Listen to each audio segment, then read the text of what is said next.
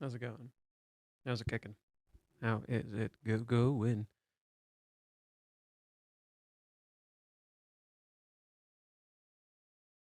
So yeah, current chapters are interesting.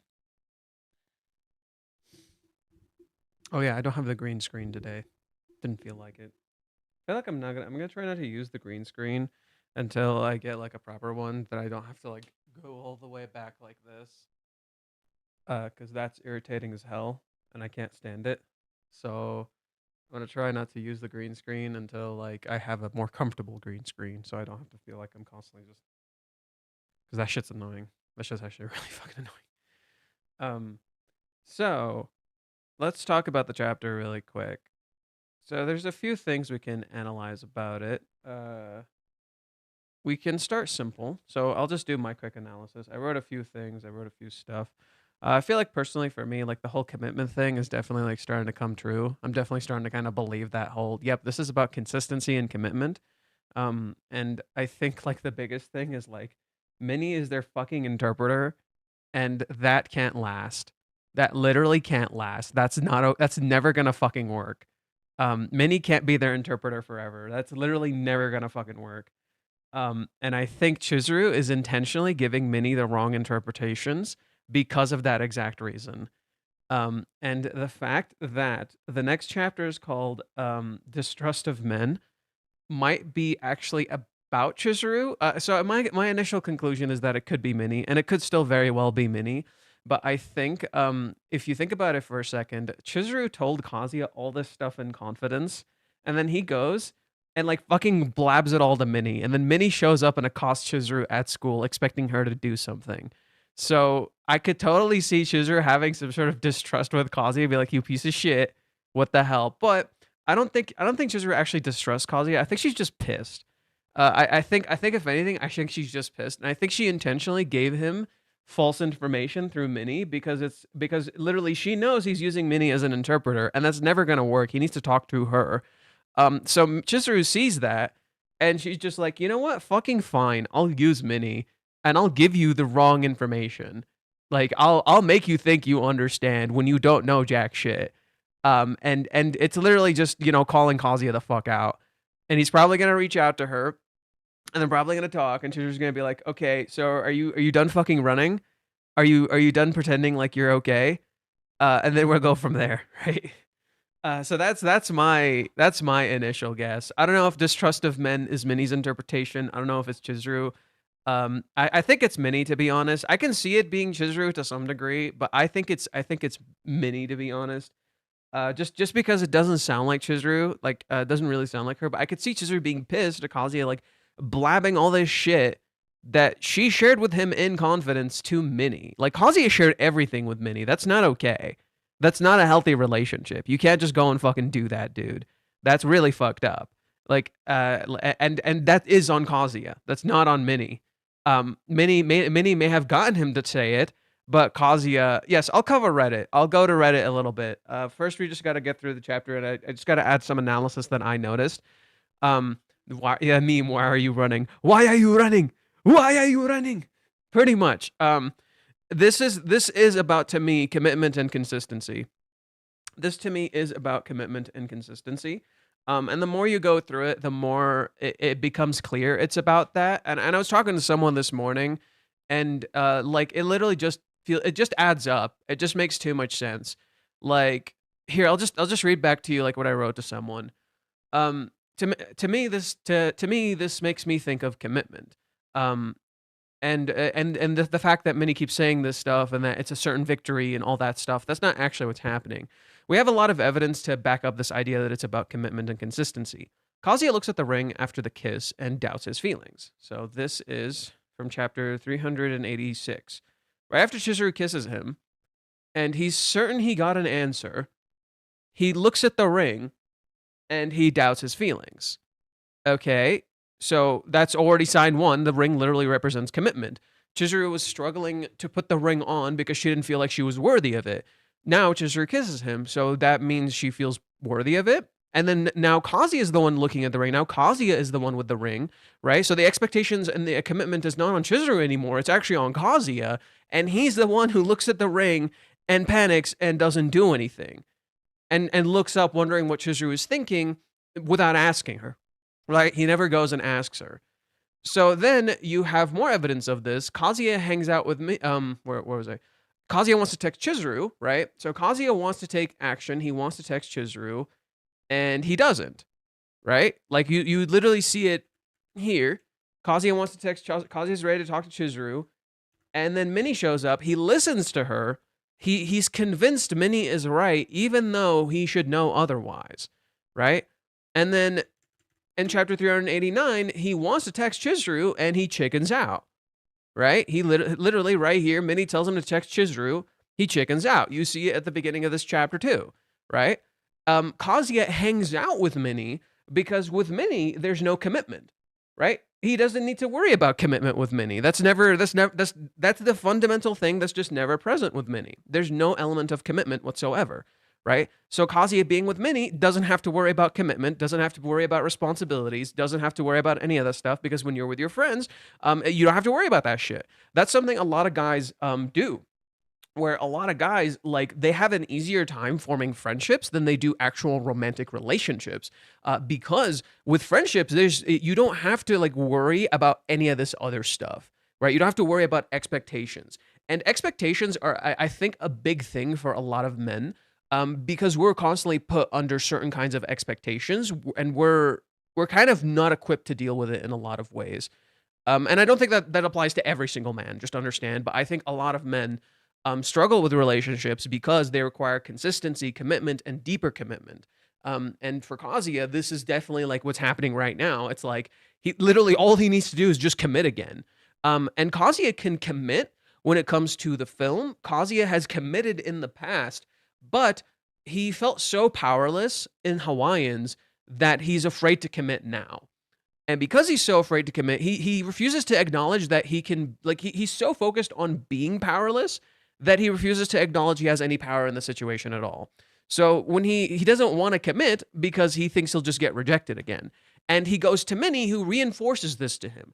Minnie is an active choice by Kazuya. It's not just Minnie. It's easy to blame Minnie for everything, but Minnie is an active choice for Kazuya, much like Kazuya in this chapter is turning to AI at the very end of it, right? He seemingly tells himself he's so desperate, he needs something to give him some sort of answer, that he's conditioned himself, he's powerless, and he turns to like the worst, most useless thing ever. And then he turns to Minnie for that exact same reason. So the call to and you see more of these elements of commitment in, say, chapter 389. In particular, the call Chizuru gets in chapter 389 from this person is the same. It's the same exact person who calls Chizuru in chapter 99. And chapter 99 is literally Chizuru's dream gets shattered, right? She can't make the film. And it's literally just before chapter 103 when Kazuya makes the promise with Chizuru, right? What is chapter 103? Chizuru literally says, if you'll give up in the middle of it, if you can't do it, I want you to say it now. Kazuya says, I can do it. I'll show you. I'll definitely until the end, no matter what, right? He commits to the film. This is a deeper form of commitment, right? The fact that Reishi intentionally calls back to this person that happens to call Chizuru the one time in the entire series, just before Kazuya does the deeper commitment, is a sign to me. That's a goddamn sign.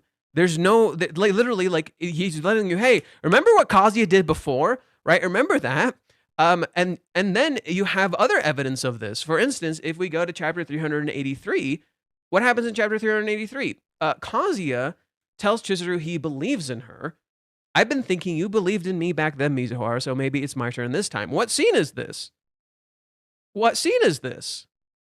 The scene where Kazuya deeply committed, right? And what does Chizuru do after, right? When Chizuru kisses Kazuya right after, what does she do? Right? She kisses him here, 385, right? Kazuya says these words to her. She kisses him. It's clearly a sign of commitment. If you go to chapter 387, right? Like, when Minnie shows up, Chizuru is clearly expecting Kazuya. She didn't know Minnie would be here. Minnie literally calls her a wife and a mother. And then Chizuru makes this entire celebratory meal. When Minnie talks to Chizuru, she sounds non-committal, but there's a part that actually does sound pretty committed. When Minnie says, "I bet you got Master running around in circles. Now I'm going to be looking forward to how you two progress from here." Chizuru says that's not going to happen. He might pay me to see him again in the future. My consciousness won't allow me to string him any further for family matters and such. Minnie tries to protest. Chizuru says, "I didn't go into it lightly. It needs to end." This sounds like she committed to a decision. Is that not true? This literally sounds like she committed to a decision. Now you go to chapter 390. What happens? A similar thing occurs. Chizuru talks about a decision that she made that she says she wants to put all of her focus into, and she says she won't do this thing until this point. She has committed to a decision. This is conviction. What is the repeating pattern? What are you seeing every single time? Commitment. A deeper level of commitment, right? And it's specifically calling back to the movie arc. Commitment seems to be the centerpiece of all of this. And the thing Kazuya is literally not doing, right? Right? So, and then I remember something interesting. I remembered reading a post on Reddit by Nintendo, who used to do a lot of posts on Reddit, and it was about how Kazuya is actually confusing to Chizuru, even at the start of the series. And that might be weird to you guys. You're like, what do you mean? How is Kazuya confusing to Chizuru? But bear with me. I actually think Kazuya is actually a lot more confusing than Chizuru, and because Kazuya is confusing, Chizuru appears confusing. And we can go through this. I can show you some evidence to highlight my point. So we go to chapter 300, or no, sorry, chapter 30 something. Chapter 32 or 33? Yeah, chapter 32. Chizuru asks Kazuya, "Are you in love with me?" She's serious. He hesitates. He says, "No, I knew it." Right? So Chizuru doubles down. Kazuya is upset. Kazuya is not happy with the situation. Ruka shows up. Chizuru just leaves, and she goes to do her own thing. This is not really Chizuru's fault, right? Like, Chizuru made an assumption after Kazuya said no, but Kazuya is the one who keeps pushing like he actually likes her. And then when she asks, he says no. Okay, that's fine. Early parts of the series, not a big deal. You go to, where do we go to? You go to when Kazuya asked Chizuru to go on a date with Curry to help him out because he's having trouble. Curry asks her, "Chizuru, I was saying earlier, whatever you say, it doesn't happen, does it? Falling in love with a customer for real." Chizuru looks back. She thinks of Kazuya. And what does Kazuya do? Kazuya does something actually kind of cool. "I'm the only one with as your girlfriend. That's not right. Falling in love, huh? Well, who knows?" Oh, does she? It has to be, right? Okay. Right? And you're already getting signs as early as back then. Chizuru's always liked Kazuya. So what's the issue? Right? You go to chapter 45. And chapter 45, Chizuru tells Kazuya she's thinking of quitting rental and she wants to ask his opinion. What does Kazuya do? "What are you even talking about? You're only stuck in this because of me being selfish. I can't even thank you enough for putting up with me for this long." She's disappointed, right? He seemingly acts like he doesn't care about the relationship, and Kazuya does this a lot. And then, right, Kazuya says, "I don't have a right to ask." Right? "I can't bring myself to say it. That what I want is you." Okay, we go to chapter 49, and Chizuru is talking about getting him back with Mami, and she says, "I couldn't get you a girlfriend." It breaks him, right? He couldn't handle it, and she keeps talking, and "It's you. I want you, okay?" Chizuru's surprised. What happens right after this? Chizuru looks at him. "Wait, what?" And he takes it back. "Oh, that's what you meant." She goes back in her room. She's like, "Stupid. What the hell? Baka." Right? She get upset. Kazuya then goes and sees Chizuru's film. And then he tells her not to give up, right? He tells her, don't give up on this dream. And then he proceeds to support her, right? She gets home, she's depressed, she's literally crying, and he does exactly what he said. He proceeds to support her, right? He tells her to keep chasing her dream, right? Don't give up on your dreams. And you see Chizuru crying, right? Their relationship is slowly forming. There's another instance where after this point, Chizuru starts kind of slowly interacting more and more with Kazuya. She tries to stop him from renting her every week. She knows it's too much, right? She's like, no, not renting me every week. That's not acceptable. You can't do that every week. That's too much. But first of all, you don't have any obligation to go that far. Second, it's a little unfair to my other customers. And most of all, I think that renting me for reasons other than going on a date is sort of unhealthy. She's setting very clear boundaries. And well, that there's that thing with Mami. If she happens to see us like this again, I don't know how she would react. I'd forgotten about that Mami incident. She's allowed you to rent me, but how do you think she feels about us dating every week? Even if it's just to support me, I doubt she'd be happy about it. He tries to keep supporting Chizuru, and right, he asks for permission from Ruka. Right, Kazuya asks for permission from Ruka in this scene. Mizuhara, could you be like usual? I know the real you, so it feels a little weird when you're not, well, you. You don't have to pretend for my sake. It feels like I'd feel bad if you felt that way too. Out of the question, I've told you that this job is supposed to be helping acting practice, right? If I don't act like a customer's dream girl, then there's no point. What a coincidence, because the real you is my dream girl. Jesus Christ, he's confessing. But it's weird because earlier he confessed, he took it back. He confessed, he took it back. Do you see what the issues are? Are you starting to see the problems? He is confessing. He is confessing, but he's also giving her mixed signals. We're so busy looking at Chizuru's mixed signals, we're not realizing Kazuya's kind of doing that too. Right? So what does Chizuru say? How can you say something like that with a straight face? But that's what you want, I guess? Then there's no helping it. I'll go ahead and be myself then, as per your request. Right? Oh, yeah. Well, see ya. Yeah. And then what does Chizuru do? Are you free? There's a place I'd like to go. She wants to hang out with him, just in private, like get to actually know him, right? And then she also wants to take him to meet her grandmother, right? Chizuru does something similar, and this is where we have this iconic scene with Sayuri. As we continue, Kazuya asks Chizuru something different, right? If anything ever happens, you can talk to me about it. I wasn't of much use this time, but if your life ever gets you down and you can't talk to your friends or folks about it, you can always talk to me about it. They're gone. My parents, they aren't around anymore. Okay? Kazuya asks questions and she tells him. Right? She tells him. And then again, what does he do? I want your dreams to come true. I really do. And I hope that day comes when I'll be able to see it for myself. So what I'm saying is I want to stay by your side, just be with you always. Can I? Would you let me? Again, permission. He's asking permission. And again, it's pretty much a confession. Chizuru's like, always? Oh, crap, that sounded creepy. Stupid. If you say you want to stay by my side, then I can't turn you down, can I? I mean, I'm your girlfriend after all, right? He never denies this. She sets the boundaries while they're also breaking the boundaries. And then she starts getting closer to him. It's very clear they're getting closer to him. But there's that underlying issue of Kazuya's words, right? He seemingly likes her, and he seemingly doesn't like her, right? Do you see the problems, right? He clearly has some sort. He clearly cares for her, right? Maybe he cares for her just for her grandmother. Maybe he cares for her for all this stuff, but he clearly cares for her, right?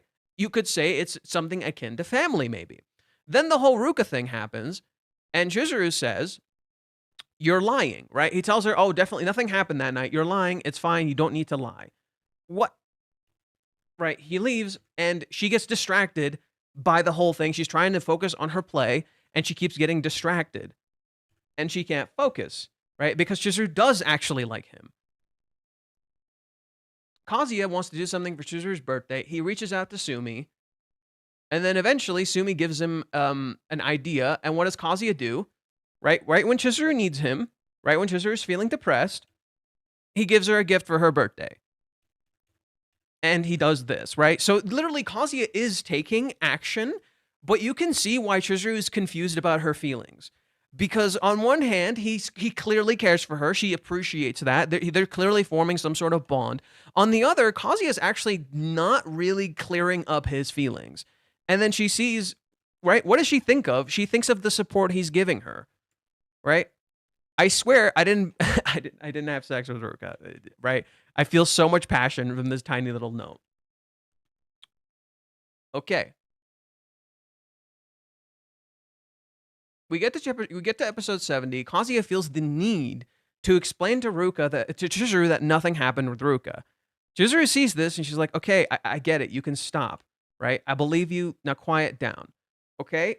He seems to really care that's the thing between them, right? That she knows he didn't do this, right? He seems to really care that, like, okay, he wants me to know that this does not happen. Okay, that means he likes me, right?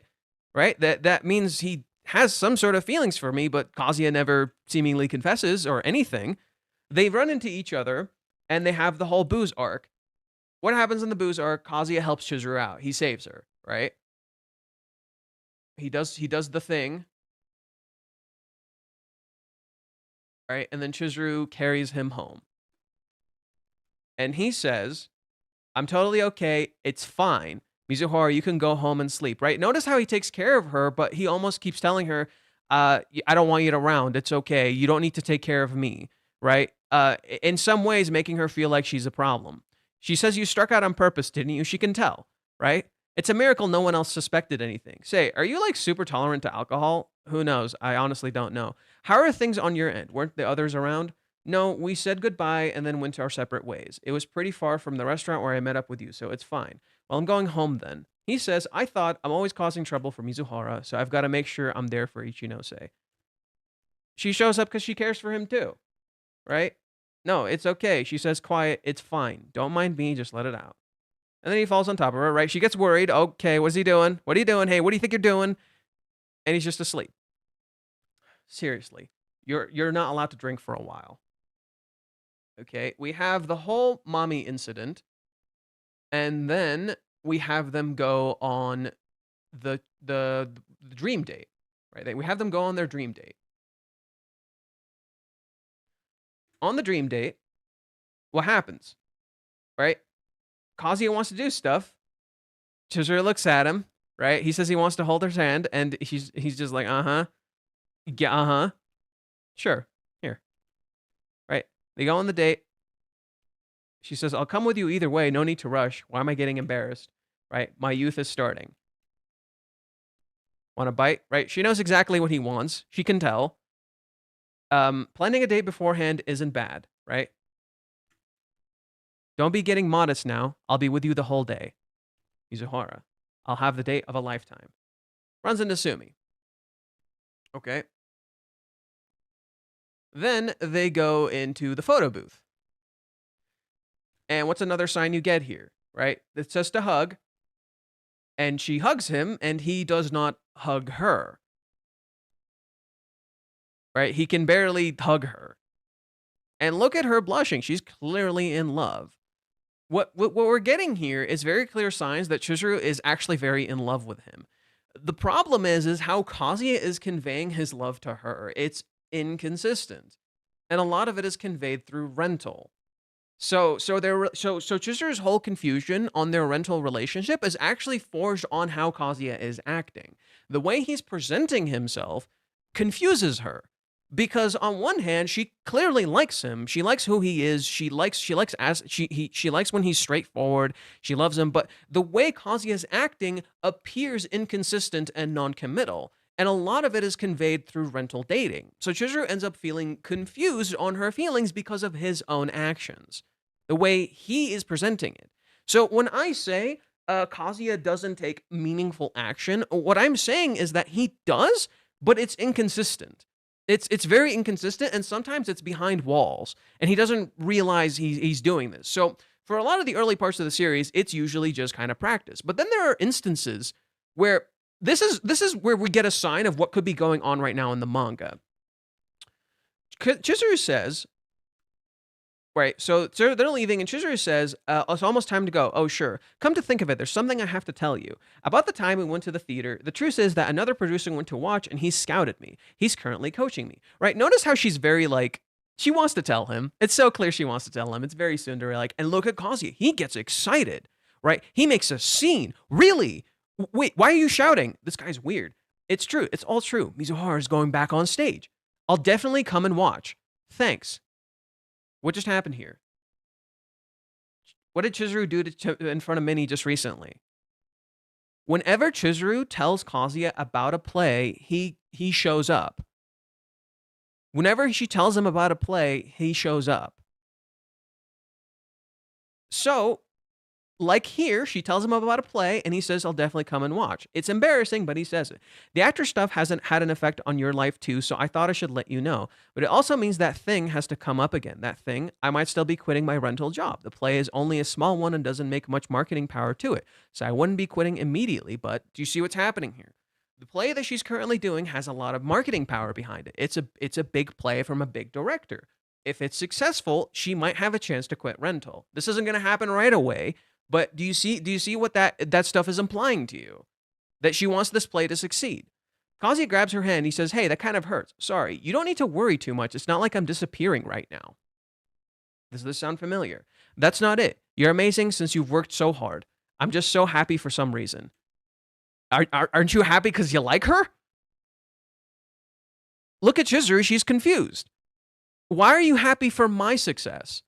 Kazuya's love for Chizuru appears completely unconditional. That's not true, and that's the problem. Kazuya's love for Chizuru appears completely and utterly unconditional. That he just likes her because he likes her. That there is absolutely no reason for his actions other than the fact that he wants to support her. That no matter what she does, he does this because he likes her, and that he hesitates when it comes to physical, romantic kind of love, even though he wants to constantly support her. Do you see why Chizuru would be so confused? Do you see why that would be happening so much? She would be confused because his love appears so unconditional, that he just cares for her constantly. Mizuhara raises the bar every day. So stupid. Baka. Right? Wow, the JK is really cute. I'm jealous of her boyfriend. I might still be quitting my rental job. What does Kazuya say? But strangely, on the way back, all I thought about was Mizuhara's play. Mizuhara's gotten closer to her dream. I couldn't care less about anything else. Look at her. She is so in love with him. He's cool. He is cool. I began to think of how I could help Mizuhara until she reached her dream. Then we have Kazuya's birthday, right? Chizuru initially said she couldn't go. But then she gets a call from Ruka and she gets jealous, right? And then she talks to her grandmother, right? She talks to, what's her name? She talks to Nagomi, she talks to Kazuya. And then look at this. She's stressed about Ruka, right? She tells her grandma, Grandma, the truth is I made a promise to go to Kazuya's. They said they'd celebrate my birthday. Sayori gets up, what the fuck are you doing here? Why didn't you say anything? This isn't the time to stick around here. What are you doing, leaving Kazuya alone? I'm fine now. What's with that drug? Okay, then his feeling gets tough. Give me a call. Sheesh. Even though Grandma has been in pain all day, once she heard Kazuya, she bounced right back. But why did I say that? Kazuya said I didn't have to come, right? You love him. She remembers exactly the things that define love. But she doubts her feelings. Because Kazuya, like he said, he wants her, right? He said this stuff, so she wants love too. I'm also an idiot, right? I'm an idiot. Why am I acting on this? Why am I doing this? I'm stupid, right? He doesn't actually like me, but I like him. So, I'm an idiot. I want to go. She shows up. Everything happens. We have the Ruka kiss on Kazuya's birthday, right? So this is already like signs of what might happen in the coming chapters when we get to Kazuya's birthday. We have the whole Ruka kiss. Kazuya tries to break everything up, and then we hear about Grandma Sayuri not being okay, and Kazuya literally remembers that moment. And what does Kazuya do? What does Kazuya do when he sees this? He steps up. Hey, come on, I got you. Let's go, right? Let's go. He grabs her, immediately runs. He's got her, right? They run to her, and she's fine. And what the hell? And then Sayuri outs her feelings. It looks like Chizuru wanted to go so badly. I even had her go to a funeral, right, or something like that, right? Mizuhara wanted to come to my parents' place. She looks at him, hey, don't get any ideas. Hey, don't get any ideas, right? Right? She doesn't want him to. She doesn't want him to get the wrong impression, right? So literally, they're confusing each other in a sense, right? She's acting on what Kazuya has presented so far, so she tells him, hey, don't get the wrong idea, right? Don't break the boundaries we established or something like that, right? You're the one who established the boundaries. You're all this, right? You don't know what she's thinking, but she's reinforcing boundaries. She gets told that Sayuri's dying. Kazuya says he wants to go tell the truth. She stops him. Wait a minute. I don't want to tell her. Okay? She doesn't want to tell her because that would just hurt her. And then we have Kazuya meeting up with Sumi helping him out. And then we have the whole commitment sequence, right? And then that commitment sequence is informed by Chizuru's flashback with her grandparents, where her grandpa tells her, Chizuru, the world of showbiz isn't so simple, right? Sayuri immediately tries to temper her. Katsuhito, hell no. Well said. This is your dream. You can do it, Chizuru, right? Sayuri's clearly not happy about this because Sayuri doesn't love acting like Chizuru, right? And she wants to temper her, but, right? And she steps away, right? You see Sayuri step away, but Katsuhito tells her, yo, you gotta also like go to college. And they make a promise, right? And then Katsuhito passes away, right?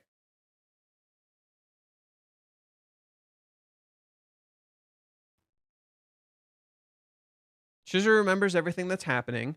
Grandpa, did you lie to me? Did you lie to me about my dream becoming true? If that's the case, that's fine. I know there are things that no matter how much you wish for won't come true. So, please, stop saying things like dreams do come true. Literally, the dream boy walks up to her door and does the thing, right? And this is when we introduce Minnie, who starts introducing the idea to Chizuru that Kazuya likes her. But this is interesting because I think Minnie actually confuses Chizuru. I actually genuinely think Minnie actually confuses Chizuru. So, yeah, so we introduce Minnie, and they have the meeting, and the meeting is serious, and like look at everybody, right? There's a lot of whole tension in the air. And again, you see other signs, like when Chizuru makes the meal, for Kazuya, and then when she steps out and he has to say, "Oh, Ruka is the right." He preferred Ruka's curry. Look at her; she's disappointed. She wanted him to like the food. She clearly likes him. She clearly likes him. Right. So I'm trying to find the scene with Ruka. Or not Ruka. There it is. Master likes you as a woman. Okay. There are clear signs of that. There's no way I've already brought it up once, and has anything changed since then? The situation has changed since then. Of course he can't say it to your face. Even so, our relationship is based on an agreement, and right now it's just being extended. Firstly, falling in love with a rental girlfriend, he isn't that stupid, right? She's being quite cynical here. Mizuhara, is that really what you think? Do you honestly think that it's easy as soon as you get paid for a date and say bye, it's instantly over? Do you really think anyone can accept that? Chizuru knows this, right? And Minnie is saying this to her face. And do you seriously think that nobody wants to be your real boyfriend? Humans aren't that simple, even if it's only a few hours a day with someone like you. Of course, anyone would think, I wish that was my real girlfriend. That's just human nature. It's not stupid at all. Minnie is literally throwing the words Chizuru said to Curry right back at her. Like, Chizuru said these exact words to Curry in an earlier chapter, right? There's something like, there's a kind of, this irony is confusing Chizuru, and I'll show you what I mean. Curry says this exact thing to Chizuru, and Chizuru already knows this. Guys are idiots, don't you think? I mean, it's just a rental girlfriend. We pay you to go on dates with us, and that should be all there is to it. Why don't we understand? But when we see someone as gorgeous as you are, we can't help but think things like, I like her, or I want her to be in my arms. It's just childish. Everyone is just childish. Personally, I like guys. Not a thing weird, okay? It's true. Sometimes I do feel like they're a bit childish, but that just means they're being idealistic. It's hard to live every day obsessing over what's realistic, but it must be even more difficult to hold on to your dreams. As a rental girlfriend, we probably can't be nearly as much as a real girlfriend. But at least I want to be like a bandage who can take care of your wounds when you're hurt. Right, so Curry literally tells her this. And so Chizuru already knows this. It's not stupid at all. And I bet you, one of your customers, could easily make you happy for the rest of your life. Literally throws back at Chizuru what she said before. What are you saying? This isn't the terms and conditions. There's no point in discussing this any further. I heard it directly from him. It's nonsense. Anyway, we should continue what we were doing. As they say, time is money. Minnie says to her, and with this, we're done. If we need anything else, let me know. I'll edit some of the pictures and I'll add some new rewards tiers to the pictures. Thank you, your lifesaver. Surely Master will have said something like, it's nothing like that. He will support your dream. He will support you. He will support your dream of becoming an actress to the very end, all the while saying that it's for Granny's sake. But nobody would go this far for someone else if that was their sole reason. Love has no bounds, even if it started as a rental. Got it, your girly expression. Chizuru sees Kazuya, freaks out, closes the door. Expectations. Commitment. Right? Chizuru has a whole bunch of doubts. So the problem is that the way, like literally what Minnie is saying is true. What Minnie is saying is true here. In that scene, what Minnie is saying is true. The problem is the foundation, right? The foundation of everything Chizuru has been presented. And right now, at that point, she wanted to focus on her film. And that stuff was confusing her. You have the whole Umi incident, and then Umi, again, does this to Chizuru, right? Everyone is like cornering Chizuru and telling her, you clearly have feelings for him. You clearly have feelings for him. He has feelings for you. Do the thing. Basically, everyone's trying to push her into a relationship with him. And that's the problem. That's the issue. Everyone is essentially pushing them into a relationship or trying to push them apart. You have Ruka pushing them apart. You have Minnie trying to push them together. You have Umi telling her, you clearly like him. Why don't you just admit you like him? You have Sayuri telling her, be with him. And everybody's telling them what to do and who to be with. And that literally keeps getting in their heads, right? And Chizuru literally doesn't know how to answer Umi here because what does Chizuru flash back to? Right? She flashbacks to the talk with Minnie. She flashbacks to Kazuya saying he's doing this for her dream. And she says, I don't like him. But I don't not like him. But why? Right? You never get a proper explanation as to why Chizuru feels this way. But the signs are clearly there. She's confused. Everyone is pushing her into a decision. Everyone is pushing her into what she should feel. Everyone is telling her that this is what happens. Like, this is the feeling. And then even Sayuri, right? Where is it? And then even Sayuri sees Chizuru laughing about Kazuya, literally talking about him, laughing about him. And she says, Chizuru, there's a moment when love takes root. Do you know about it? Huh? It's when talking about that person fills you with laughter and joy. Come on, it's nothing like that. Okay. Why is Chizuru doubting her feelings? You're constantly, you were getting signs from the start. Chizuru liked him very early on, but because of how Kazuya is acting, because of his commitment, because of how he can commit to the film, but not commit to his love for her, she doubts her feelings. And then she's constantly getting put expectations on, right? People are constantly putting expectations on her. And that makes her doubt her feelings more. When Kazuya seemingly confesses in chapter 173, Chizuru has her doubts, right? She thinks she's stupid, or it's 174, right? Kazuya confesses in chapter 174. He gets interrupted. Chizuru hears it, and she's like, I'm being stupid. What's wrong with me? I'm so stupid. Come on, I need to do something, right? The problem is, at this point, Chizuru was suffering from grief. At this point in the story, Chizuru was suffering from grief. And she's struggling, and she feels like she could lose this at any minute. So, as she's starting to get ready to seemingly talk with him, what happens again? She runs into Umi, who most likely, again, pressured her into some sort of decision, right? Umi probably pressured her into some sort of decision. I've said this before. I think what Umi was trying to do is to get Chizuru to say she likes him. He's trying to get Chizuru to admit she likes him. Not like Umi, like Kazuya. He's trying to get Chizuru to admit she likes Kazuya. He wanted to check Kazuya out. He wanted to see what the fucking deal with him is. He saw Kazuya support Chizuru in the film, So he thought, you know what? I'll try to support her in her love life. That's just my guess. We have no concrete proof of this. We have absolutely no concrete proof of this. This is just my immediate guess. So Umi does this, and it bothers Chizuru, right? Again, people put expectations on her. Did she seems kind of down. Did she run into somebody she doesn't like, right? She leaves. Kazuya asks her, Mizuhara, do you not want a relationship or something? Clearly remembers this moment. Of course she wants a relationship. I think it'd be nice, you know? And nowadays, a lot of actresses don't bother keeping their relationship secret. Okay. Kazuya starts committing. After this point, Kazuya starts committing. And we get to this.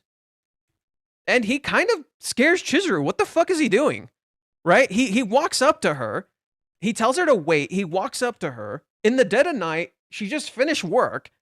And he walks up to her and she's like, what the fuck is he doing? What is that look? What's he doing?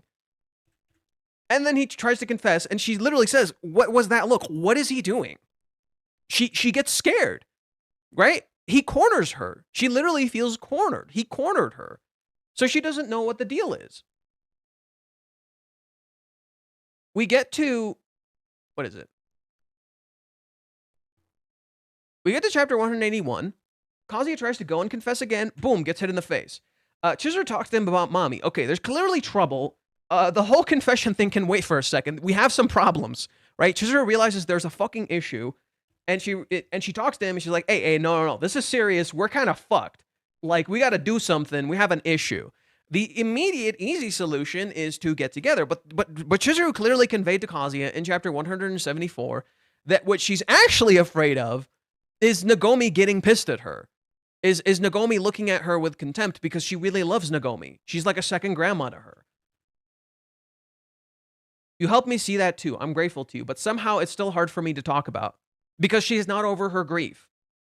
In chapter 174, there are very clear signs Chizuru's not over her grief. Because even Kazuya says it, when they're out eating together.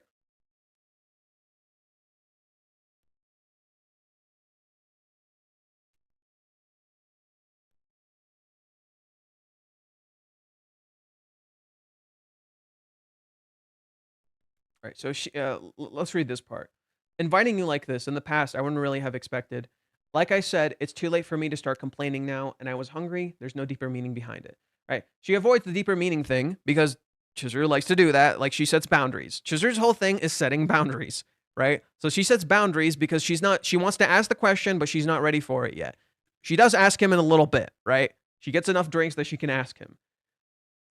Dessert, huh? And a chocolate cake. Chizuru gets another dessert. You're getting two? Yeah, so I was just wondering, you know, from your calorie perspective. Well, grandma's gone, so I'm not exactly in the deadline anymore. I'll get back on the wagon tomorrow. Doesn't this sound like someone who's putting things off? Doesn't this sound like someone who's putting things off? It doesn't sound like Chizuru.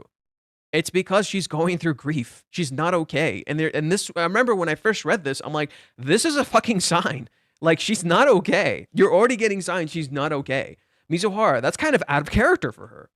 Then again, she's been burning the candle at both ends, all to make her dream a reality. Well, if she's ever earned it, it's now. Then she asks him, and he panics. He freaks, right? Kazuya completely freaks here, right? Do you have feelings for me? Yeah, he does. But again, you're seeing Kazuya completely freak, and Kazuya continues freaking. They get interrupted. The moment they get interrupted, she walks away. She's like, okay, no, I'm being stupid. Minnie's wrong, right? Minnie is wrong. I shouldn't listen to Minnie. Then Minnie turns out to be right. And then later, guess what happens? Minnie turns out to be wrong in other instances. Do you see what's happening? Do you see what's happening? Minnie is inconsistent like Kazuya because she mirrors him. Minnie is literally inconsistent like Kazuya. She mirrors him. So when Chizuru says here, if we tell grandma the truth and she finds out we lied to my grandma right up to the end, she'll look at us with contempt. Kazuya says, I'll protect you. I swear I will. Okay. We have so we know Chizuru's not okay. Things are more precarious than we'd assumed. I think that's the smart way to look at it, right? So things are not okay right now. We got to be careful. Kazuya's whole solution is that I can confess. I'll do it right now. Instead of just going to confess, he could have talked to her. He could have made a plan. He could have reinforced to her hey, we can talk this through, and we can say we're dating for real or something. He can just talk to her. The problem is he's fixating on a confession. And this is where Kazuya's naivety really starts to show. He starts getting caught up in the confession, much like he was following the dream. When he was making Chizuru's dream, he was very, very, very committed to the dream. Here, Kazuya becomes so committed to the confession, he becomes blinded by what the confession is even for. It's literally losing its meaning. It's literally losing its meaning. He's trying to confess so much to help her that is it even for his love anymore? He's trying to confess so much to end the lies that isn't even for love anymore. Are you confessing because you love her or because of all these other things? And the meaning starts to disappear because he keeps trying to confess and he makes her feel cornered. Literally, the first time he tries to confess, he makes her feel cornered. He scares her, right? That shouldn't be what a confession is. You shouldn't try to scare her. You should just make time to talk to her. So Kazuya turns to Kibe to get some help, and Kibe doesn't understand. And Kibe, unfortunately, makes a mistake here. He doesn't try to understand. In contrast, while Kazuya is turning to a friend, Mami shows up as Chizuru's antagonist, right? So while Kazuya is trying to find a confession, Mami shows up. And then literally we see in chapter 175, Kazuya runs into Chizuru, right? So he runs into Mami first, then he runs into Chizuru, and she doesn't know how to face him. She leaves. She doesn't know how to face him. She knows he loves her. And she's scared. She doesn't know what to say, right? She's a little worried. What Kazuya needed to do here is just make some comfort space for her just to talk, right? Just create some comfort space for her to talk, to feel like she's okay so she can talk to him. Notice how Kazuya never does this, right? He makes her feel cornered and scared. And that fear starts mixing with her love and it starts confusing her. And then the expectations, all the other people, all the other stuff starts mixing with that. And that's very intentional. That their love is being mixed with all of these other things. So are they doing this out of love or are they doing this because of all these other things? Because of the ring, because of the expectations. The ring should represent commitment. The unfortunate truth is the ring transformed to expectations. The meaning of it literally transformed to expectations. So we have chapter 183. Mami says this demented shit about Kazuya. Now, there's one thing we know, that Chizuru tries to stop Mami from saying this stuff, but Chizuru is afraid of telling Mami the truth because she doesn't know what Mami will do. We read this earlier, right? She doesn't know how Mami will react, and the one thing Chizuru is afraid of is Mami going to out them and Grandma Nagomi getting upset at her because Grandma Nagomi matters to her like her own grandmother. So she doesn't want that. She's afraid. It's literally Chizuru having a trauma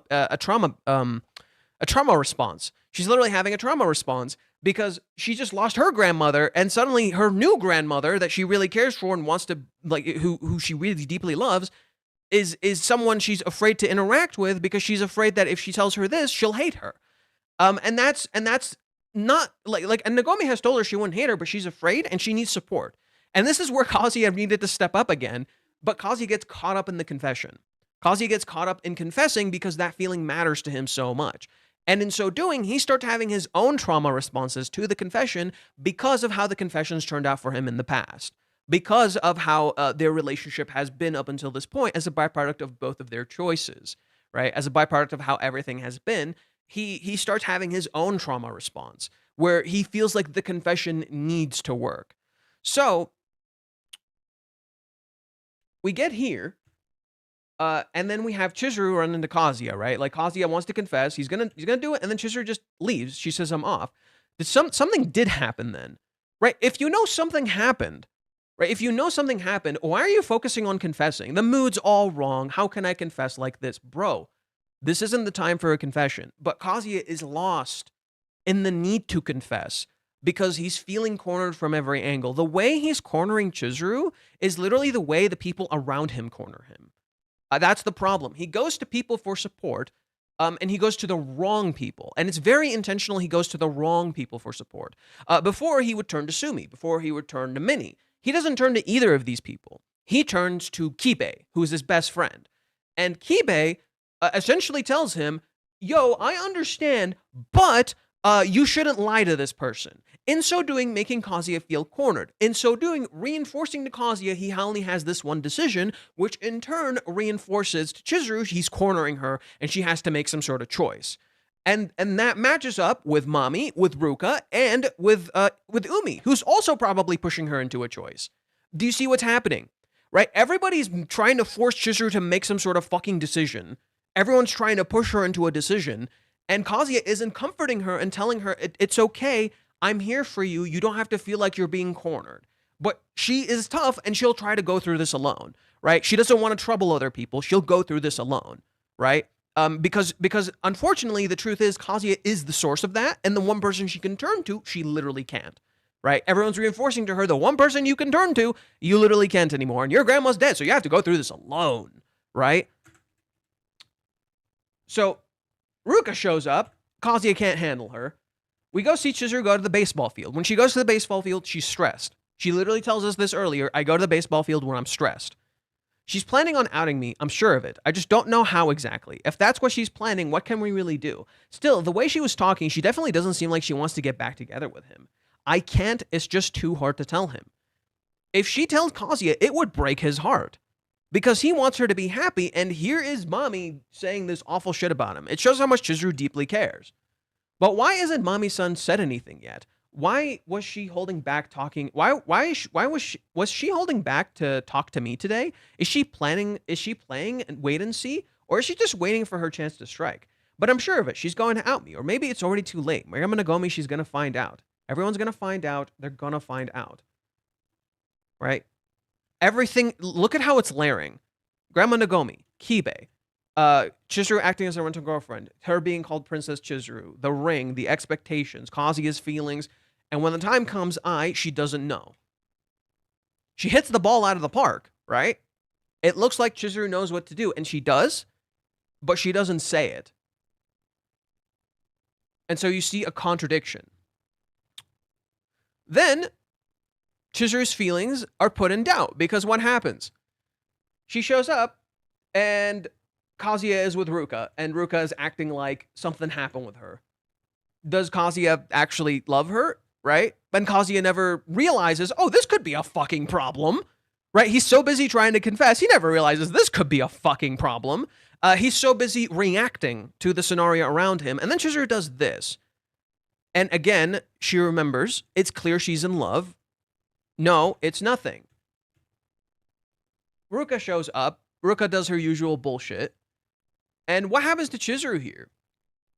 What Ruka does gets in her head. And so we get a flawed perspective from Chizuru, right? We get a flawed perspective from Chizuru. If I'm wrong, how long ago was that? 6 months ago, maybe? Maybe she may just be a trial, but she's still his girlfriend. There must be a tons of chances to them get closer. And considering I pushed him into it, I totally understand why he'd have a hard time telling me he went through with that. But it's like she said, it really has been a relationship like that. It can't get close to him. I'm not allowed to. She remembers this, but she wants to, so she has contradicting feelings. What's happening to Chizuru here? I hope this seems really familiar. I hope this seems really familiar because it should. This should feel very, very familiar, what's going on with Chizuru right now. Two contradicting things. Rejection and acceptance. Kazuya said this, but this is a contradiction to that. If you don't find a wonderful girlfriend, I'll never forgive you. She has a contradiction to that. It's natural, right? He's a man after all, right? She has to lie to herself. If he finds himself a cute girlfriend, that's great, right? She has to say this line to herself again to convince herself. And she sits literally in a chair of love. What am I doing? Why did I say yes to this trip? You're getting a flawed perspective. You're seeing Ruka committed, you're seeing Kazuya committed, and you're seeing Chizuru doubting herself. In reality, if you look at the current events of the manga, what's actually happening is that Kazuya is saying he's committed, he's in his head, he's seeing this, and is actually showing the opposite. Kazuya is actually not committed right now. Kazuya is the one who's not committed. Chizuru at the time was the one who was struggling with commitment and needed some support to feel like she could commit. They run into each other. Chizuru is acting weird. Kazuya assumes what's going on. does Kazuya at this point ever ask Chizuru, hey, are you okay? Does he, she's being weird. And he never asks her, hey, are you okay? What's wrong? You're acting kind of weird. Are you okay? Do you want to talk? Right? Kazuya would do this before, but there's a reason he's not. There's a very simple reason he's not. Confession and a trauma response. He's committed, but his commitment is blinding him. He's tunnel visioning. In fact, need me to give you a perfect example of Kazuya's tunnel visioning? Where is he going into here? This is when Kazuya decides. This is when Kazuya finds the resolve. But what are you seeing here? He's literally walking into a tunnel. He's tunnel visioning. The path before him looks clear, but it's a tunnel. He's literally tunnel visioning. So Chizuru runs off here. Everyone wants to blame Chizuru, but bro, we know she's going through grief. We know Ruka just got on her case. Mami's been on her fucking case. And Umi probably pulled some shit too. Do you see how Chizuru could feel like really cornered and pressured into taking some sort of choice, and she doesn't know what to do, so she just leaves? She just feels scared and alone. She doesn't know what to do. She doesn't know what to do with her choices, and she's literally going through grief and doubting herself. Literally, the whole thing of grief is you doubt yourself, right? You doubt your own actions, you doubt your own existence, you doubt everything. And Kazuya just, right? What happens here, when Kazuya freaks out, like, look at Kazuya. He starts freaking out in response, right? Which gives Chizuru the impression she's the problem. It gives Chizuru the impression she's the problem. He needs to just calm the fuck down and talk to her. But he can't, because he's so focused on confessing. She's totally avoiding me. Okay, why? Why? Was yesterday just too much? No, have you considered the whole Ruka thing? Ruka was with her, bro. And he realizes this after. He literally realizes this after. Okay, you got clear signs. There was a problem. Ruka was an issue. Ruka did some shit. And you're so busy trying to, like, temper this situation, you don't realize what's going on. Then Mami shows up, and it keeps adding on. It keeps piling. The issue is it keeps piling and piling and piling until they seemingly lose any conviction in any of the choices they're doing. In chapter 219, both Kazuya and Chizuru seemingly lose all conviction in what they're doing. They completely lose that, right? Chizuru in Hawaiians actually starts committing once she realizes nothing happened with Ruka and he's serious. To me, where is it?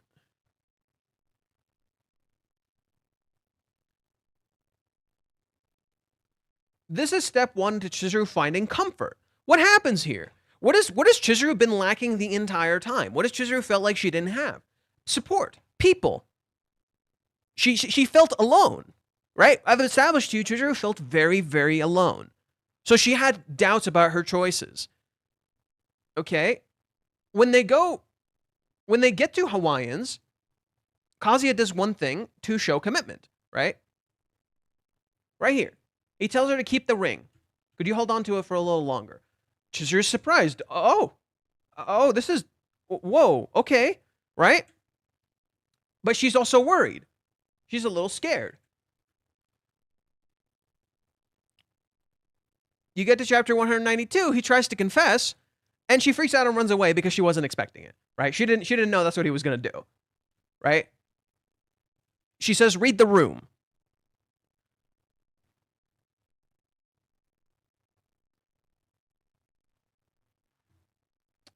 And then she shows up and she turns to him, hey, are you all right? Like with things right now? Does Kazuya ever ask her this? Does Kazuya ever ask her this? Are you okay? Did you notice how Kazuya stopped doing this? Did you notice how Kazuya stopped doing this when he was doing it before? He stopped checking in on her. He stopped being consistent. I see. That's good. Uber duper in love, right? They fall in the water, and Chizuru feels very vulnerable, right? Because she literally lost her swimsuit. She freaks out. Kazuya goes into white knight mode, and then he asks her, right? He asks for permission.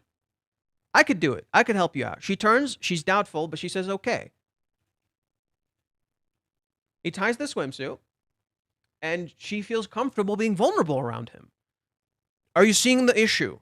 Kazuya wasn't making her feel comfortable. The moment he makes her feel comfortable, she asks him about her swimsuit and then tries to ask about Ruka. Right? The moment he makes her feel comfortable, that's all he needed to do. That's all he needed to do. He compliments the swimsuit. Right? It shows Kazuya's inexperience with dating. It shows Kazuya's inexperience with actually like having a relationship. And this is kind of when it starts. This is literally them kind of actually having a real relationship, and you're seeing Kazuya's struggle with actually like having a real relationship when not trying to confess. It shows how when you're so focused on confessing or trying to do a particular thing, you kind of get lost in that. If anything, it's the reverse of the movie arc. The movie arc, they're so fixated on finishing the dream that everything else doesn't matter. They put everything else to the side. Here, everything else is seemingly catching up to them, and their fixation on trying to do this one particular thing actually makes them tunnel vision and destroys everything around them, right? Because they need to work through these things together, but because they're so focused on their particular goals, they don't see each other. Right? They're so focused on their particular goals, they stop actually supporting each other because they don't have their goal is similar, but it's seemingly like they're not like working together, they're intersecting, right? Their goals are not they're not working together, they're intersecting. So they're kind of going the opposite directions, if you will. Chizuru's trying to stop the lie, she's freaked out about all this stuff. Kazuya is trying to confess. And while both would result in the same thing, the problem is they're not conveying that to each other.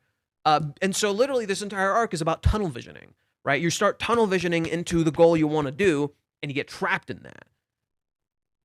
I got to check in with chat. I've been talking for a while, and I haven't read chat at all. Yeah, sorry, I haven't been reading chat. I'm just really focused. I'm really focused on this, so I'm not reading chat. I'll just keep it to the side for now. I'll just check in occasionally. But yeah. So literally what happens is they start tunnel visioning. Chizuru wants to ask about Ruka, right? She finally builds up the guts to do it. And Kazuya, again, you see Kazuya kind of goof here. He says, what do you mean by something? Right? This is not how he should have approached it, right? And that's not necessarily fair to Kazuya, but considering Chizuru's going to grief, it's also kind of like, okay, you kind of goofed, dude. Come on, bro. He kind of goofed. No, if nothing happened, it's fine. He should have a more reasonable approach, but again, he's tunnel visioning, so you can't like completely blame Kazuya here. A more reasonable approach would have been like, wait, did something happen? Are you okay? Like that. Did something happen? Are you okay? Not what do you mean by something? Right? It feels defensive. Right? When someone is trying to be vulnerable to you, don't put up a wall. Just don't say, what do you mean something? Right? Like it feels accusatory. When you ask it like that, it feels accusatory, like you're accusing them of something. So Chizuru backs off, right? Chizuru backs off because it feels very accusatory. And she just finally opened up and was vulnerable. The problem is Kazuya needs to consistently create a comfort space. That's what love is, consistency, right? Kazuya is committed, but he's not being consistent. And so here, the issue is there's no consistency to his actions.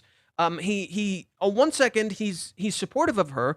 On the other, when she opens up to him, he doesn't know how to handle it. It's clear he's very inexperienced. He doesn't know how to fucking handle it.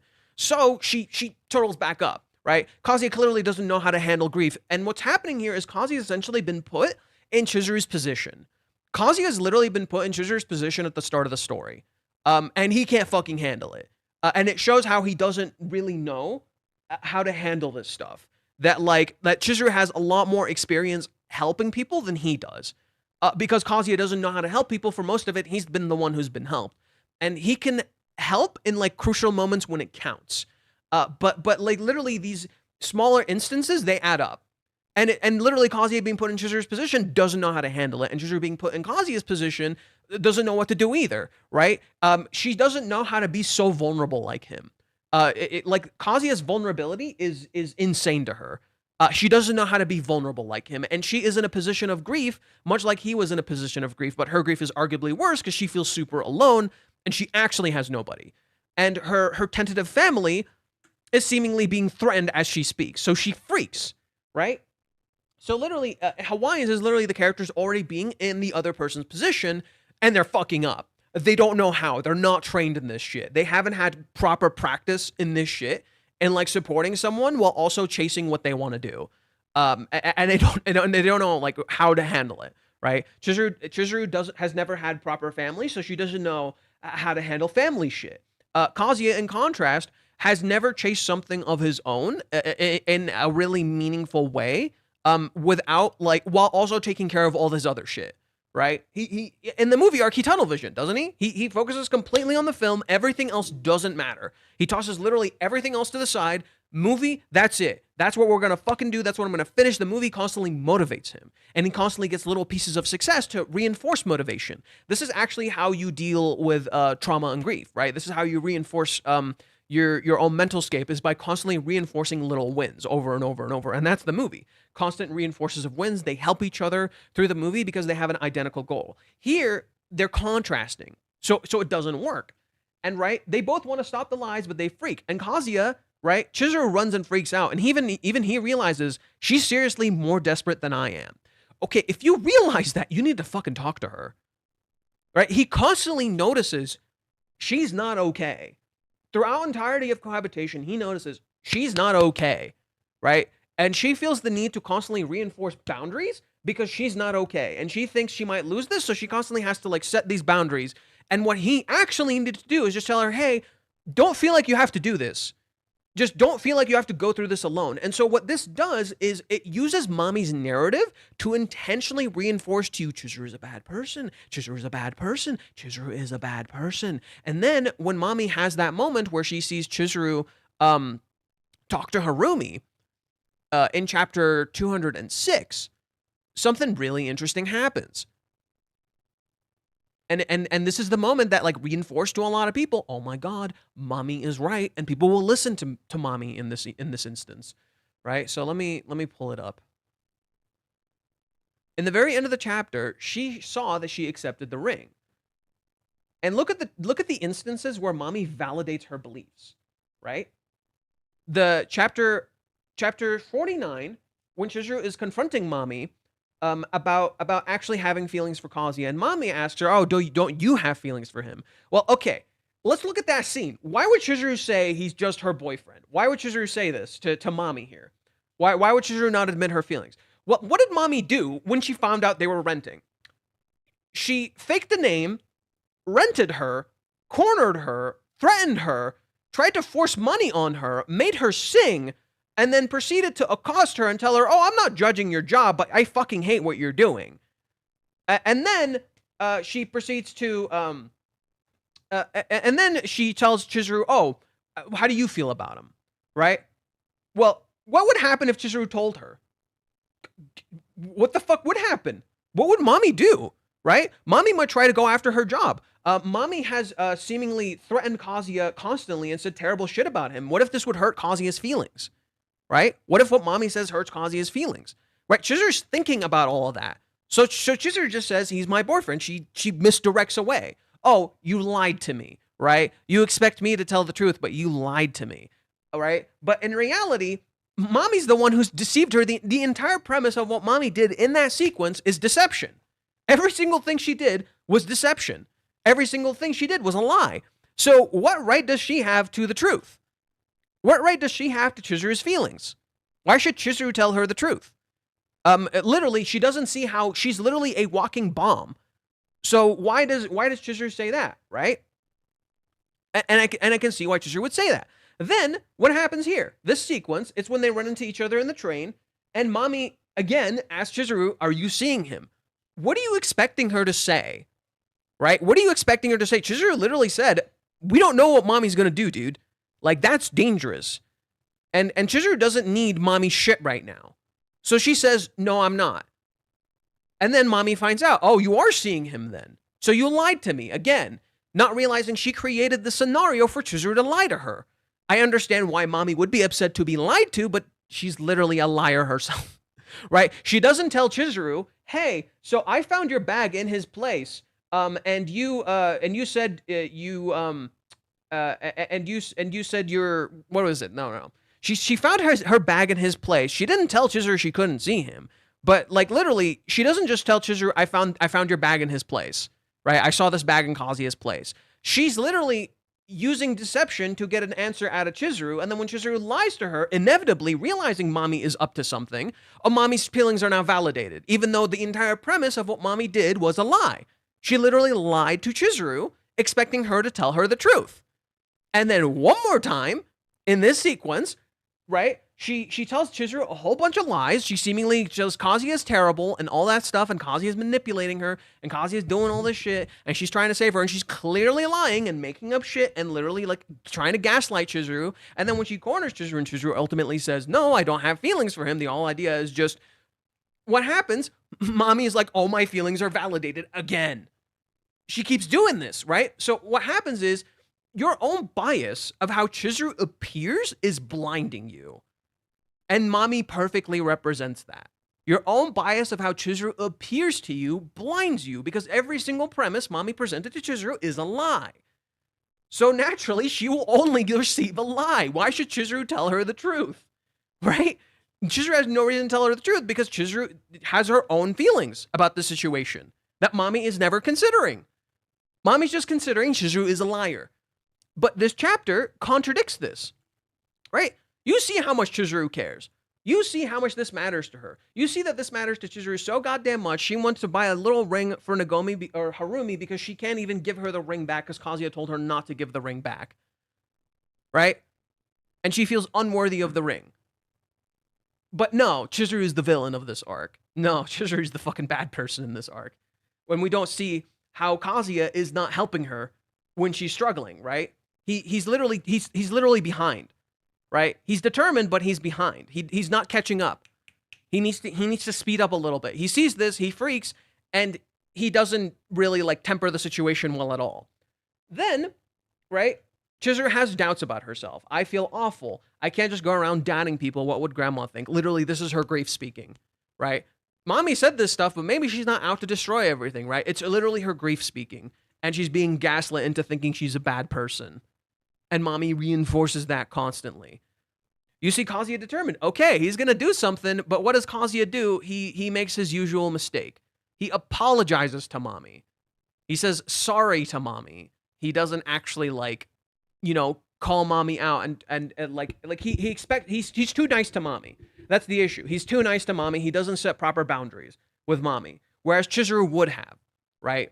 Whereas Chizuru would have set proper boundaries with Mami, Kazuya is too nice to Mami. And you can see Mami being freaked out when Kazuya approaches her. You can literally see Mami being freaked out. Like so when Kazuya comes up to Mami in this chapter, right? He's like, she's beautiful and all that. He gets caught up in his emotions. He stops himself. No. Mami-chan, look, I'm really sorry. Mami's surprised. What the hell? Right? He's apologizing, but she knows she's screwed, right? If Kazuya took action, she knows she's screwed. He could have shut Mami down, but he wants to assume the best in her, and Mami takes advantage of that instead of seeing how earnest he is, right? Like, Kazuya is earnest, so, I don't want him to be used, but I'll use him to justify my own stance, right? Mami uses his earnestness to justify the stance that she's protecting his earnestness, but also because she doesn't believe in idealism. So she's literally her entire thing, everything that's going on with Mami is meant to not make sense because Mami is fueled by her own trauma. It's all just a trauma response, right? And that's why she connects to Ruka because Ruka looks similar to her. And so the big turning point is chapter 206, where Mami comes up to corner Chizuru in the bathroom. And then she says, accepting the ring. That's what that means, right? And you see in chapter 209, Chizuru is freaked. Chizuru is absolutely freaked. She's not okay. Kazuya can tell she's not okay. But confession! We gotta confess! We gotta do the confession. That takes more priority than the person's feelings. Confession. Look at him. What are you doing, dude? This was my chance to get some alone time with her. I can't even begin to confess with this gloomy mood. Stop focusing on the confession. The problem is he's so fixated on confession, and it's literally a trauma response that he looks like an idiot. Right? She tries to open up to him. He sees something is wrong. She tells him something is wrong. And then Nagomi shows up. He lets Nagomi take control of the situation because Kazuya doesn't believe he has control over his own life, and this is his own response, his own coping mechanism, that he doesn't have control over his own life. And Chizuru here walks, and she says, "Tell me, do you still have feelings for Mami, son?" What she's saying here is that, please tell me it's okay to tell you that she's fucking evil. Right? Please let me know I can tell you she's fucking evil, so that way I don't feel bad about telling you that she's fucking evil. Right? But Kazuya has his whole thing with his grandmother, feels a lot of guilt, and then one last time, he goes to confess to Chizuru. All this time, I've just been putting this off. All this time, I've just been running away. It's great that you're recognizing that this is all my fault, all of it. It's my fault for not getting a grip. Notice how he's blaming himself. He's acting out of guilt. This isn't out of love anymore. It's out of guilt. The meaning is gone. Giving Grandma Nagomi the wrong idea, making Mami-chan mad, even making you worry like that. This scene where Chizuru is worried, he's blaming himself. He thinks it's his fault, not Mami's fault. It's his fault. I know what to do right from the start. Tell Grandma the truth. That way it'd all be over. But I couldn't even do that. I took advantage of your kindness. What's more, I even fell in love with you. It's like his feelings are wrong. He's wrong for having these feelings. He's a bad person for having these feelings. He shouldn't feel this way. Looking at you now, I'm so keenly aware of the gap between us. The smaller it gets, the more I notice it, and I realize I can't hold you in my arms. I feel so powerless knowing that if you were feeling even the slightest bit down, I wouldn't be in a position to do whatever I can for you. Do you see how wrong that is? Because literally in the movie arc, he could do something for her, even though they didn't have a relationship. Do you see how he's losing why he's doing this in the first place? He believes genuinely he can't help her unless he's her boyfriend. That's not how it works. That's ridiculous. But he's so caught up in this love. He's so traumatized. He can't fucking handle it. He's not running to Chizuru out of love. He's running to Chizuru out of guilt. He is so caught up in his feelings being wrong, that everything he feels is wrong, that he needs to confess. This confession needs to work. The days I can't see you, there's not a minute you're not in my thoughts. The days I can, I'm worried to death you'll come to hate me. But when I see you smile, I stop caring about any of that. I get it. I'm such a clown the entire country could point and laugh. The whole thing too. I know it's just ridiculously absurd. Right now, I'm sure I'm on my way to be turned down. He's already convinced he's lost. I'll tell Grandma the truth. She'll be absolutely furious. I'll be kicked out of my home, and then as for you, you'll find some good-looking guy to date. Right? He has literally no value in himself. Every single aspect of who he is that matters is gone, and that's even before Chizuru. Chizuru didn't even do anything. Literally, this is just all of his guilt speaking. This is just every single aspect of his guilt eating him the fuck up. Right? His guilt, his self-hatred, his self-loathing, all of it is just eating him up. He's not really here for Chizuru anymore. He can't process anything anymore. He's not okay anymore. He couldn't handle it. He couldn't handle everything Chizuru went through, right? Everything Chizuru has been through like 10 times over. She's the one who lost her grandmother. She's the one who's totally alone. She's the one who has to deal with Ruka, with Mami, with like the lies coming out and all that stuff. And Kazuya just crumbled. He couldn't handle it, dude. Like, literally, his guilt was just too much. Now, imagine how much guilt Chizuru feels. Imagine how alone she feels. Imagine how she is literally going through grief on her own. And she's powering through this like a champ. This is why when people say Chizuru is weak, I'm like, no, this girl is really fucking strong. This girl is really freaking strong. I'm sure it's going to hurt so bad I could die. It'll be miserable, sad, and painful, to the point I want to destroy everything around me, to the point that I hate everything the world has to offer. I bet I'll never get over it until the day I die. Does this look familiar? Isn't this literally the 3-month time skip? Right? It's already the 3-month time skip. It already happened. Mentally, it's already happening.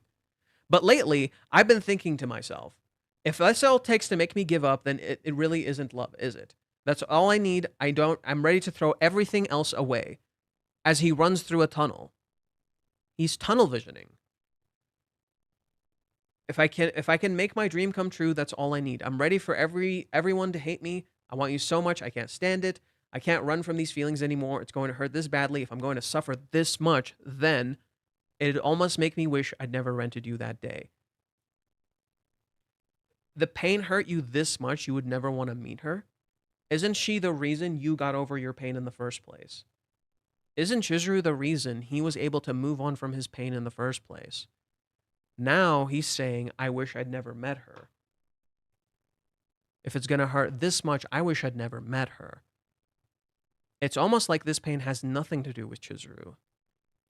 It's almost like this has absolutely nothing to do with Chizuru. That the pain he feels is external. That Chizuru isn't the cause of this. Chizuru just, in this moment, represents everything he wants and cannot have. That's what Chizuru has become. It's not out of love anymore. It's that she is the thing I want and cannot have. She is the truth to my lie. She is the symbol of everything I want to be and cannot. What Chizuru became in this moment is not what she meant to him. The meaning of who she is lost.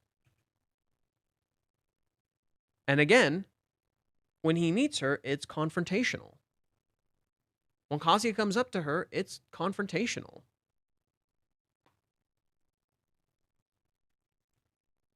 Look at this. What, like, look at her. She's like, "What's wrong? Are you okay? What's going on?" I've got something to say to you, Mizuhara. Again, she looks freaked. Chapter 213.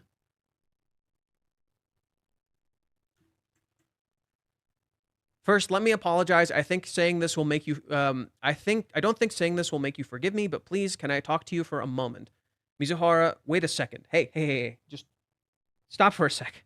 You're trying to say it. What? What? Say what? That. Right? It's all over. She knows. Mizuhara knows how I feel. The fact that I'm going to confess too. So what's that question? Does that mean it's unwelcome? Is that a no? No. Nothing said it's unwelcome. She's just saying wait. She's literally just saying, wait, hold on. Just hold on. And she turns to her phone. What's going on? She's paying way too much attention to her phone. It looked like it looked like she was on it before I arrived too. She's busy. Damn it. I can't confess like this. I'm on a razor's edge. I can't move forward and I can't move back. This is hell. Right? But the problem is he can just say, wait, okay, what's going on with your phone? He never, this is the problem with Kazuya. The points where he shouldn't put it off, he does. The points where he should, he doesn't. And this is one of those instances. And unfortunately, at this point, Kazuya literally can't. He could just ask her, are you okay? What's going on? But he can't. I'm not saying he won't. I'm saying he literally cannot. Kazuya can't put this off anymore. He has put it off too many times, and look at him. He's done. He's crashed. And this is not Chizuru's fault. Everyone wants to blame Chizuru for this. This is not Chizuru's fault, right? She knows what's happening. She indicates there's something wrong. She told him something was wrong with Mami before. She's literally looking at her phone right now. The evidence is all in front of you. She talked to you. You didn't talk to her. Still, even so, the conversation isn't over yet. Runs off. And Kazuya thinks he got rejected. Right? Kazuya is convinced he got rejected. Then you have, what is it, chapter 217, I think. And what does Mami do? Right? Mami and Chizuru have a clash of idealism. Mami tells her, all lies are evil. Every single lie is evil, even from you. This is nonsense. This is the stupidest thing I've ever fucking heard. Lies are not evil. It's the reason you tell the lie that can be evil or good. Lies inherently are not evil.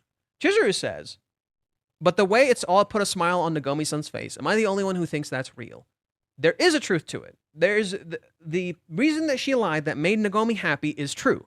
Her intention was to make Nagomi happy, right?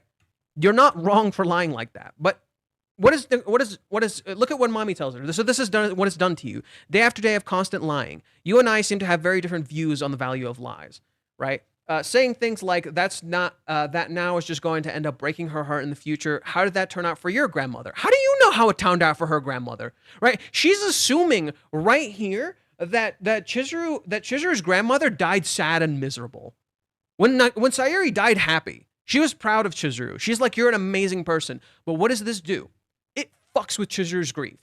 Chizuru is feeling unimaginable grief right now, and this messes her up. She literally just told her, you hurt your grandmother when she died. And Chizuru already feels unbelievably guilty over this and agonized over it. And she finally felt okay with her choice through Kazuya. And now Mami is telling her, oh no, you made a horrible choice. You're a horrible person. Imagine saying this to someone who just had her grandmother die like a few weeks ago.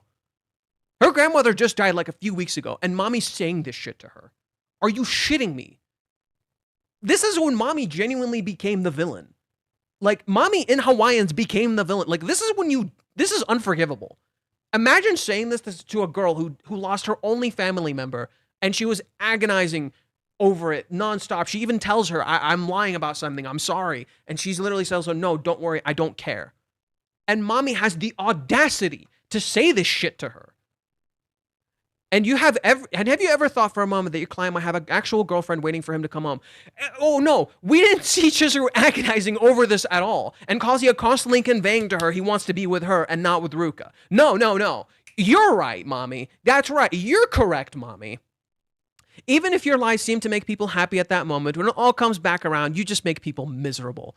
Imagine telling that to a girl who is suffering from grief, who wants to feel like she can help anybody, because she feels so powerless in her own life, because she feels like she's such a burden to everyone around her, because she's literally suffering from grief and guilt. And you fucking tell this to her. I can't, literally, when Chizuru says, I can't forgive Mami-san in the current arc, dude, Chizuru is such a good person, dude.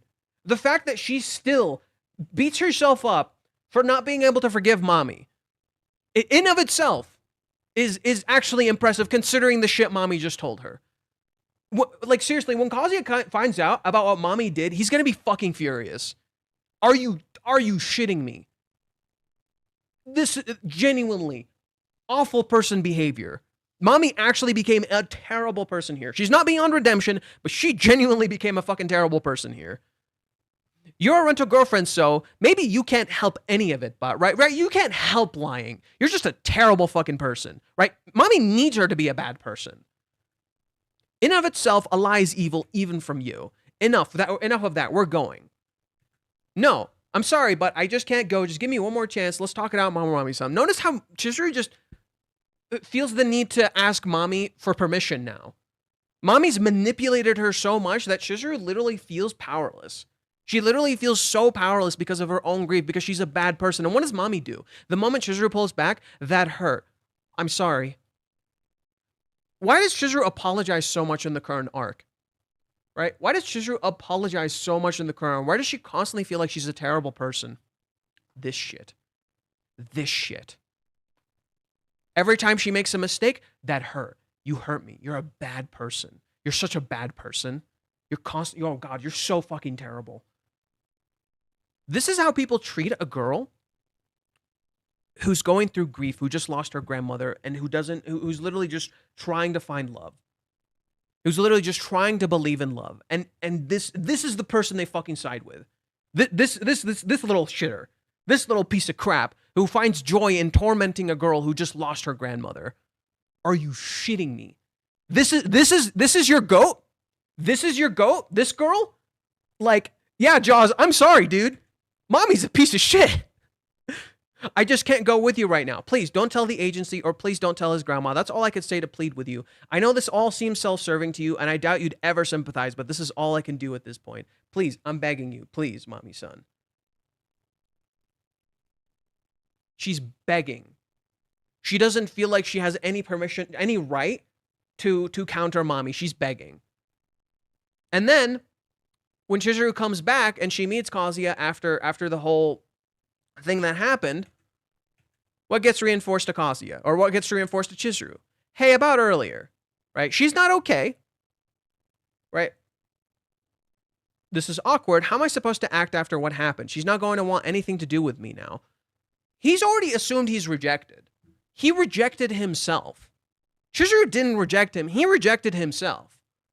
Because that is the truth of the situation. Kazuya was always going to reject himself. He just needed a few pieces of signs to reconfirm this to him, right? He just needed some signs to confirm to him, oh, yeah, she doesn't like you. You already got rejected. When you walk in to a confession with the idea that you're already going to get rejected, you're going to be rejected. That's just going to happen, right? And Kazuya slowly gets confirmation that's going to happen and keeps doubting himself constantly, not realizing Chizuru's going through some shit and he just needs to talk to her. Hey, about earlier, the thing at the chapel, could you just forget about it? Let's pretend it never happened. Huh. Suddenly, Mami's right. Wow, I really did just hurt him. And when Kazuya continues to do this from moving forward, every time Chizuru feels cornered and alone and Kazuya continues to do this, Chizuru keeps telling himself, I'm a burden. I'm the problem. And why would Chizuru keep telling herself, I'm a burden, I'm the problem? Why would Chizuru continue to tell herself, I'm a burden, I'm the problem? Huh. Even if your lies seem to make people happy at that moment, when it all comes back around, you just make people miserable. So why does Chizuru constantly blame herself? It's almost like Kazuya, because of his own self-loathing, is making Chizuru hate herself. And that this toxic relationship he has created as a byproduct of his own fears needs to end if he actually wants to be with her. And I think Chizuru has reached that point where she realizes this. And that's the thing. What Kazuya has for Chizuru is very much real. It totally is. Because this is proof. This is what persevered when Kazuya lost everything. When Kazuya seemingly lost everything, this is what persevered. His love for her. He's willing to be the liar. He's willing to be the target for her. He's willing to be hated by his own family for her. And this seems to Chizuru, again, like unconditional love. It comes all the way back around. When the 3-month time skip happens, right? So Chizuru kisses Kazuya here. Chapter 227, she kisses Kazuya. Right? Chizuru kisses him. It's clear she loves him, right? But what happens? This shitter happens. Because of course this shitter happens. Right after Chizuru kisses him, and he confessed, and Chizuru feels confident in her feelings, who pulls her usual bullshit? Mami. Shows up, calls her a whore, says you're making a fool out of all of us, you disgust me. Chizuru finally confronts her, finally calls her out on her bullshit, right? Finally feels a bit of confidence to call Mami out on her bullshit that she's been doing this entire fucking time, right? It's like, you know what? Fuck you. Fuck you. I've had enough of your crap. You've been doing this all fucking day. You've been at this nonstop all fucking day. Look in the goddamn mirror, you stupid shitter, right? Look in the goddamn mirror, you stupid shitter.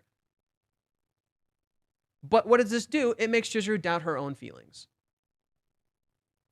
Right? Because what Chizuru needed was support, and all she got was this crap. Right? What Chizuru needed was support, and all she got was this crap. So what happens to Chizuru again? Kazuya shows up. He is in no position to support her. He is in no fucking position to support her. Right? He just buys her words, right? Look at him. He can't handle this. He's in no position to support her. He's already panicking. He's already gone. He's already panicking. Chizuru says this, right? She's like, okay, clearly I'm bothering you.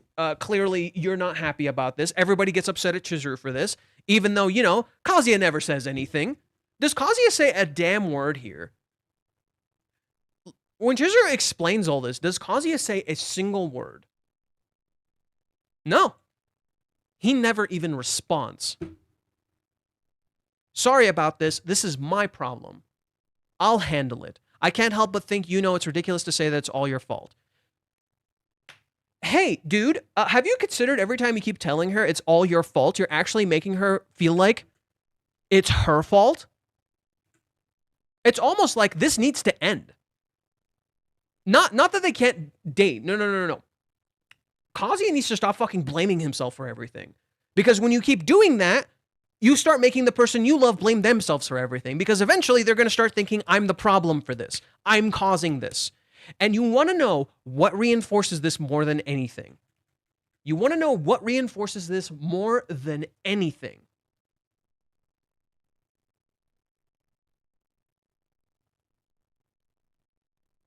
The 3-month time skip. Chizuru is the one who initially ghosted Kazuya when he tried to reach out to her. Why did it last 3 months? What is the reason it lasted 3 months? Him. He did it. He's the reason it lasted 3 months. Kazuya is the reason it lasted 3 months. How do we know this? Minnie, within a single day, met Chizuru. One day. It's not even a full day. It's a few hours. She met him in the morning and she met Chizuru at night. So if Minnie could do that in a single day, why couldn't Kazuya? Are you starting to see what the problem is? It's because Kazuya actually started avoiding Chizuru. You see this in a few ways. He knocked on her door. Kazuya knocks on her door, and she doesn't respond. He leaves. He hears a sound. He knocks on her door again. She doesn't respond. He doesn't even know if she's there. We do, but he doesn't even know she's there. Right? He then goes home and texts her about a coupon. She doesn't respond about the coupon. And then he immediately starts turning to renting her. And look at what he says to Minnie. He doesn't tell her the complete truth.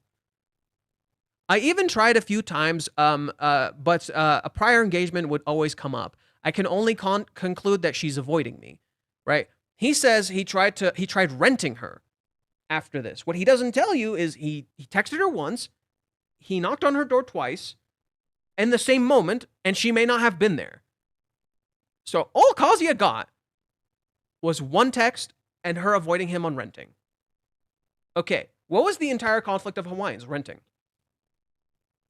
That was the entire conflict of Hawaiians. So why in God's green earth would she ever agree to meet you through rental?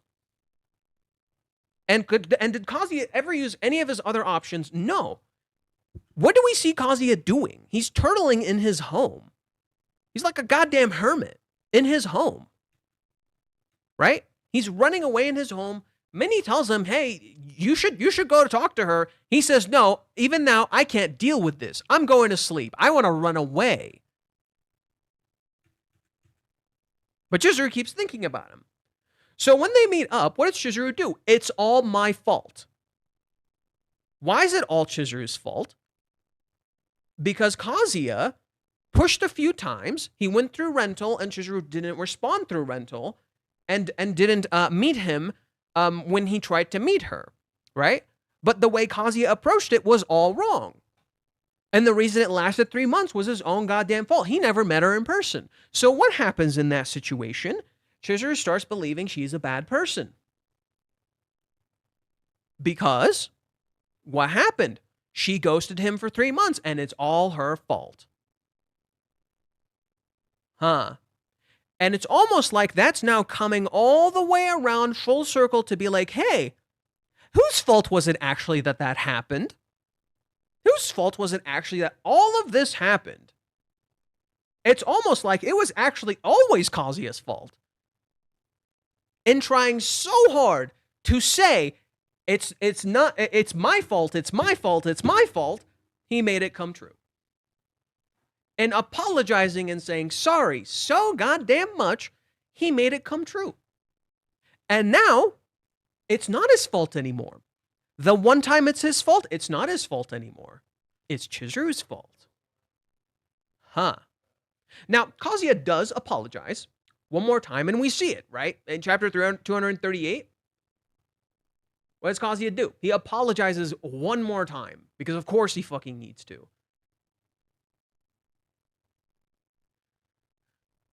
I heard from your story-son that you're trying to be considerate of Ruka-chan. It's fine, you're totally in the clear. If anything, I'm the one who's been causing you nothing but trouble, to the point I wondered if you were depressed, so I was a bit relieved when I heard about it. I thought to myself, I need to make a real apology one more time about the whole thing. I want to talk to you over for real one more time. Look at how he's freaking out.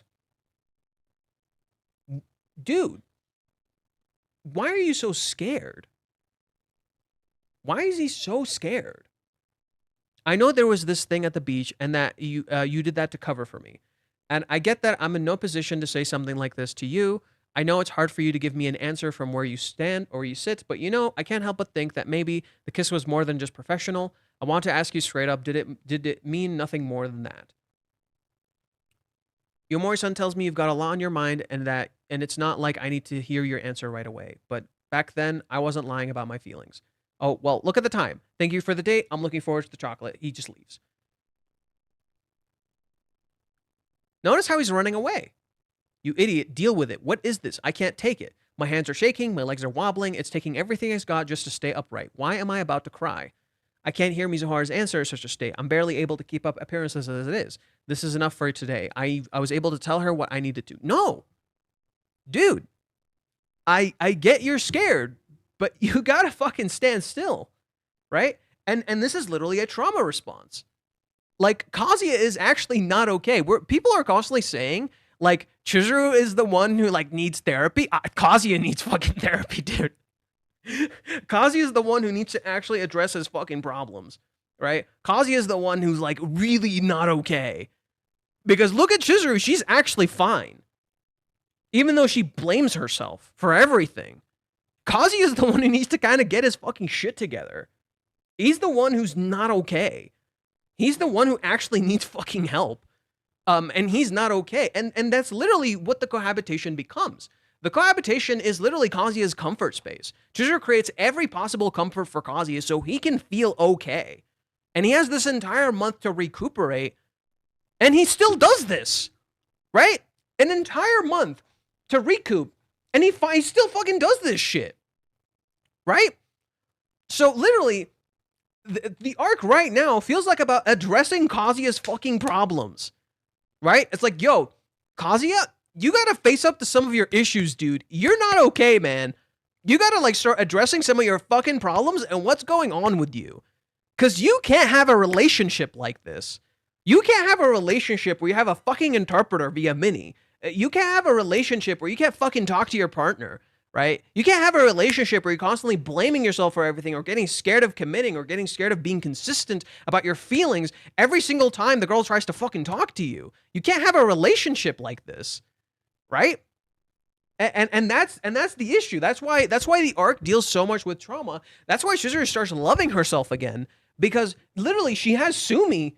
And she has, yeah, actually, I would say it's mostly, like, Kazuya even helps her, Chizuru, right? Like, on her birthday, Kazuya even helps. And Kazuya does, it's not that Kazuya is just inherently bad, right? It's not that Kazuya is inherently bad, it's just he's inconsistent. At one point, he's really supportive of Chizuru. On the other, he constantly blames himself for stuff and doesn't understand what she's feeling and doesn't communicate to her. And that becomes a reoccurring thing. And you see this perfectly in chapter 248. Where in chapter 247. 247, right? In 247, they're really establishing a real bond, right? There's something clearly there. They should be together by every metric. Everybody tells them they should already be fucking together. And, right? Dude, she's fucking flirting with you. She's straight up flirting with him. And then he says, I wanted to give her a hug. Mizuharu, I'm so serious about you. I want to support you my whole life, no matter the cost. Your loneliness, your sadness, your strengths, your weaknesses. I want to accept it all. Am I not the right person? Am I not? Why are you hesitating? You're in her house. You're sitting right next to her. What is there to be afraid of? Trauma.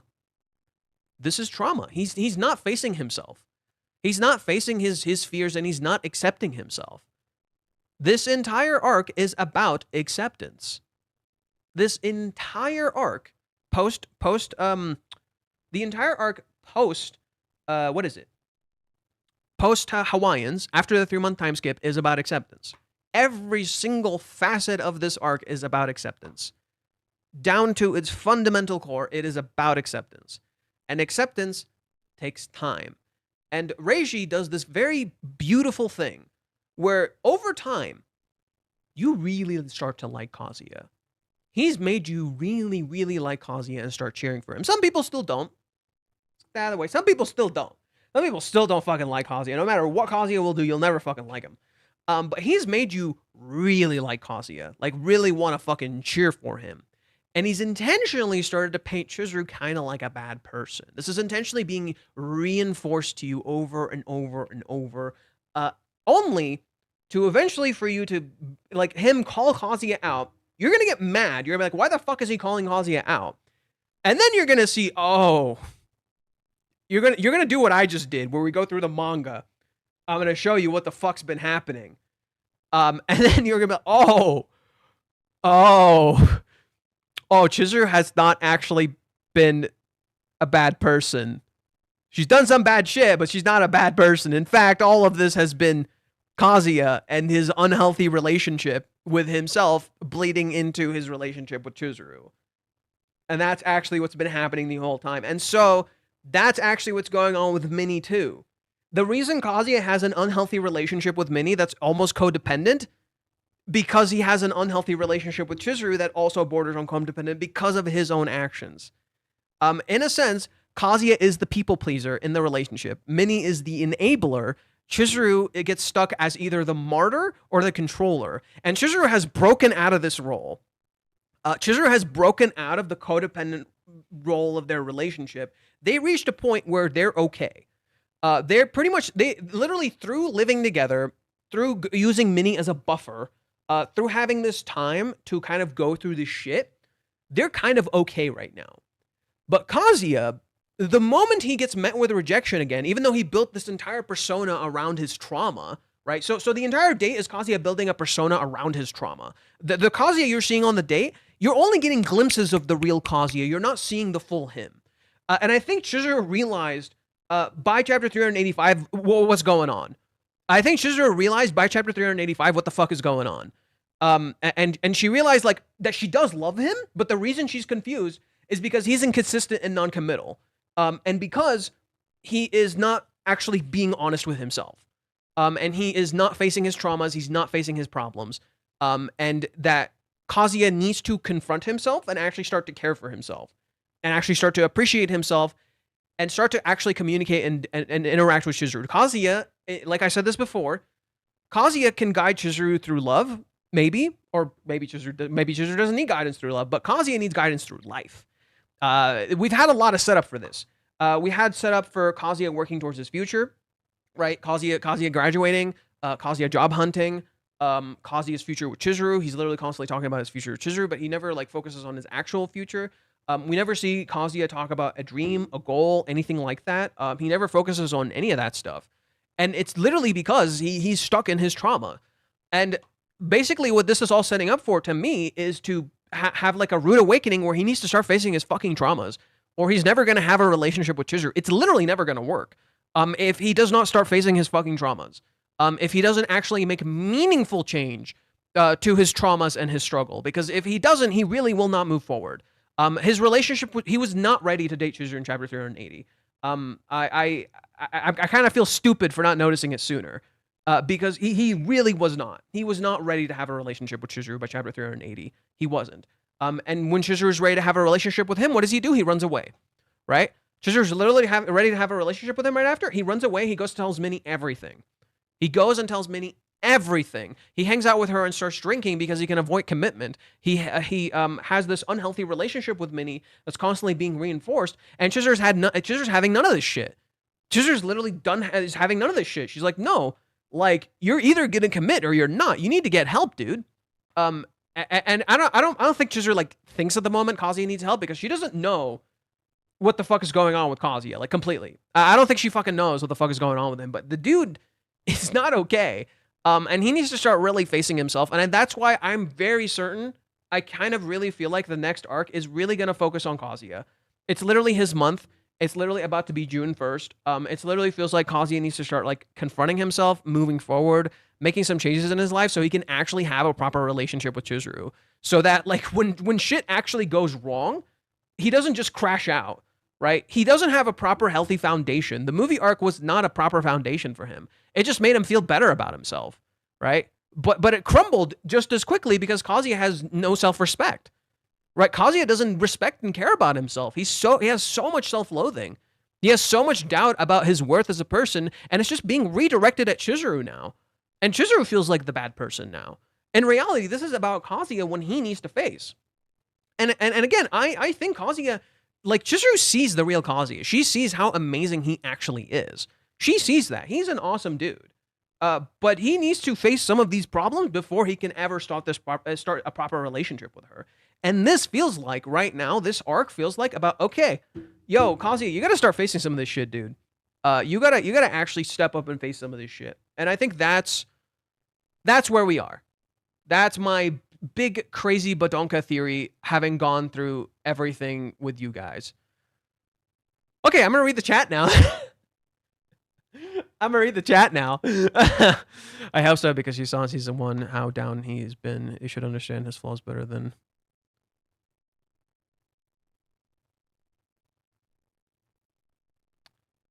Yeah, I think so too. I think until July 11th, Kazuya will sort things out with him and Ruka. It's not just about sorting things out with him and Ruka. I just wanted to say I really like you getting into Chizuru's perspective. I've been a defender for Chizuru for a long time, and I have been accused of unfairly blaming Kazuya. I'm tame. Yeah, Kazuya is one of my favorite characters, and I realized like just recently, wow, dude, he has been kind of doing this to himself this entire time. And the sad part is like it's literally just him being caught up in his trauma. It's not that his feelings are insincere or he's a cuck or any of that stuff. It's literally just trauma. Like literally, Kazuya has gone through a lot of shit, and he just needs to accept that he's suffered. And I think he is starting to, but he's doing it the wrong way. Right? He's starting to accept, hey, I've gone through pain. But he's just doing it the wrong way. He's just reaching out to like AI and Minnie and having these uncomfortable, unhealthy relationships, and doing all that stuff. The reason the Ruka thing doesn't end, is because he doesn't want it to end. No, Tony, he's not a wimp. It's trauma. He's really fucking strong. Kazuya is unbelievably strong to like go through a lot of this shit. He's not a wimp. This is just trauma. This is like, think of it like this. It's like a superhero constantly watching people die and then just realizing I'm powerless. It's realizing that like at some point you're gonna be powerless and it's okay. It's just Kazuya accepting, hey, at times you can be powerless and that's not an issue. That's okay. Kazuya can't let himself be powerless. I can show you a chapter that perfectly highlights this. Kazuya really can't let himself be powerless. He has to constantly have some control, and if he doesn't, he feels like he's a failure. But that's wrong. He needs to have times where he can be powerless, and it's okay.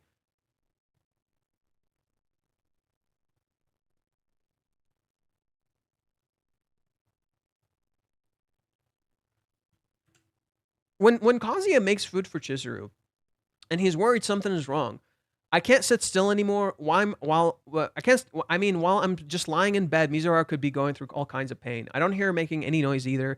Does that mean she's been passed out this whole time? Maybe I should open the curtain just in case she needs help or something, right? He's afraid to open the curtain. He's afraid to go past this curtain, right? The curtain represents his safety, his protection, and he's scared, right? I can't. What am I doing? Seriously, everything tells me that I should just leave her alone. Reminding her that I'm here will only bother her more. That's exactly the opposite of what I want. How do you know? Has she told you you're a bother? She didn't. In the first place, Mizuhara might not even want any help from me. This is the first time I've been alone at night, and it's like the least of my concerns right now. I'm useless. I'm so useless. Look at how he turtles up. Look at how he gets into a fucking fetal position. Why do you think every time Kazuya asks Chizuru out, he cries? Dude, he's going through trauma and grief. Hawaiians fucked him up. Hawaiians really fucked him up. And I think what Kazuya really needs to do is acknowledge that his family members goddamn hurt him. He never blames them, but they hurt him a lot. Kibe hurt him. Nagomi hurt him. Even his mom constantly downplays him. He needs to call them out on this shit. And he doesn't. And they don't realize that they're hurting him when they do this shit. And they're not bad people. Please understand, they're not bad people. They're good people. They really care. Harumi in particular really loves Kazuya. Harumi in particular really loves Kazuya. Like, I think Harumi loves Kazuya, like, maybe even more than Nagomi does. I think Harumi, like, genuinely loves the shit out of Kazuya. She doubts him, sure, but she really loves him. And I think Kazuya, like, needs to reach a point where he doesn't just take shit from his grandma. He doesn't just take shit from his dad when his dad says shit to him. He doesn't just take shit when like people are very mean to him or rude to him or boss him around, right? Like, Kazuya needs to really forge himself and have an identity he can be proud of and that people can't just destroy for him, right? Kazuya has had his identity constantly bashed and beat down by everyone around him, like, constantly, and some don't even mean to. Like in Mami's case, Mami has a, like, completely toxic relationship with him where Mami, like, loves him, but she doesn't confront anything about herself. So she constantly hurts him in her actions, attempting to help him, right? And she's actually, like, she's actually one of the sources of his pain, right? Mami is the source of his pain and thus parallels him in the arc. So literally what's going on is that what's going on is that Kazuya needs to, like, feel like he can do things on his own, right? He feels like he needs to have, like, some confidence in who he is. And he needs to, like, stand up to the people around him, but just tell them, right? Like I've had friends who have said mean things to me and they don't realize it hurts. They don't realize that they're hurting me when they say these things because a lot of us don't think about this shit. We just think it's normal, right? We just think, oh, that's fine. That's normal. We don't realize that these words hurt. And sometimes you need to just fucking tell people, hey, this hurts. Can you not do that? This is hurting my feelings, dude. This actually really bothers me. Can you not do that, please? And I think we're really kind of reaching that point, and it's Kazuya's birthday coming up will, I think, really deal with that. Kazuya's birthday coming up, I think, will really deal with this because Kazuya's last birthday that we saw, so Chizuru's last birthday that we saw, she spent alone, right? Chizuru's last birthday that we saw, she spent alone. In this birthday, she wasn't alone. She had everybody with her. She had a family with her. She didn't feel alone. Kazuya's last birthday dealt with his guilt, how he's a bad person, how everything is his fault, how everything is out of his control, how he can't do anything, how he literally can't change anything. He felt genuinely and truly powerless in his own birthday. On his own fucking birthday, he had no control over anything. So it makes so much more sense to have this birthday be about Kazuya taking control back of his life.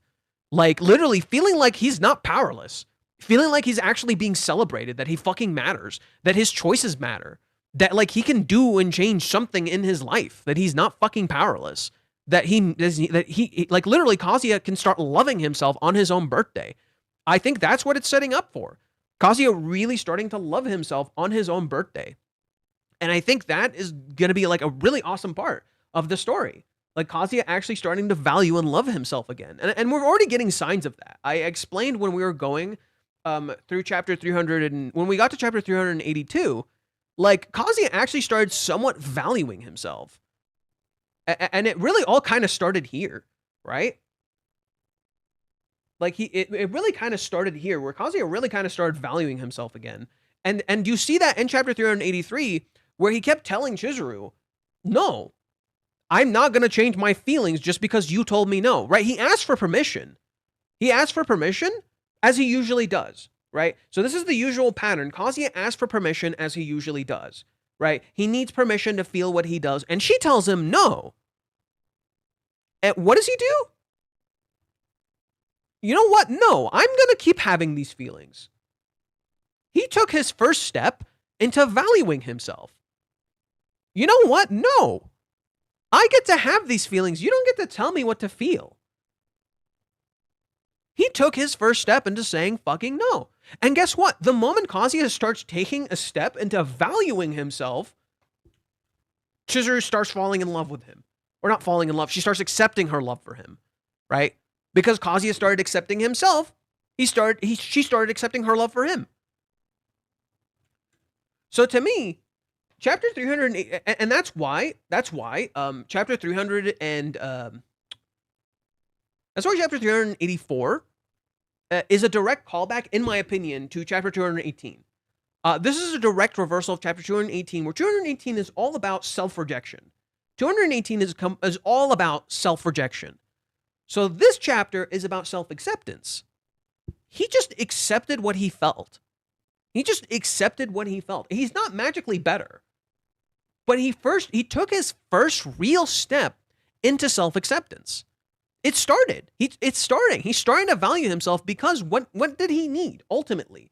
What Kazuya actually needed at the end of all of this was not acceptance, it was rejection.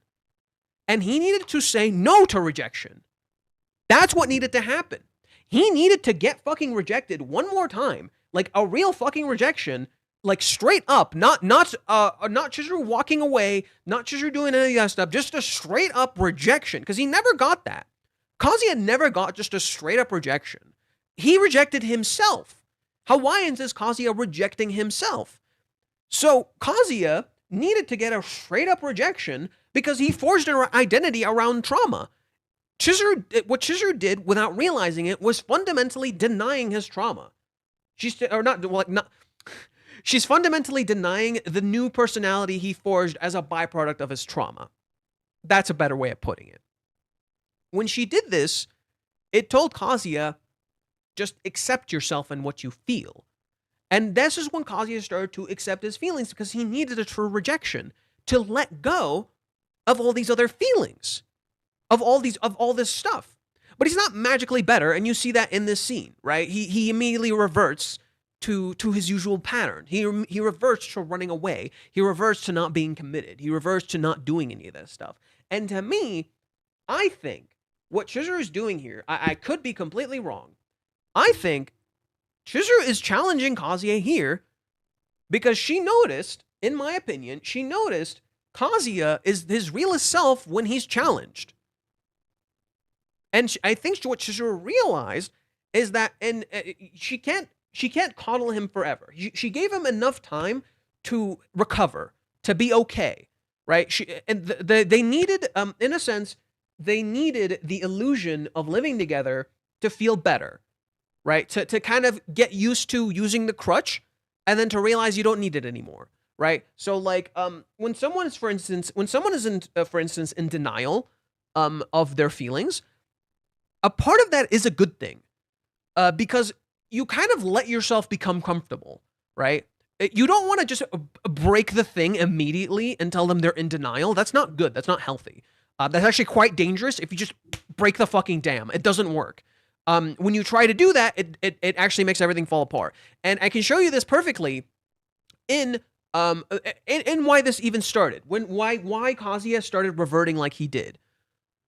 In chapter 248, Kazuya and Chizuru are getting really close, and they're clearly starting to forge something new, and Kazuya is still fine at this point. He's still a little uncomfortable, but he's fine. What happens in the end of this chapter, right?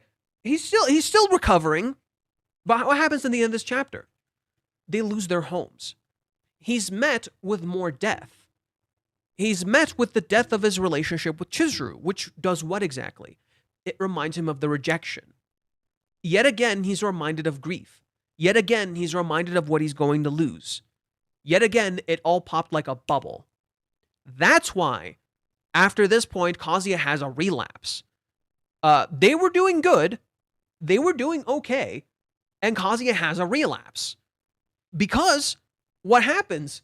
He loses his home again. Again, he's met with death. Again, he's met with the death of something meaningful to him, right? He had a foundation. He just started building with Chizuru and poof, gone. Just like that.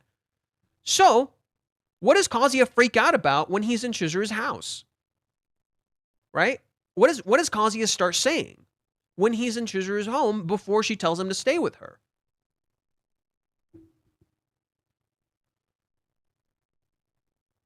Is it gonna end here? Our story together, is it all gonna pop like a bubble? I can't ask her. I don't want to. I don't want to get hurt again. I don't want to lose something again. I'm tired of losing shit. I just keep losing shit. I don't want to lose things again. He can't accept he's powerless. He doesn't want to face this. He just wants to run away. This is trauma. This is straight up trauma. It's something it reminds me of for anyone who's seen it. Justice League Season 4 literally deals with Beast Boy's trauma at constantly losing people. And it's literally like this. It's literally like this. Right? So Kazuya is having a trauma response. And he just needed a safe space for a while. That's what everything was up until this point. It was a safe space. It was them dealing with their grief. The entire arc of them living together is literally just a big illusion. It's just a big illusion. They needed to deal with their grief. And that's what the curtain represented. It was protection for him. It was safety for Kazuya. It was comfort. But they've reached a point where Chizuru realized, okay, he needed to get, like, this needed to happen. This needed to stick. And so Chizuru, in my opinion, is doing what she's doing here, knowing full well she needs to challenge him. I think. And that's why she's resisting showing her feelings. That's why she's resisting showing her feelings here. I think Chizuru already came to a decision at that night. She already came to a decision at that night.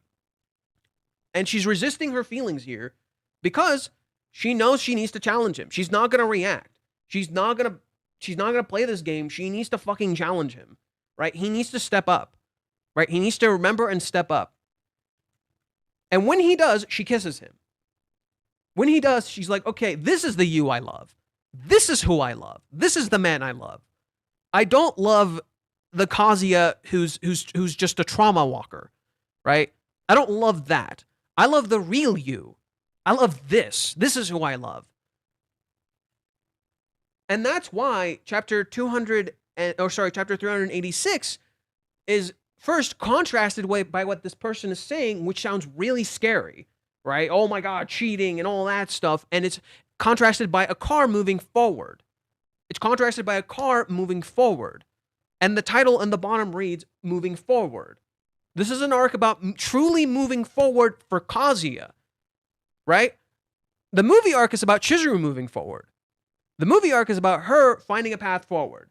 Now Kazuya needs to move forward. Kazuya needs to start living again. Kazuya needs to find his life again. Kazuya needs to remember how to live. So literally the entire cohabitation is literally him getting comfortable with that. Now he needs to be challenged. Now he needs to be called out on his bullshit. Now he needs to be like, yo, no, what you're doing is wrong. He needs like kind of like an intervention, right? Like Kazuya, what Kazuya kind of needs right now is like someone like an intervention, if you will. And I think Chizuru is like ready to fucking do that, right? She's using Minnie if it means to get Kazuya out. She's using Minnie if it means to challenge Kazuya and get him the fuck out and get him to actually acknowledge that he's just running away. To get him to acknowledge that all he's been doing is just running away. And that's why Chizuru herself felt confused and she didn't understand her feelings. And she felt so lost. It's literally because he keeps running away. And that has to end, and he has to stop being inconsistent. He has to commit.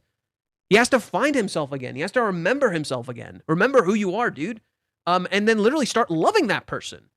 You got to start loving yourself, right? They can't just interact.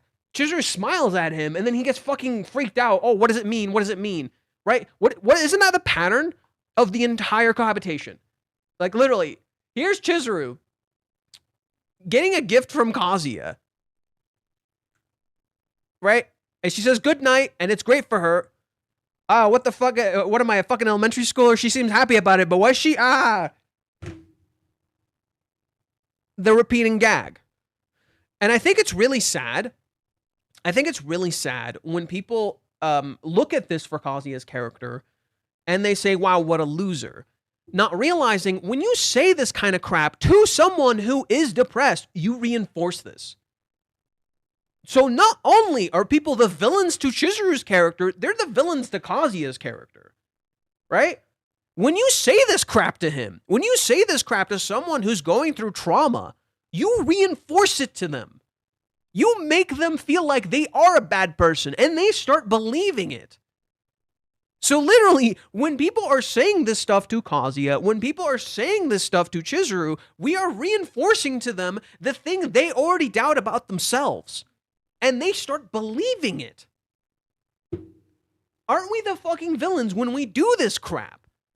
Aren't we just literally, singling men and women out and saying, oh, look at their privilege, so we can justify our own hatred of them, much like Mami's character. Much like Mami justifies her hatred of Chizuru through her own biases that she creates for herself. Aren't we just doing that, right? Instead of acknowledging that these people have feelings and they're human beings, we want to vilify them. We want to make them into monsters, right? Instead, what does Chizuru do? Chizuru meaningfully steps up, says sorry, tries to rebuild her relationship with Kazuya, tries to actually start something meaningful with him, lets him live with her, gets out of her comfort zone, changes a whole bunch of stuff, and then Kazuya starts getting comfortable getting out of his comfort zone. And then they start literally growing together. The entire cohabitation is them literally starting to feel comfortable moving forward, growing together. Literally, they both start changing. I spent most of this stream kind of calling Kazuya the fuck out on his bullshit, but they did grow together. They did find something meaningful, right? You see it right here. They're literally both slowly getting comfortable moving together. They're literally both getting comfortable starting to grow and change. This is when Chizuru starts accepting herself a little bit. This is when Chizuru starts taking her first step into saying, you know what, I'm not a bad person, right? This is when Chizuru starts kind of accepting, you know what, I'm not a bad person. I'm gonna indulge. I'm gonna be a little selfish. I'm not a bad person for feeling this way. And most of this arc is literally Chizuru accepting herself. Most of this arc is literally Chizuru saying, you know what, I'm not a bad person, right? I see Umi being selfish. You know what, I'll be a little selfish too. I'm not a bad person, and she's rewarded for it, right? She stepped out of her comfort zone, and she's rewarded for it. Every time Chizuru steps out of her comfort zone, she's rewarded for it. Good job, you're doing good. You're doing good. You're working your ass off. You're doing good. Good for you, girl. You're doing great. And Kazuya slowly starts getting used to that too. Kazuya is a little more behind than Chizuru, right? He's a little bit more behind than Chizuru. He needed more help. And so he starts slowly getting there.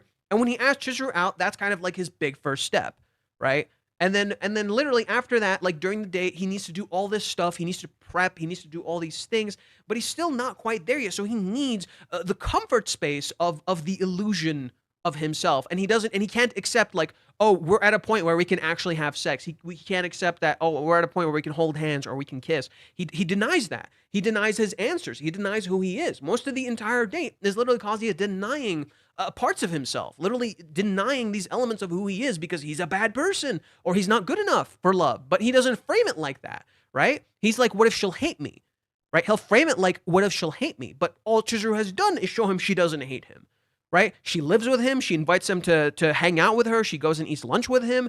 She watches movies with him. She literally she goes on a date with him earlier. She goes to the nursery and tells him he has skills in like the playing with kids and helping kids out and like playing with toys. And like literally every time Chizuru is constantly reinforcing to him, hey, you're good. You're good. There's no problems. But Kazuya isn't at that point where he can start accepting himself. He's taking his first real steps into true adulthood, right? Kazuya is really actually growing up now, right? Remembering to value himself in an adult world. And that's why I think that's where we're going, right? Like Kazuya did grow, but he's reached a point where now he needs to kind of be called out on his bullshit, right? Minnie is still coddling him, right? Chizuru got called out on her bullshit a little bit in the 3 months. In the 3 months, Chizuru was kind of fucking up. Like it's partially Kazuya's fault. Kazuya didn't get completely called out on his bullshit, but Chizuru was. So Chizuru stepped up and made change. Now it's Kazuya doing this. Chizuru is not the one who should be Chizuru is not the one who should be called out on her bullshit. It's Kazuya, right? It's Kazuya's turn to get called out on his bullshit. He's the one who's turning to fucking Grok AI. He's the one who's turning to Minnie, who has just proven she's wrong constantly. He's the one who's not actually interacting with Chizuru. He needs to be called out. And it feels like Chizuru would fucking lie to Minnie to get him out. To get him, hey, so this entire thing was a lie. Everything you just got told was a fucking lie. Are you content with that? Right? I think that would be so interesting. That would be an interesting direction to just be like, yo, everything Minnie just told you was a lie I fed her. Are you content with that? Right? And I think that's where Kazuya is going to start getting challenged. Get out of your fucking comfort zone, dude. You got to start moving forward. You got to start fucking living again. And I think Chizuru's going to start doing that for him. He unintentionally did that for her when he wanted to celebrate her birthday, when he wanted to be around her, when he told her he loved her, right? When he started doing that stuff, he started showing Chizuru she matters, she's valued, right? But then you have contrasting elements where when he doesn't take meaningful action, she doesn't feel valued. And that's why Chizuru doesn't feel like that's why Chizuru says, I love you, but not enough to date you. That's literally why. He's not at a point where he can consistently show Chizuru she's valued. And if you can't do that for your partner, you can't have a relationship. Because love is a constant choice. It is a consistent, constant choice of commitment. That is what love is. And Kazuya can't do that right now. So he needs to reforge to have that relationship with her. Because let's be real, Reishi could just have them date, right? Reishi could just have them date. But it would not be healthy. Kazuya doesn't love himself yet. And I think that's where we're going to start. We're going to start with that. And then we're going to have them kind of actually dating, but not dating. Again, right? And I could see Kazuya helping her with the film and stuff. Now, I don't know if the film is a lie. I do know one thing. I think there's a truth to the film because in chapter 319, Chizuru literally tells Minnie she already has a new role. Right? Chizuru already tells Minnie she already has a new role in that chapter. Whether that's right. Chizuru was lying here about the fact that she was looking at the date stuff, but she's already saying I got a new role. Her eyes are closed, but is she lying about this play? She says she already has a new role, so we don't know. So this could be that same role that she got way back then, right? That could be the same exact role she got way back then. If Chizuru got a role, she would tell Kazuya. Because we saw in the dream date earlier, she told Kazuya. So she would tell him, so there's a reason she didn't. There's a reason Kazuya does not know about the film. There's a reason she did not tell him. Because we've seen in the past, she would tell him. So why isn't she? It's almost like this is bait. It's literally almost like this is bait. I think this is the truth of Chizuru's conviction. What she's doing is bait. And she's trying to get him out. And she's trying to get him to fucking talk to her, actually interact with her. That's my guess. That's where I think we're kind of going. Oh man. Sorry, I haven't really been reading the comments. I'd foresee Chizuru while in the argument with Kazuya, all the things the other girls did and said to her while he wasn't there that blamed me for when you caused X to happen in the first place. Chizuru would never blame him. Chizuru would literally never blame him. But she's going to call him out when he's doing bullshit. She's not going to blame him for what other people did. She's not going to blame him for what other people did. She will call him out for what he did and what he is doing and that he is running away. I think the biggest thing is that Chizuru will call him out on the fact that he's running the fuck away. And that will be divisive when it happens. Hey, like, Reishi has built up Chizuru as the villain, right? Reishi has built up Chizuru as the villain and Minnie as the hero. And there's something interesting I do want to point out to you guys. I went and read some of the Japanese comments about this chapter. And people are starting to say, yo, Minnie's kind of speaking bullshit. Fuck off, Swamp Gaming. You're getting timed out for that comment. Reishi is literally building Chizuru as kind of like the villain at the current moment, right? In contrast to Kazuya, who's he's the victim. Oh, he's the victim. And Minnie, he's been building up as the Watson, if you will. She's the one who has to help piece everything together. She's like the Sherlock or the Watson who has to piece everything together, right? In reality, what's actually happening is that Minnie's a fucking idiot. And she's an overthinker like we're overthinking. And Japanese fans literally started saying this now. I think this chapter was meant to kind of nail it in. Hey, Minnie's kind of an idiot. Right? This chapter was meant to kind of nail it in. Hey, Minnie's kind of an idiot. Maybe don't listen to her. He's kind of like literally tempering the audience. Hey, so like, this is not gonna go how you think. This is not gonna go how you think. Just warning you right now, buddies. Not gonna go how you think. And I think the fact that even Japanese fans are starting to agree with me that, hey, You shouldn't listen to Minnie.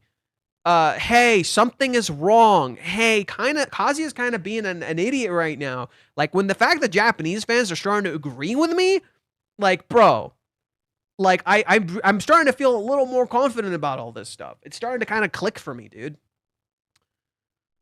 So let's go through the chapter a little bit. So one thing I wanted to point out is that I mentioned Chizuru's birthday. This reminds me a lot of Chizuru's birthday because hashtag Minnie is right. Hashtag Minnie's a jackass and you're an idiot for listening to her. So this is interesting. Do you have a moment? There's something I want to talk about. Kazuya starts the chapter by looking at his phone. He spends most of the chapter on his phone instead of talking to Chizuru. This reminded me of Chizuru's birthday because in Chizuru's birthday, so much of it is about your narrative from Chizuru's perspective was brilliant, by the way. Thank you. Hell yeah, brother. Hell yeah. I'm glad to be of service. I'm glad to be of service. I would love to edit this down into a video and explain it for you guys. I hope this would be fun. So shoot. What was I saying? Yeah. So the chapter starts with Kazuya being on his phone. And while Kazuya is on his phone, this reminded me so much of the birthday arc, where so much of it revolved around people being on their phones and not interacting and not celebrating and being with people. And you see that in when Chizuru is at her coworker's place, like when she's with her fellow actors, and they literally fucking do this shit, right? They literally do this shit. They use her birthday and this famous cake to get social media engagement. Right? And you literally hear ticking sounds in the background and ladies here saying, oh, what hashtag are you using? Like, the hashtag matters more than Chizuru, right? The fucking hashtag on fucking Instagram matters more than Chizuru. That's beyond demoralizing, and it makes you really hate yourself, right? You feel like you're not valued, right? And then what do Minnie and Sumi do, right? Sumi takes the first step. Sumi hugs Chizuru. Hey, are you okay? Are you okay? Right? First great step, right? Kazuya couldn't do this. Sumi had to. Right? Sumi had to be kind of Chizuru's rock at the moment because Kazuya isn't. Right? The Kazuya from the movie arc isn't the Kazuya right now. He can't be her rock right now. Sumi needed to be there. She needed to be her rock. In contrast, Umi was her challenge. Right? While Sumi was her rock, Umi was her challenge. And Umi was foreshadowed in this particular scene right here that he would come back and he would be the challenge, right? So, we had that happen, and then Minnie essentially tells Chizuru she does value her, right? Minnie essentially tells Chizuru she does value her. Minnie is not the issue. It's how Kazuya is using Minnie. Minnie is not the problem. I came to realize that recently. Minnie is not the problem. It's how Kazuya is using Minnie. Minnie, look, we can be mad at Minnie all we want. We can be mad at Minnie all we fucking want. The truth of the matter is, Kazuya is the one choosing to listen to her. Minnie is invasive, but Chizuru sets boundaries. Right? Chizuru can set boundaries with Minnie, Kazuya can't. And that's the simple truth.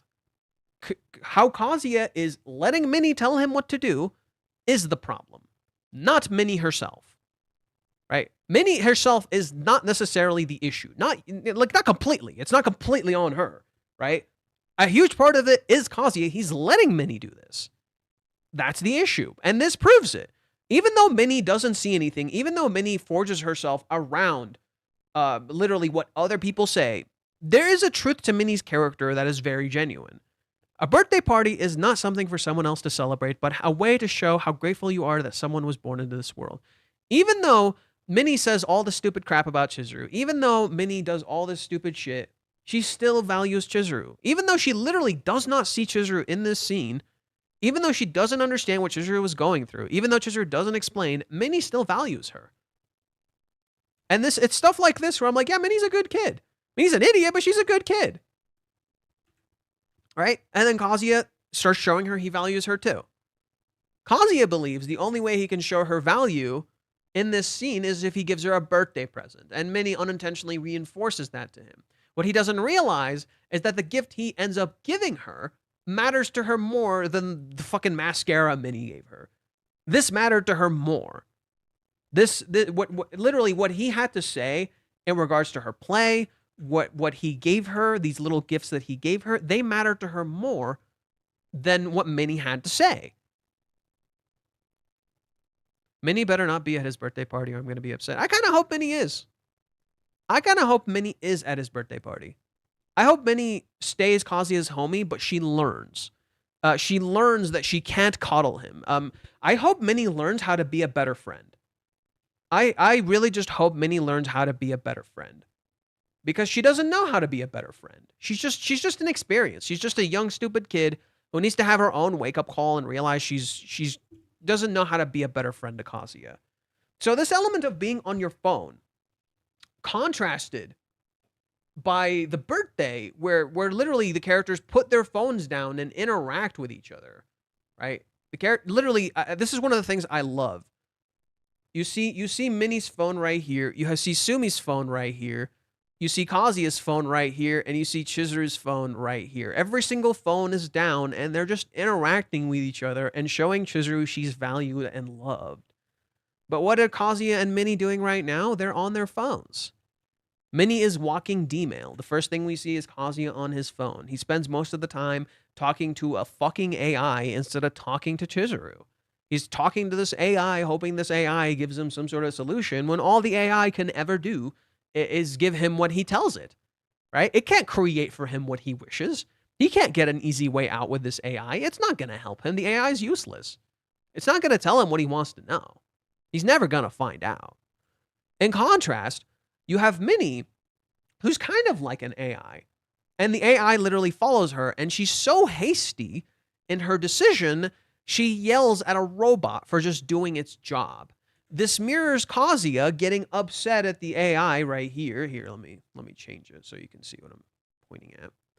This mirrors Kazuya getting upset at the AI right here, just like he got upset at Chizuru at the start of the series for just doing her job, right? Chizuru was just doing her job, and Kazuya got upset at her. Here, Kazuya gets upset at the AI just for just doing its job, right? It just did what he told it to. How's it the AI's fault? Right? How's it like, I fucking hate AI, but this isn't the AI's fault. This is Kazuya's fault. He's upset at it for not doing a good job. Much like how Minnie is upset at this AI for not doing its thing. And you see how he draws Minnie walking, right? She looks like an idiot. Doesn't she look like a stupid idiot? I love that Reiji draws her like this. She looks like a jackass. She looks like a total idiot. Also, cool note I wanted to point out to you. Reiji was doing, so Reiji does streams for whenever the episodes come out. This isn't a huge deal, so I thought it's perfectly fine to share. You know how in the ending of season 4, it has Sumi and Minnie hanging out, and there's a part where Sumi and Minnie are running, and Sumi's like fucking sprinting ahead. She's like a total beast, because Sumi jogs every morning. But Minnie is like falling behind and tripping over herself. Reiji literally said, Minnie, he literally said Minnie doesn't have good stamina. It's not that she doesn't do exercise. It's not that she doesn't exercise. She just has terrible stamina. So she literally, that's why when she gets to Kazuya, she's like out of breath and she's tired and she's like sweating and she's like, I need a drink. Oh, I need a fucking drink. That's why. So Minnie gets here and she gets upset at this thing for just being in her way and she yells at it. In a sense, she yells at an AI and walks past the AI to make a hasty conclusion. And I think that's really funny that, like, in a sense, what Minnie is doing is arguably worse than the AI, which is just trying to do its job that it's been programmed to do. Minnie, in contrast, is like an AI that's been told exactly what she needed to create her own prompt. But in a sense, Minnie isn't an AI. Minnie is a person. Minnie gets all up in their business. Minnie does all these things. In a sense, Minnie is actually worse than an AI because of human imagination, right? Human imagination is arguably worse than an AI.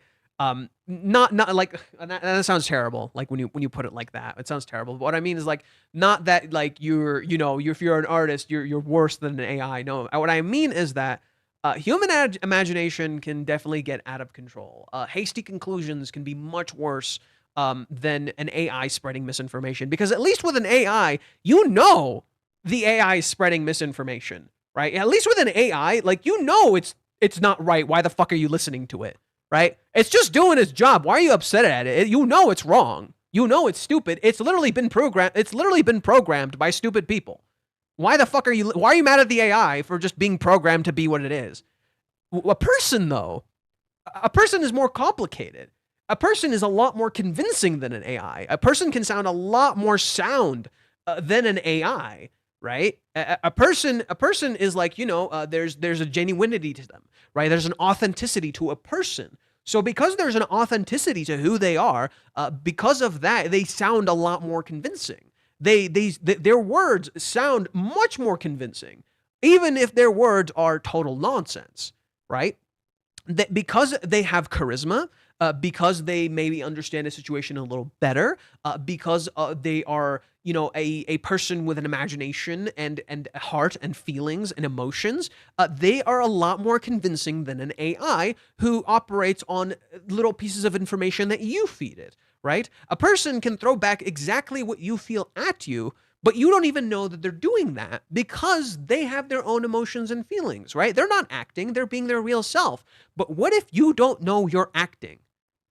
What if you are so sure you're right, you don't know you're acting? Minnie needs to convince Kazuya she's right. She has to be right.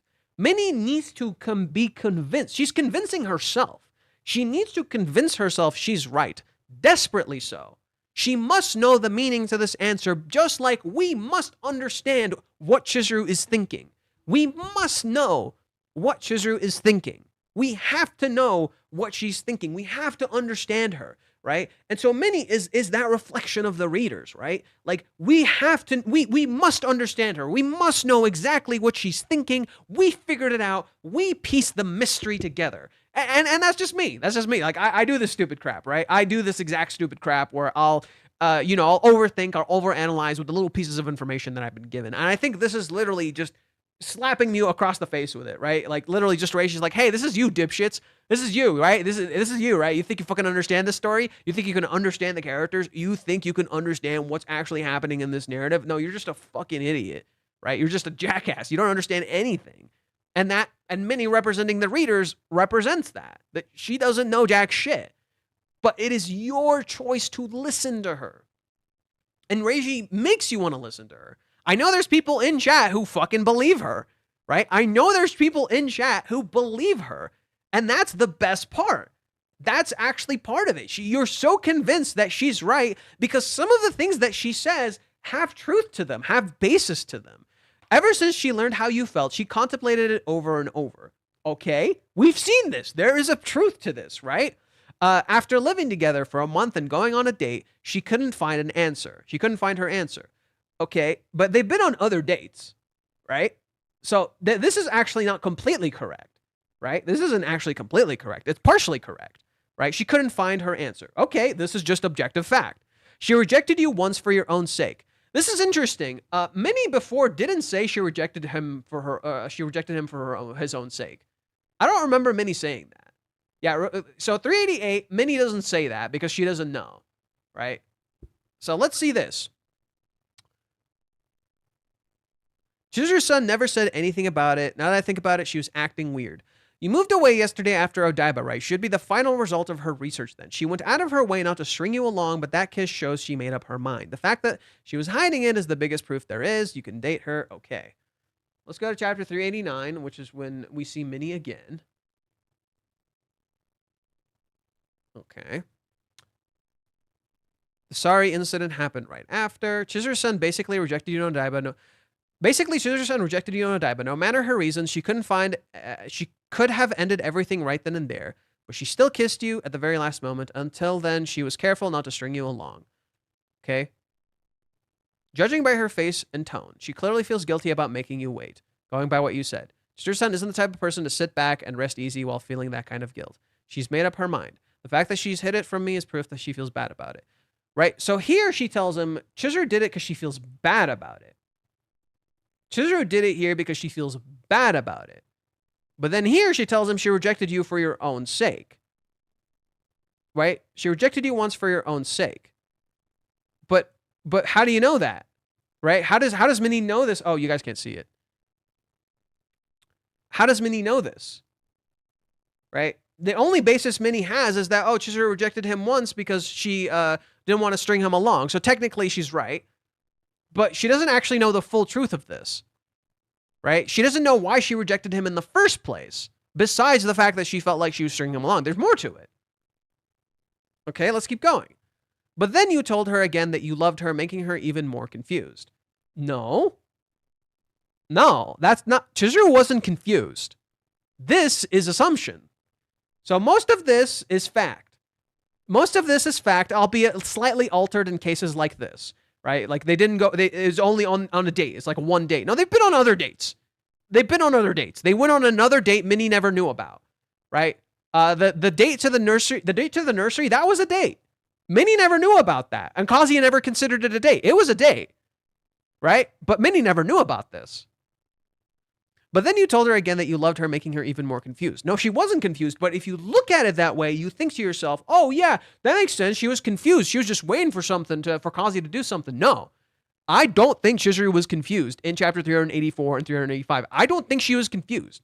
The reason I can say this is because after she kisses him, and you go to chapter 386, what do you see in chapter 386? Chizuru took the curtain down herself. What did I say the curtain represented? Protection, safety, comfort. And she told Kazuya, I'll ask Minnie to help me take it down. Chizuru realized she didn't need Minnie's help to take down the curtain of comfort. He could handle it. Kazuya could handle it. He's not weak. He could handle it. He didn't need the comfort, so she took the curtain down. But Minnie, when she shows up to Chizuru's place in the next chapter, what does Minnie say? You got the curtain down. Chizuru says it was easy enough. I managed it by myself. That clearly symbolizes that only girls are left in the house. That's not what it means, because Chizuru was expecting Kazuya to come back. So that's not what it means. She's speaking like the audience. She's speaking like a Redditor or a Twitter person analyzing this and saying that's what it must mean. That's not what it means. In reality, it is Chizuru taking down comfort for Kazuya. He's not getting any more comfort, right? She's not gonna comfort him anymore. He can see everything, right? Like you get this. You should see everything now. You should be able to face everything now. Don't be afraid to face the entire truth, right? Like you don't need comfort. You're okay. You can handle it. You're not weak. That's what this means. That's what the curtain being down means. She took it down on her own. She didn't need Minnie's help to do it. She didn't need any help to take down the curtain. The curtain represented protection, and Kazuya doesn't need protection. He's strong. He showed her he is strong when he said what he said. This is Kazuya showing Chizuru, I can handle it. And Chizuru realized I could take the curtain down myself, right? I don't need Minnie's help to take this curtain down. I didn't need this curtain in the first place, right? He can handle it. He's not weak anymore. He's never been weak. Okay? She was still unsure even on the next day. No, I just told you. Like, I showed you proof that she wasn't unsure. Maybe it's not concrete proof, but yeah, this is conjecture. All of this is just plain conjecture. There's not much evidence to back this up. But the moment for you two to part ways was approaching. Okay. The moment for you two to part ways is approaching. But this is more for Kazuya. The moment for parting ways, that's more for Kazuya. He was thinking that, right? If you go to the chapter, this is what Kazuya is thinking, right? The moment to part ways was approaching for him. Kazuya in 384 wasn't processing the move, right? Kazuya was the one who took the action, not Chizuru. Is that not true, right? Just on a simple basis of what happened, Chizuru was not doing anything. She didn't do jack shit. Chizuru look at Chizuru helping him through the door. Here's the door. Here you go. You can leave. Right? Chizuru literally opened the door for him to leave. She's like, here, you can leave, dude. Here you go. If you want to leave, you can leave. She's literally helping him out. That's the opposite of what Minnie is describing. Chizuru wasn't sad. She wasn't confused. She's literally helping him leave. She's still certain of her choice. She knows what she's doing. She's doing this on purpose. She knows what she's doing. Like, this is not an action done by someone who doesn't know what they're doing. She's doing this on purpose. There's a meaningful choice happening here. She literally helps him through the door. The person who considers that it's ending, who's finally starting to process that this is going to be over, is Kazuya. I guess this is really it. See, he's the one who's processing this is really over. He's the one who's thinking, wow, like this is actually fucking ending, because he wasn't doing that before. And he knows Chizuru isn't emotionless. He knows this. So why does he think she's being emotionless? Right? This is a callback to when he thought Chizuru was being emotionless when they separated. And she told him, no, I'm not emotionless about this. I feel shit. So when Chizuru is being emotionless here, it's intentional. It is intentional. She's doing it on purpose because she knows Kazuya can't handle this. She knows Kazuya gets freaked out by this shit. And she's challenging him. She's like, hey, am I actually... You saw me. You saw me before. You know I'm not emotionless about this. You know I'm not happy about this. So why are you assuming I am? Just because of how I look, how I appear to you is making you assume this about me. How Kazuya appears to Chizuru, how Chizuru appears to Kazuya, is what he keeps sticking on, right? She looks a certain way, that must be what she's thinking, right? Isn't she way too emotionless? We were together all day yesterday. The whole thing feels super lonely. Have you considered she feels the same way? You see this exact same thing in chapter 389. Why doesn't Chizuru text me? Literally, she's trying to, and she's borderline on tears. She's doubting herself. She's doubting everything she just fucking did. She's doubting everything she did with Kazuya. She's like, what if I made a fucking mistake? What if like he mixed up? And then she gets a call and you see the conviction come back. No, I did not fuck up. This is not my fault. Literally, chapter 390 is literally Chizuru saying, this is not my fault. I did not fuck up. I know this is not my fault. I know this is him. He needs to step the fuck up. So literally, this feels like a purposeful action. Kazuya is the one who's processing this is gonna end. She walks him out the door. He's literally already there. She's just following. She says and does nothing.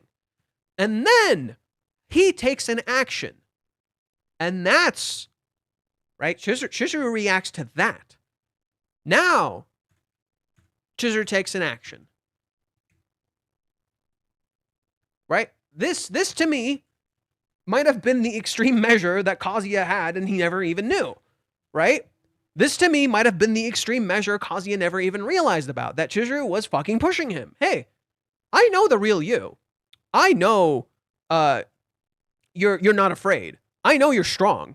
Show me you're strong, right? Right? Show me the real you. Why are you just leaving? Why are you just acting like this? Show me the real you. Show me what you want. And he does. And then she kisses him. I love this you. I love the real you. I don't love just anyone. So literally, this is all wrong. This is actually about Kazuya. This is actually about Kazuya. All of this is Kazuya. She was backed into a corner and unsure of what to do, right as she was watching you get into the taxi. That's literally Kazuya. That's straight up him. Right? Her wave of sadness didn't just happen because Kazuya said, I love you. That didn't, none of this happened. This is Kazuya. She's describing what Kazuya felt. That's why Kazuya cries. Minnie described his emotions. Minnie just took what Kazuya told her and reforged it as to this is what Chizuru was feeling. Minnie just took what Kazuya told her, literally like a prompt Kazuya entered to Minnie, and then Minnie just took what Chizuru told her, and she's like, this must be evidence of what's going on. Minnie is like AI, but with human imagination.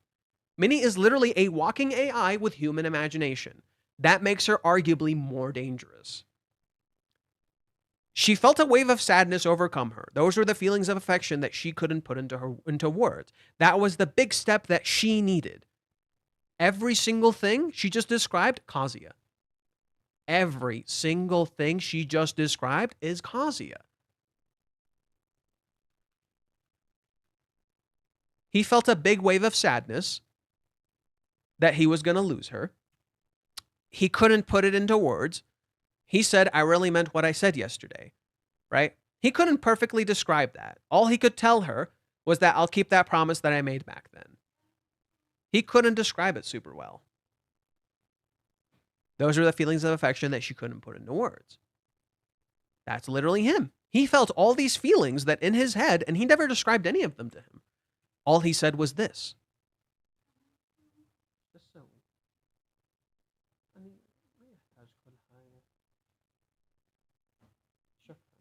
Thank you. Just take it easy. Thank you. Okay. So literally, when you're going through the chapter, what she's describing is Kazuya's feelings. Look at all these feelings, all of these emotions that he is feeling, and he says it in this. He couldn't put it perfectly into words. All he could say was this.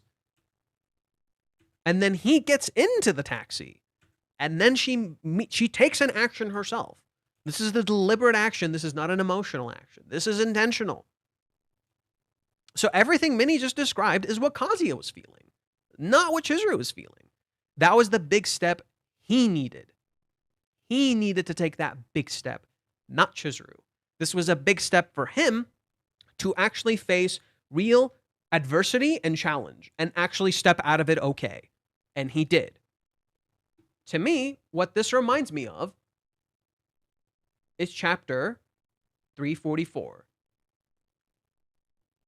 What does Kazuya say here? If you guys remember carefully.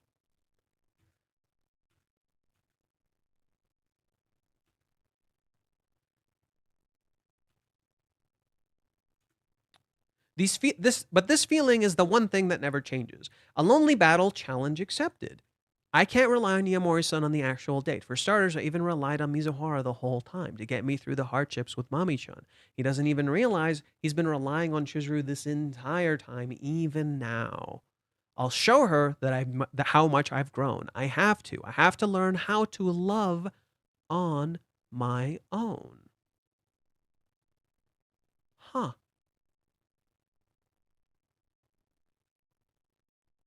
Huh. What happened? Isn't that literally what happened? Isn't that literally what he just showed her? That he could handle it, that he could love on his own, that he's fine, that he's not weak, that he is strong, and that he could handle it, he could love on her own. He showed her he could do that. Isn't that literally what happened? Huh. She had doubts if it was really okay, right? So she says, this is the answer to the kiss. No, it isn't. So literally, the only true thing, kind of, is this. This is fiction. This is fiction. This is fiction. If anything, these are based on the realities that Kazuya showed her. So these are Kazuya's feelings. These aren't Chizuru's feelings. She doesn't know Chizuru's feelings. You want to know how we know she doesn't know Chizuru's feelings? She admits it. She gave me an answer, or more like, she didn't give me an answer.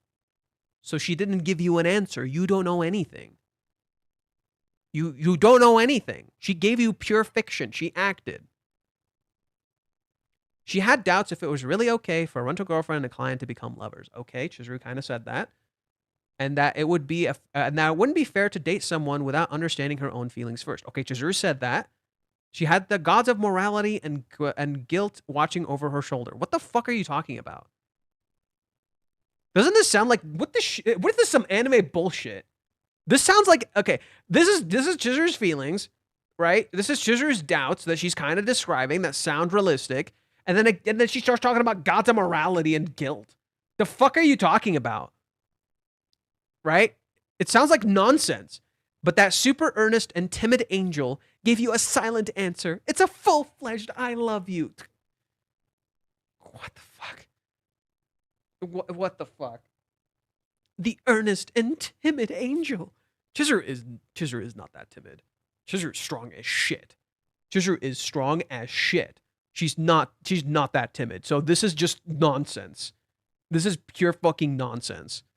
She gave you a silent answer. It's a full-fledged I love you, right? And this could be an I love you, right? It is an I love you, but literally everything else is bullshit. So it's like, where does the truth begin and where does it end? It could have been an I love you. It could have been I love this you. It could have been I want this you, not the other you. Right? You don't know what it meant. You're just assuming, like, oh, she just accepted all of him. No. Like, and then Kazuya starts crying and she says, I only see diamonds, because this is supposed to be a nod to rental. Where with rental, it's called Diamond. Chizuru's rental agency is called Diamond. Minnie doesn't even realize what she's doing. She literally said, like, oh, you're crying diamonds. Or these tears rolling down my face, I only see diamonds. They're such stooge idiots. They're such idiots. If anyone saw this, they would think they're jackasses. And that's the point. You're supposed to. You're supposed to think they're idiots. They are. They're jackasses. They're dumbasses, dude. Wait a second. Tell me everything. Mizuhara, what did Mizuhara say? Sure, let's talk. Let me order a drink first. Give me the touchscreen. Okay, so next chapter, they're going to probably sit down and talk. They're going to probably sit down and process some of this, and Kazuya is going to hear about the plane. He's going to want to take action, and upon taking action, I can see it then starting. So chapter 393 is when it's going to start. That's my gut feeling. I think 393 is when it's really going to start. Next chapter is going to be a bit of a focus on Kazuya talking to Minnie. I don't know if it will be. Maybe it won't. Maybe it'll be focusing on Kazuya taking action again, right? Like at the 3-month time skip, right? So we had the 3 days now, right? We had 3 days wasted. So now it's going to be like the opposite of the 3-month time skip. And we're going to have Kazuya actually take action now, right? And now he needs to overcome the 3 months, because he never got over the 3 months, right? He kind of did it to himself, and he never got over the 3 months. So literally, now that he started to kind of accept his feelings and accept himself a little bit, he's gonna want to take action, right? Chizuru, when she kissed Kazuya, it was faith, right? When Chizuru kissed Kazuya, I genuinely believe this is faith. This is Chizuru having faith in Kazuya, having faith in that Kazuya. But faith and believing in someone only goes so far. You have to shape it yourself, right? Faith and believing in shit is great, but you can't just wait for it. You have to make it yourself. And I think that's the true conviction of what Chizuru is doing in chapter 390. That's the truth of what Chizuru is doing, the truth of her conviction. I said this a few times, right? Chizuru is lying about something here. You don't see her. She's in shadows for most of this. This is the only time you see her. This is the only time you see Chizuru. The only time you actually see her stand out. And this feels like a truth, a sort of conviction of what she's doing. She has conviction of what she's doing, but she is shadowed, which means we shouldn't necessarily trust these words. There's something behind her that is the truth. The truth of what she's saying is behind her. There's a conviction to the thing that she is saying. She's saying something true, but that truth is hidden behind her. It's like she's lying intentionally. It's like she's literally using the lie intentionally to get something. To do something. And I think it makes sense considering Kazuya is just using Minnie to get what he fucking wants. And it's like, no, that's not going to work anymore. Right? And this is interesting because what Minnie describes, right? When Minnie says faith, she sees Sumi, who had faith in her. When Minnie says a cruel woman, Chizuru, like, you see Mami. And it makes you think of this as Chizuru's thoughts, right? When it says Kazuya had faith in her, she sees Kazuya, right, just staying stagnant. And then when she says someone could take him from you, she sees Ruka. But Kazuya isn't at work, right? This isn't actually happening. Kazuya isn't actually at work. He's at home. So this isn't actually happening. None of these things are actually happening. And then Minnie screams at her, saying, I don't know what kind of guy you liked. Her eyes are closed. And Chizuru is in shadow. Look at how composed Chizuru is. Look at how under control Chizuru is, right? Look at how it pans from above like you're seeing a camera from above. Look at how it shows Chizuru in shadows. Look at how she talks about a play and acting as you literally see a camera pan down at her, right? Or not a camera, a projector pan down at her, right? And then you see her stand out and she says the coup de grace, the final line. And then Minnie asks one more question and Chizuru leaves and does not answer. Now Minnie knows her answer. It's staged. This is all fucking staged. This is totally staged. It literally feels staged. It's so purposeful. It feels completely staged. For a chapter about a character having no patience, having no control. Like literally, this is literally Minnie having no patience, no control. Her phone's a fucking mess. She's a mess. She doesn't know what the fuck she's thinking. She can't piece it all together. She's just reacting to everything. She's just seeing things happen, and she's like, I completely understand. This is totally what needs to happen. She thinks she needs to push Chizuru to make some sort of choice. And then Chizuru here, composed, freaked out. Look at her, freaked out, composed. She's fine. She's making plans with her friends. She's fine. They're joking about plans for the future. They're saying they're going to do stuff. Minnie's the one who's panicking and reacting. And then Minnie pulls her in and says, what are you doing, Chizuru-san? Chizuru freaks out to that. As if Minnie figured something out. Right? As if Minnie figured something out. Right? And Chizuru looks kind of pissed. The fuck is this? Right? But Minnie didn't figure anything out. Minnie doesn't know anything. All Minnie knows about is the kiss. So, Chizuru remains composed, like she was earlier. She acts as she has always acted. She tells Minnie a premise, a prompt, and she literally sends a D-mail to Kazuya. She literally sends him a date from the future, right? The July 11th. That's what she sends him. Literally like how in Steins Gate, you can only send one sentence, apparently. In Steins Gate, you can only send one sentence back to the past. So literally just like that, she sends this one message about this time period in the future to Kazuya in the past, right? This is where I'll be. I'll be way here in the future. But it's literally bait. It's literally bait. Minnie doesn't realize she was played. Minnie does not realize she was fucking played. That's why she's in shadow. She thinks she understands. She doesn't understand anything. She got fucking played. So the next chapter is Distrust of Men. This feels like Minnie. Someone said it could be Chizuru, but we've seen Chizuru doesn't distrust men. She said she doesn't. The chapter from chapter 37 that I read you with Curry, she literally says she doesn't dislike men. She doesn't distrust men. That's not a thing Chizuru does. So I doubt it. I can see that there's probably some men Chizuru distrusts, right? Like even with Umi, she has faith in Umi, right? Even in the end, and then Umi like breaks her trust, and she's like, "Oh, fuck you, I guess." But literally, Chizuru does not. Chizuru doesn't distrust men. So this feels like something Minnie would say. However, she has every basis to kind of not trust Kazuya, but that's not true. For a very simple reason. While Kazuya talked to Minnie, while Kazuya did all this shit, while Kazuya is completely fucking up right now, Chizuru does still trust him. But she needs to call him out on his nonsense, right? So I don't think Chizuru distrusts him. Distrust of men sounds like something Minnie would say. It does. It really just sounds like something Minnie would say, or some sort of assumption Kazuya and Minnie would make about Chizuru, which is total fucking nonsense. So that's why I don't think it's actually Chizuru, even though Chizuru should have every basis to get angry and frustrated with Kazuya and to, not trust him with certain things when it comes to kissing and stuff and all that. But I think that's something that would need to be called out, right? That Kazuya is breaking Chizuru's trust, right? Chizuru is having faith in him and he's breaking her trust.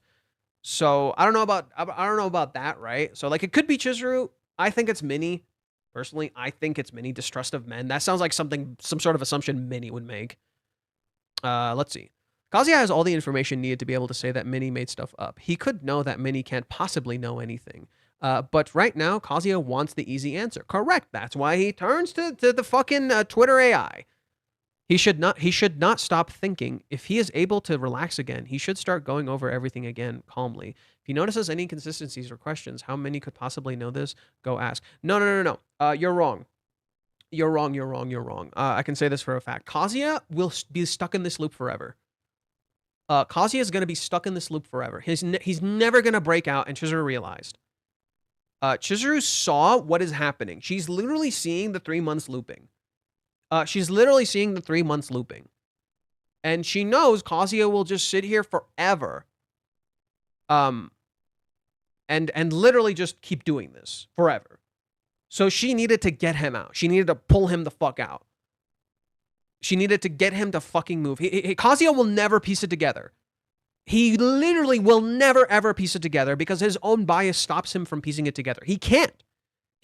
I'm not saying he won't. I'm saying he literally cannot. His own bias will continue to stop him. You see this when he's thinking about it, right? What Kazuya is doing is called ruminating.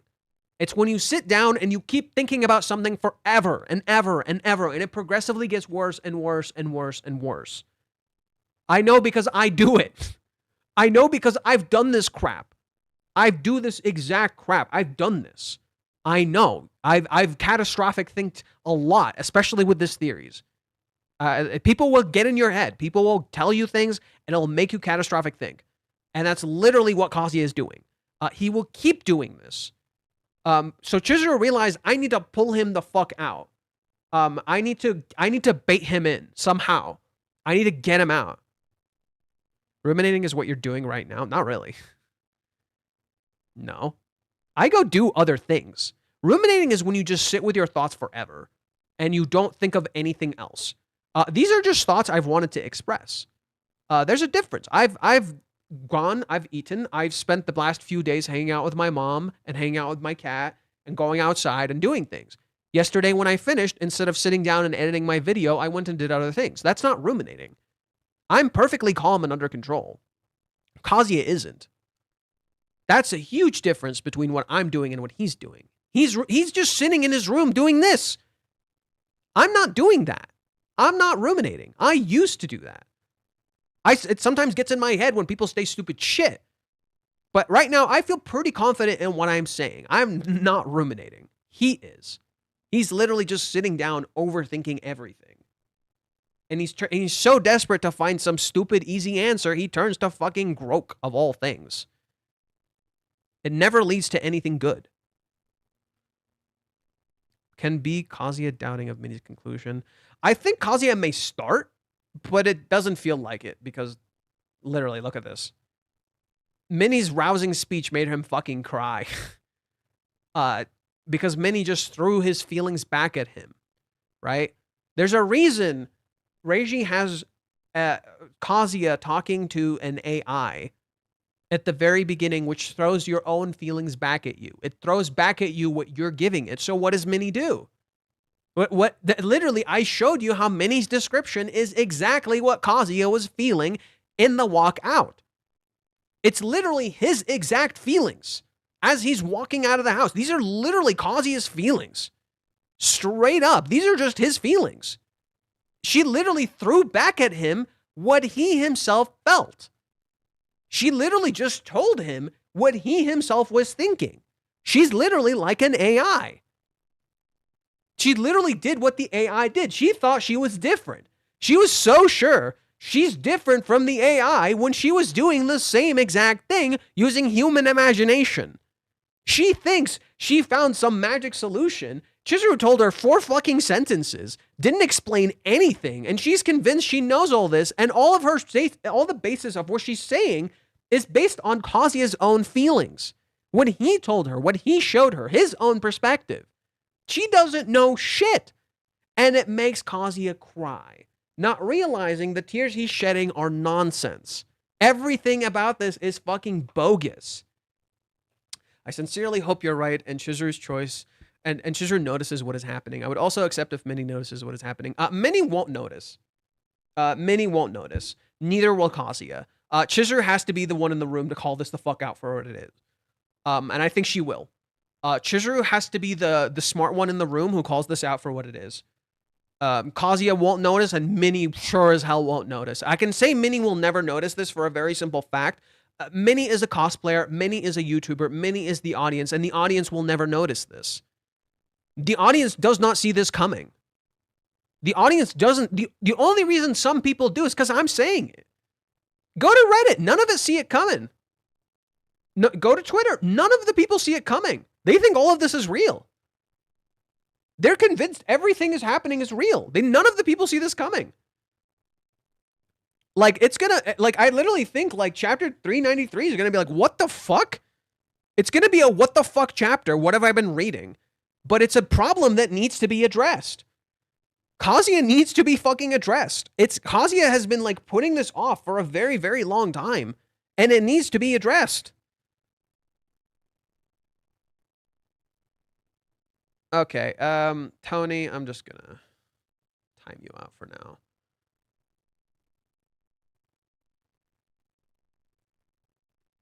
Let's see. So are you telling us that Chizuru predicted that Kazuya would not be able to get out of his loop on his own, acted that way to set things in motion? Not quite. Not quite. So Chizuru kissed him. She thought Kazuya would come and talk to her. He doesn't move. So what happens here? Let's go through Chizuru's feelings very carefully. Chizuru kisses him in chapter 385, sorry. And Kazuya goes and doesn't come back, right? She thinks he will come back. She takes the curtain down. He doesn't need protection. She goes and she looks, and he isn't there. And you can see her kind of start to doubt her feelings a little bit. What if I fucked up? Right? What if I did something wrong? She didn't. Chizuru did not mess up here. But Chizuru will keep doubting herself because of what Kazuya does. This is what this is showing you. This is a very intentional thing the chapter is showing you. Chizuru is doubting herself. Maybe I fucked up. Minnie shows up. Asthark, you're just gonna get timed out. You're welcome to rewatch my stream and understand, but other than that, fuck off. Stupid fucking idiots. Minnie shows up to Chizuru's place, and Minnie's like, oh, yo, welcome back. Minnie tries to get to know things, and Chizuru lies to her and tells her, oh, I knew you were coming. In reality, what happened here is that Chizuru thought Kazuya would come back. She made a big celebratory dinner for them to meet up and talk and like clear things up and like, you know, actually start a relationship. That doesn't happen. Minnie describes her like a wife and a mother. Chizuru's almost like waiting for him to come back and propose. And we see Kazuya with the ring literally looking at it, and he doubts himself. He's afraid to commit. So Minnie asks, Chizuru lies to her. Minnie says, I bet that made Master super happy. You think? She's happy. She's ready to start a relationship. Minnie says, I can't wait to see how you progress forward from here. Chizuru says that's not going to happen. As in, this is my relationship and his, right? I'm not, and then she lies to her again, right? She's shutting Minnie out just because this is something she wants to establish with Kazuya. She's not saying she won't interact with Minnie and Minnie won't know about the kiss. Chizuru's just keeping it secret because she wants to, right? This is her and Kazuya's relationship. Then, right here, Minnie says, what did Master say? He said, he still loves me. Look at her. She's stupid in love. Then she kind of wants to know, did he message you? Did he about anything else? Kazuya hasn't been saying anything. This is what the scene tells you. Kazuya has not said anything. She wants to know what he's thinking. True? We can just agree that's what happened, right? And she sits in a pose identical to the pose she sits in chapter 302 or 301 when she says her ideal proposal. It's the fucking same. Okay? Minnie says, anything else? Nothing. We got a Kazuya, and he's somewhere else. He looks like an idiot. He's somewhere else. Minnie shows up to his place, and we're going to focus on Chizuru here. So what is the cover? Chizuru's sitting and waiting. The key, the phone, and the altar in front of her, and it literally says, share your worries, your joys, and your sorrows with the altar. We don't see Chizuru in this chapter. It's mostly Kazuya and Minnie wasting fucking time. We get to this chapter, and what do we see? Chizuru's trying to text him. She's starting to doubt herself. He should be the one that's moving. But she's starting to doubt for herself. Why isn't he doing anything? What the fuck? And yet again, what do you see here? Chizuru's pose, that's firm here.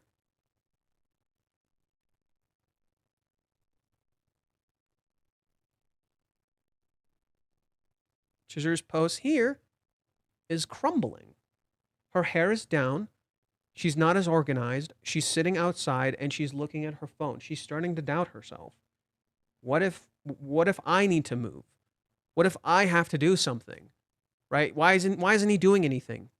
Why do I have to do something again? Did I not do enough? Did I not convey enough? Did I not like talk to him enough? Can we talk? Why isn't he talking to me? She's starting to blame herself, and she looks like she's about to fucking cry. I fucked up. I did something wrong. And then she gets a call.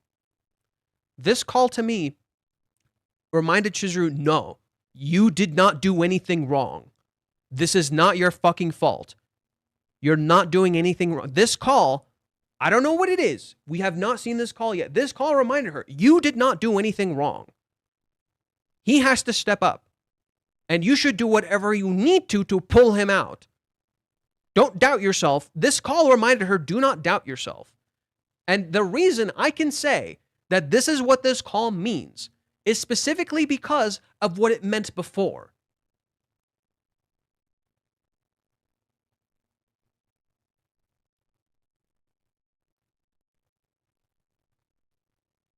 The reason I'm confident in this prediction is because before, this same call from this person in chapter 99, Audition, the movie one from spring. There's no way it'll get released in time, but if I can only tell her that I got the role, even if I can just tell her that dreams do come true, you failed.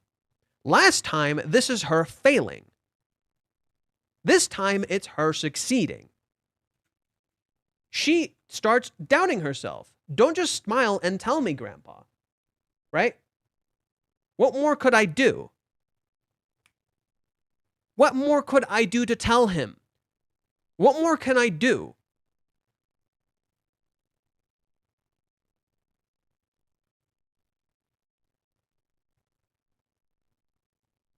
Then who shows up? Who rings the doorbell when she's doubting herself? Stop saying things like that. Stop telling me you'll keep the promise. Stop telling me you're just going to bail. And then who shows up? Kazuya. Who's the one who motivates her to move forward? Who's the one who says he'll keep promise? She remembers this. This is who she fucking remembers. This is what this call did. This call was this. This call was this. This call literally reminded her, no, you're not a fucking failure. You didn't mess up. You're doing good. You're doing great. This call helped. I don't know how it did. This call helped her to feel motivated in her choice. It reminded her of her conviction and what she can do, and it reminded her of who Kazuya is and who she loves. It reminded her of all of that. No, you didn't do something wrong. He did. And he needs to wake the fuck up and realize what he did. You're not doing anything wrong. That's what this scene told me. Chizuru remembered who Kazuya is. Chizuru remembered who she is, and she has faith in herself. This is a reminder of who she is. This is a reminder of who Kazuya is. This is a reminder to be true to yourself and what you want to do.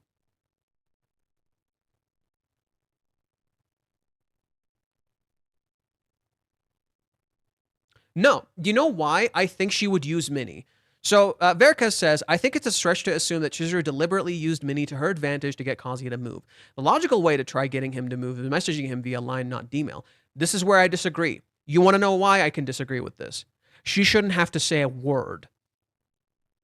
Why the fuck should she have to text him? She just kissed him. She just kissed him. He should come and ask. She's done plenty to communicate with him the entire date. The entire date, she's communicating to him, she's talking to him, she's explaining to him constantly. Chizuru is constantly moving the entire date. Why the fuck should she have to ask him to come and talk to her? No, it's time for him to move. Enough. No, she has done a lot. Reread the entire date. She's done plenty. She constantly talked to him. She constantly told him how she felt. She's constantly honest with him. She's constantly telling him, I want to be your girlfriend. Constantly. She's struggling and trying her fucking hardest constantly. And then when she finally, finds her answer and kisses him, he doesn't fucking text her for 3 days? How is that her goddamn fault? Why the fuck should she text him? What right does Minnie have to come to her at school, accost her, and tell her she has to talk to him? You know what? Fucking fine. I'll use Minnie. That's to me what the scene is. That's what this scene is. What right does Minnie have to say this shit to Chizuru? What right does anybody have to say this crap to Chizuru? She's worked her fucking ass off. Fuck you. This is literally Chizuru standing up for herself. No. You want to be with me? Fucking show up. You know what? Fine. I'll lie to Minnie. I'll tell Minnie a whole bunch of fucking bullshit. And you'll show up. Yeah, that's fucking right. You know why I think she's doing this to Minnie? She's saying, you won't get answers from Minnie. You will not get answers from Minnie. You will show up to me and you will realize all of this is bullshit. You will never get answers from Minnie. You will never have an interpreter from Minnie. You will never get an easy way out here. You want to be with me? Fucking be with me. Commit. You're not getting an easy way out. That's what this is saying. Chizuru will never give Minnie an answer. Chizuru will never ever tell Minnie an answer. She will use Minnie. If Kazuya is going to use Minnie to do this, if Kazuya is not going to text her, if Kazuya is going to keep running away, have some fucking self-respect and tell him to and just tell him to fuck off, right? Like, no, you show up. You want to be with me? Show up. Stop doing this crap. That's why I genuinely think Chizuru is using Minnie. Because you know what? If Minnie's going to do this, if Kazuya is going to do this, then fine. I'll play your game. I'll play your game. So, okay, fine. I'll play your game. I also doubt that Chizuru is noticing what is happening right now, but I agree that Kazuya and Minnie are unlikely candidates to realize what is going on. So we kind of have to put our hopes on Chizuru. No, I genuinely think Chizuru did this purposefully. I think every single action Chizuru took in the date, in almost everything she did, was purposeful. Nearly every single action Chizuru took was somewhat purposeful or deliberate in some way. She was very clear, constantly. Very, very clear, constantly. She constantly got out of her comfort zone. She constantly communicated to him. She constantly said exactly what she felt, and he's the one who didn't. So no. No. Enough. Literally, you want to be with her? Be with her. Enough. Chizuru has self-respect. Chizuru has enough respect and love for herself to know that this isn't right. And he has to step the fuck up.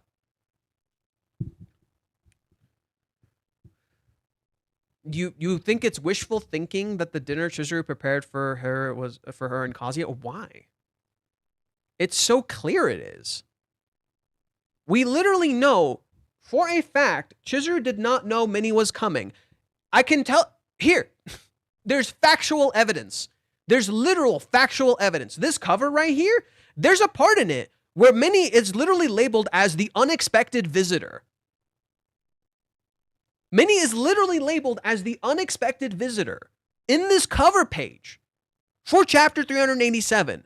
Chizuru straight up lies here. It's a half lie. Do you want to eat something? I heard you were coming back today, so I made enough for two. In the previous chapters, she literally said, Minnie is going to move out tomorrow, and she is she's out of town. She didn't know she was coming. This dinner is not for Minnie. Even Minnie says, it doesn't make sense. Why is it so celebratory? After a rejection just happened, it doesn't make sense. Why does Chizuru constantly lie to Minnie? Right? It feels like none of these answers are for Minnie. More of this is reinforced in chapter 390.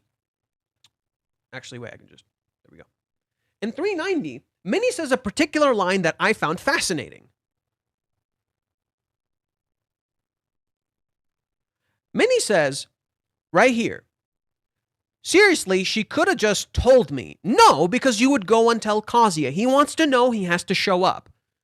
It's cute to think she was embarrassed, but why did she think she could hide it? Did Minnie find out in chapter 387? Did Minnie find out about the kiss in this chapter? What makes Minnie think she couldn't hide it? Why is Minnie so convinced Chizuru can't hide it? Because she did. Did Minnie get an answer about the kiss in this chapter? No. She didn't get an answer about the kiss in this chapter. Why did she think she could hide it? Because she did. Can you look me in the eye and tell me, has Chizuru ever explained what the kiss meant? No. Not once. She has never said that once. She never explained it. So why is Minnie convinced Chizuru couldn't hide it? She did. Kazuya shouldn't have told you. You got lucky. Minnie found out through sheer dumb luck. Minnie got Kazuya drunk, and Kazuya told her through sheer dumb luck. Minnie didn't even find out on her own. Right? Minnie didn't even actually find out on her own. She found out through sheer dumb luck that Kazuya happened to blurt it out when he was drunk. What if Kazuya hadn't? Minnie would have never known. Huh. It's almost like Chizuru did in fact hide it, and Minnie doesn't know anything. So that tells me in 387, none of that was for her. This is further reinforced in chapter 389, where Minnie literally says that Chizuru was cooking for her. Right? Besides, Chizuru-san was cooking while I was waiting for me. Cooking, huh?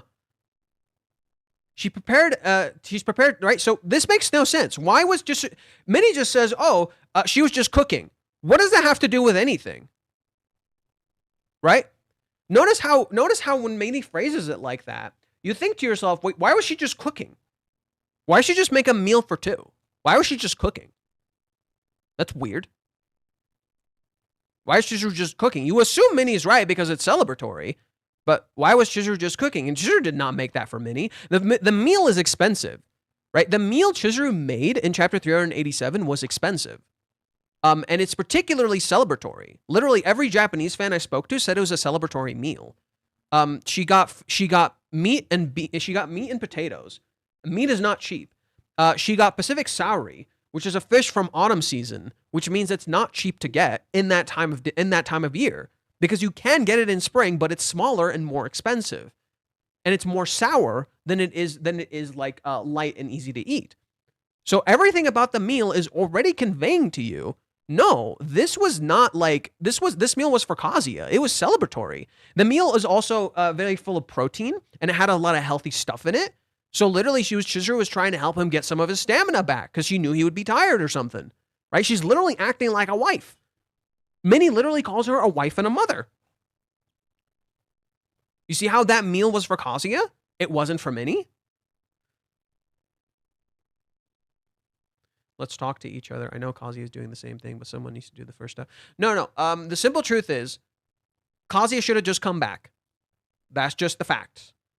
Kazuya should have just come back.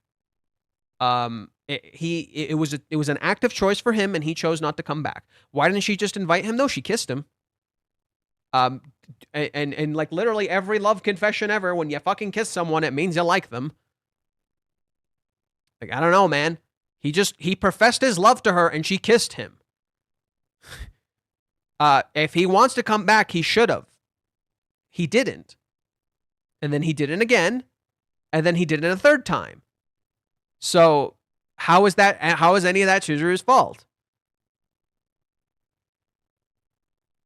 Chizuru is using Minnie by using her own flaw against her by giving her specific information with the expectation she only focuses on the specific detail on the 11th. Yeah, Minnie does that a lot. She'll literally pick certain things that like work for her own perspective, and she'll do that a lot. And she literally did that. She literally just straight up did that. I get the reasoning that Chizuru expects Kazuya to contact her if he actually wants her. She also doesn't have to take shit from Minnie, but it might give her a little too much credit to say she used her. I think she did. Chizuru kept Minnie completely in the dark before. Chizuru has actually used Minnie before in some ways, right? So in the 3-month time skip, Chizuru didn't use Minnie, but Minnie went and talked to Kazuya. And then Chizuru agreed to a date, and Kazuya and her met up, right? So what's to say she can't just use her now?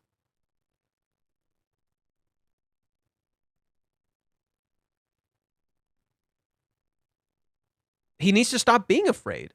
That's the look. I'm sorry. Like, I get people are like worried about Kazuya and Chizuru being unfair, but there has to be a stopping point. He can't be afraid forever, dude. If he's gonna be afraid forever, they can't have a relationship. They can't. If she kisses him and he's scared, they can't have a relationship.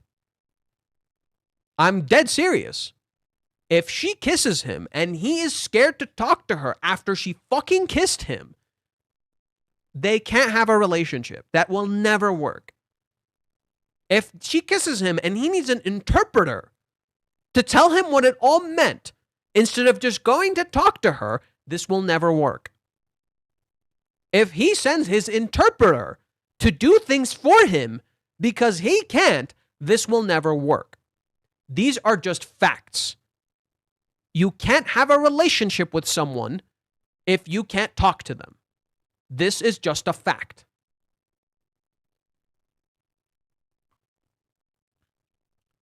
Now I understand why you told me that Minnie knew before he met Kazuya to get the details from the date. What do you mean? Can you elaborate? He may not be actively thinking about it, but the words of the cabbie gotta be rocking in his brain somewhere. No, he completely ignored it.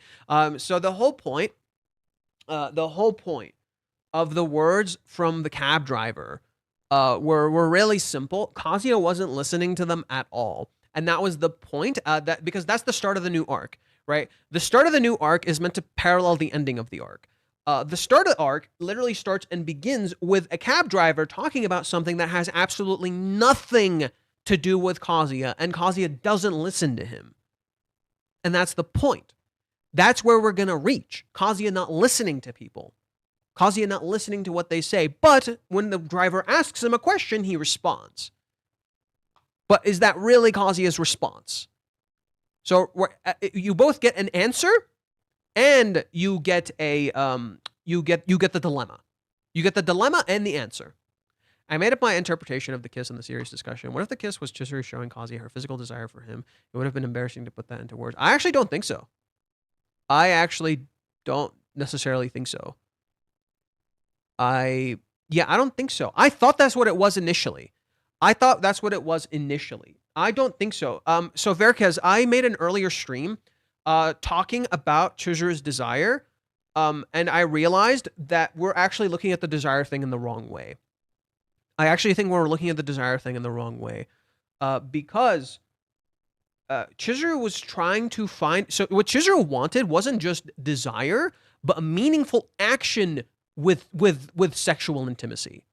Not just any sexual intimacy. And I know this for a fact because she touches his hand and she still doesn't feel like she's in love. She reacts emotionally. Remember when she rejects him? She grabs his hand, she reacts initially. She initially reacts, and then that feeling begins to fade. And then fade, and then fade, and then she's totally under control. And it's because that moment just plain physical desire doesn't matter. Just plain physical desire without meaningful action does not matter. However, the walk home changed everything. Why? Because it was a meaningful action of physical intimacy. It was an intentional, physical, intimate action that had purpose and meaning behind it. Not just, I touched him and I physically reacted. No. It's because it was meaningful, that it transcended just, physical desire. That's what it was. That's why the walk is so important. That's why the walk mattered so much. It was an actual intimate moment that had emotional intimacy as well as physical intimacy. Literally matching what Chizuru said in regards to, Literally matching what Chizuru said in regards to cheating. Literally matching exactly what Chizuru said in regards to cheating. It's not the physical act, it's the emotion behind it. It's the love behind the act. And Kazuya never did that in the entire date once. Not a single time did he intentionally touch her, intentionally do something with love behind it. Not once. Not a single time did he do that. But in the walk home, he did. In the walk home, that every single action he did was filled with love. And that's how Chizuru knew. That's how Chizuru found out. It's physical, it's literally physical desire with intention behind it.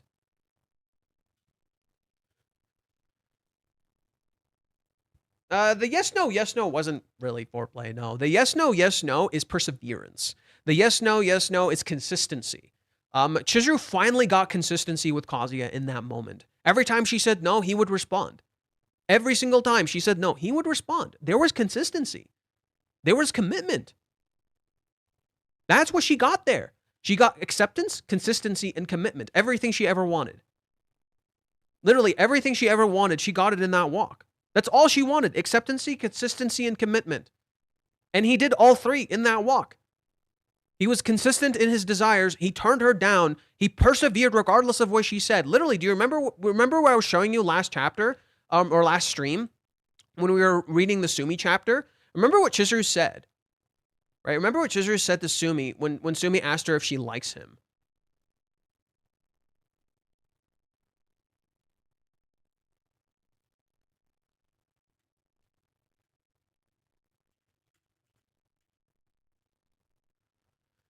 Someone who stayed by my side, who was there for me on the day Grandma passed away. Even though I insisted I was okay, someone stuck by me despite all my refusals, and that certain someone's persistence, it saved me. She refused, and he persisted. Isn't that literally what happened on the walk home? It's in chapter 383 about literally the perseverance of love. Literally love not ending. It's about perseverance. His persistence, him not giving up. She even says it here. He hasn't given it here. It translates to he hasn't given up on anything.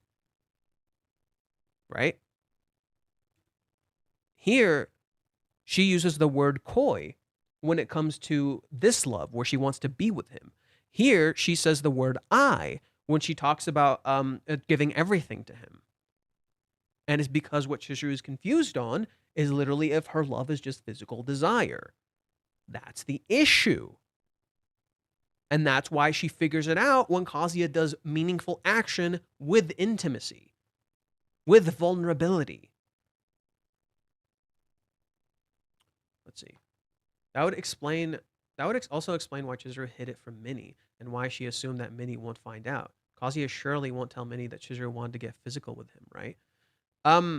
No. But it's just a private thing, dude. It's a private thing. Why the fuck? Like, yes, you're not wrong. Like, you're not wrong, yes. But Kazuya has never shared with Minnie in the past when it came to physical stuff. But he told Minnie about the kiss, right? He told Minnie. Did Chizuru ever? Wait, did Minnie ever know about? Wait, Minnie knew about the kiss in chapter 300 and. No, yeah, never mind. Yeah, never mind. I thought Minnie didn't know about the kiss in chapter 300, or sorry, chapter 234, but she did. Sorry. I thought Minnie didn't tell Chizuru about the kiss. She did. So it's not that Chizuru didn't want, she just, literally, it's just a private thing you shouldn't share, right? It's a private thing you shouldn't share, and Kazuya should have known. Kazuya gave her emotional intimacy also when he told her he would keep loving her before he got into the taxi. She responded with physical intimacy. No, that's not. No. I don't think that's what happened. That wasn't emotional intimacy. That's not what happened. Kazuya saying, how is that emotional intimacy? How is that? That's emotional vulnerability. That's not emotional intimacy. That's emotional vulnerability. Intimacy is when you literally like, I don't know if I would call that intimacy. I would call that emotional vulnerability. I think he showed her he could be vulnerable around her, so she could be vulnerable around him. Like you could look at like that, but I don't know. I can kind of see both. I can kind of see both, but intimacy is both physical and emotional. I think personally, true intimacy is if you can like break down in someone's arms and like literally be fine, which is literally what happened. In my opinion, like intimacy is when you like, break down in someone's arms and feel like you're safe, secure, and okay, which is exactly what Kazuya did. So I think, in a sense, what Kazuya did was he showed emotional vulnerability with her. And she's like, okay, you can show me emotional vulnerability. You can open up to me. You can be intimate with me. There you go. I give you that. Yeah, it is vulnerability because Kazuya wasn't doing that before. Because Kazuya was just acting. Right? Kazuya in 384 to 385 is just acting. Is that not true? Right? You get to 384.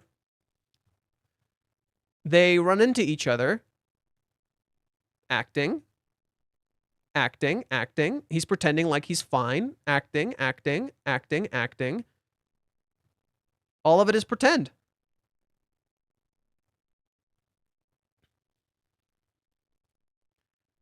Taxi arrives. He's making jokes. He's acting. He's pretending he's fine. He's pretending he's fine. Love is not a coward's game. Yeah. Love is not a coward's game. You can't be a fucking coward. You got to be strong. You can't be a coward, right? And then it starts hitting him and he starts losing everything. And then he toughens up and he shows vulnerability. He shows himself. He shows he's scared.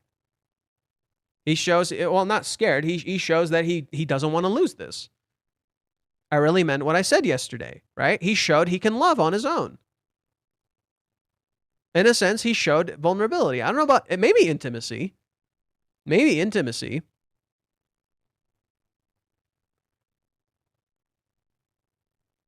Like, maybe we're both right. Have you considered that we're both right? Like, this could be also about physical desire, right? Physical intimacy as well as emotional intimacy. But it could also be about vulnerability and opening up. And Chizuru just opened up to him after he opened up to her. So he should have fucking realized, right? This is Chizuru having faith in him. This is Chizuru having faith. She literally closed her eyes and kissed him. She's having faith in him.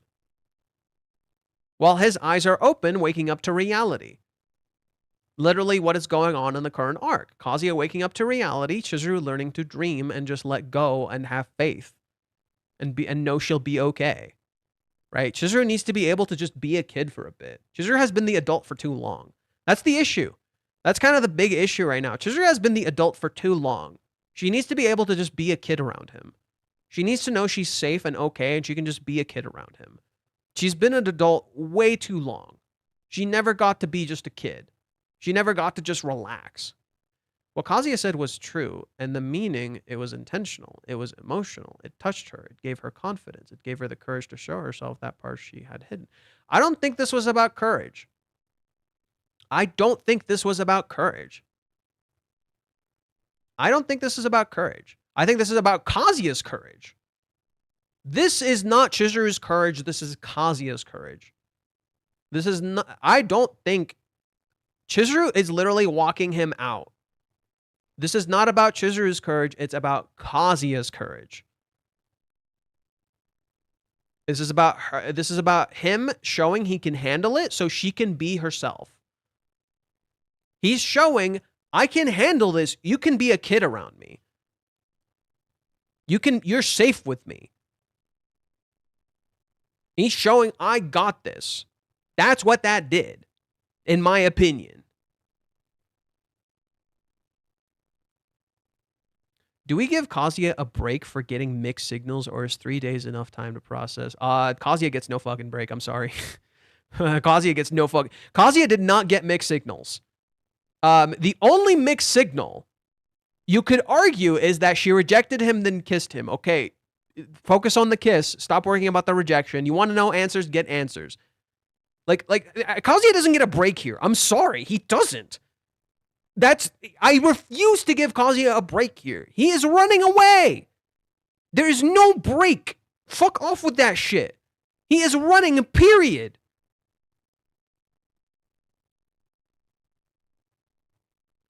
Kissing him took courage. She knew she can't take that back. But that's the thing, though. She didn't come to this decision lightly. The problem that I have with the way that you're phrasing it is that it's emotional. This is deliberate. No, this is emotional. This is not. This is deliberate, not emotional. No, she feels confident in her choice. This isn't just courage. This feels like confidence. I don't know about this, dude. This feels like courage. Fuck. It feels like confidence. I'm tired. I need a break. I'm gonna go eat something. I'm gonna be right here.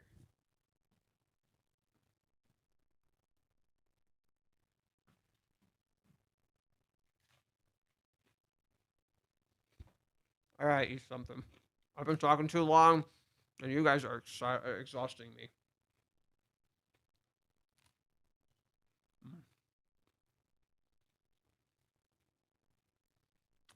Yep.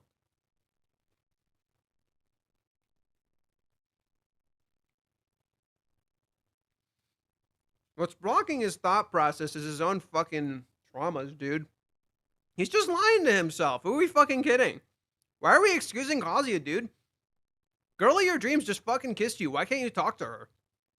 Like, seriously, why are we still excusing him? Girl of your dreams just fucking kissed you. Why can't you talk to her?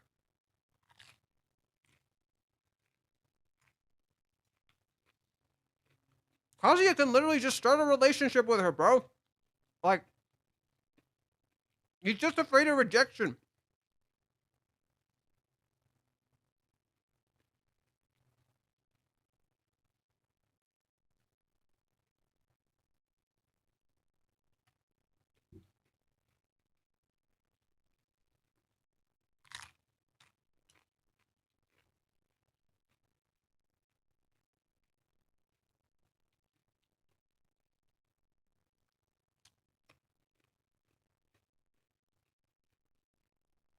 What am I eating?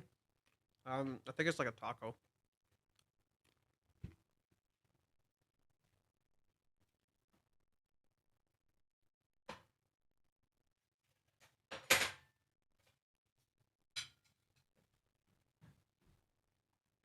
You know, I was complaining, but this food is actually kind of nice. I'm good, thanks. Yes, it was deliberate. I said that the Kazuya's words gave her confidence, but that doesn't mean it didn't still take courage. It still took Kazuya courage to take Chizuru, to ask Chizuru out. She gave him confidence. I feel like Chizuru got her confidence. Um, I mean, maybe. I mean, okay, sure, fine. Maybe it took some confidence.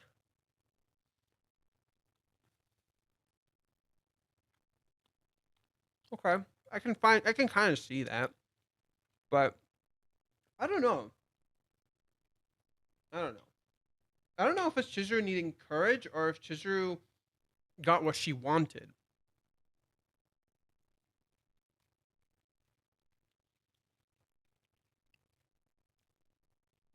I won't pretend Chizuru isn't like nervous here. Like you can see it. You can clearly see it. Like she's blushing. She walks away. She lets him go. Just clearly a little nervous.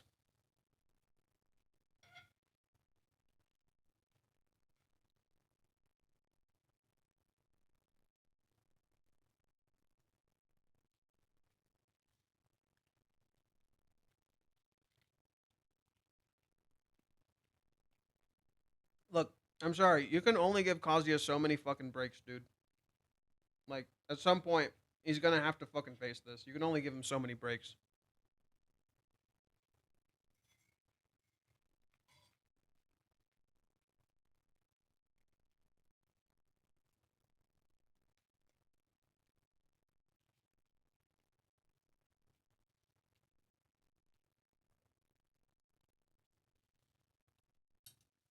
I mean, I did say Kazuya's words did give her confidence too, so I do agree in that front.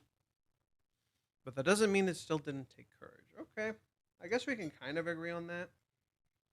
I just feel like Chizuru, there's a certainty to Chizuru's actions that made me feel like it wasn't about courage, but she genuinely had confidence in her choices. So it didn't feel like an element of courage. It doesn't mean she doesn't doubt herself afterwards, but the reason I don't want it to be called courage, the reason I'm staying away from the word courage, is because courage, it's something you have to like, well up within yourself sometimes, and it feels contradictory to Chizuru's deliberate actions up until this point. I can say it's confidence. I can say Kazuya's words gave her confidence, and it made her feel strong. But I don't know about courage. That could be. It could be courage. I just kind of want to stay away from the word courage specifically because of that. But I can see it being courage. Don't get me wrong.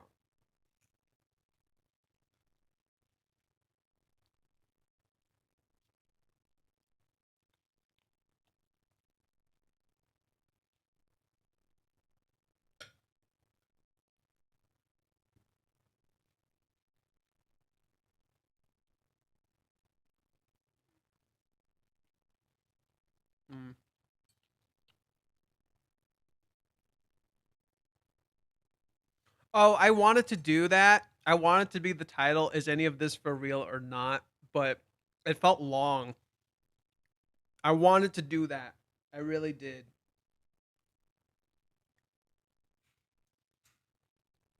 I'm sorry. I'm deeply sorry, Kingdom Hearts fans. I failed you. I did want to do it, but I failed.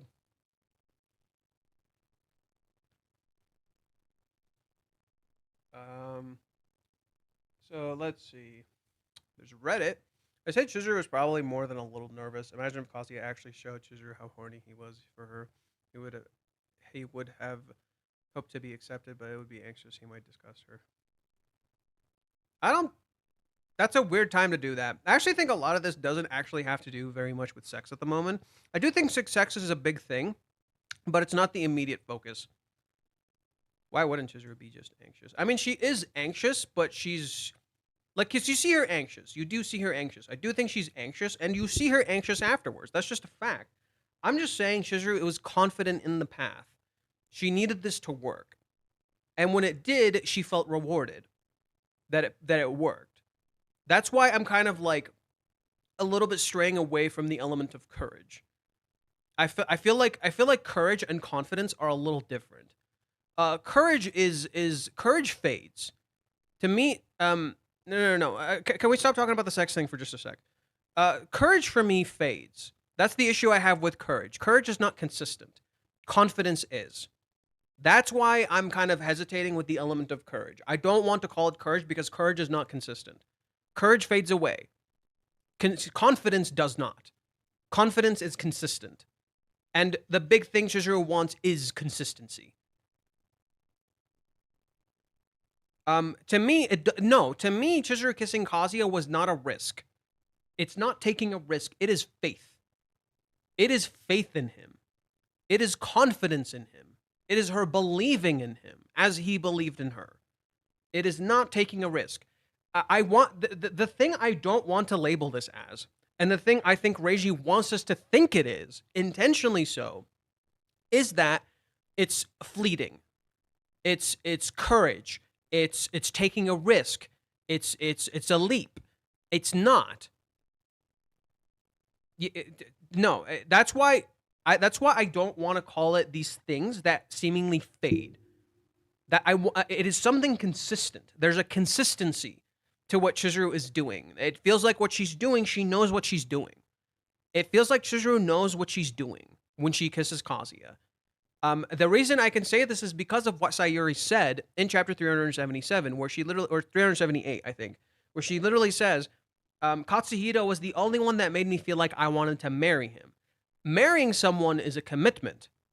Chizuru frames it like she committed and she did not make this choice lightly. So to me, that is commitment. It is confidence in the relationship. You can doubt your confidence, but it is confidence. And you see that conviction in chapter 390. There's a real sense of conviction to Chizuru's action. She really knows what she's doing. She has confidence in what she's doing. Confidence to me is different from courage. And it's not simply about physical desire. What if he was disgusted by her showing physical desire for him and never wanted to talk to her? No, I actually don't think that's what it is. I think there's that doubt in Chizuru's head, sure. But I actually don't think that's what it is. I think Chizuru realized she didn't need any of that. Kazuya could handle it. He's not afraid of her. He just convinced himself he is. I think all that stuff is just Chizuru, like literally, it's these things we're thinking about, and we're not necessarily wrong, right? We're not necessarily wrong about this stuff. I even wrote something about it on Twitter. I can pull it up. We're not necessarily wrong about the element of sex and Chizuru feeling like Kazuya doesn't like physical desires with her. We're not necessarily wrong about that. I just don't think that's the immediate issue. I don't. I do think that's something that will be addressed and faced head on and eventually like change some stuff. But like the fact that I don't think that's necessarily what it is. I thought that's what it was too initially. What if Kazuya is disgusted by her? But no, that doesn't add up. Something about that doesn't add up because I've seen.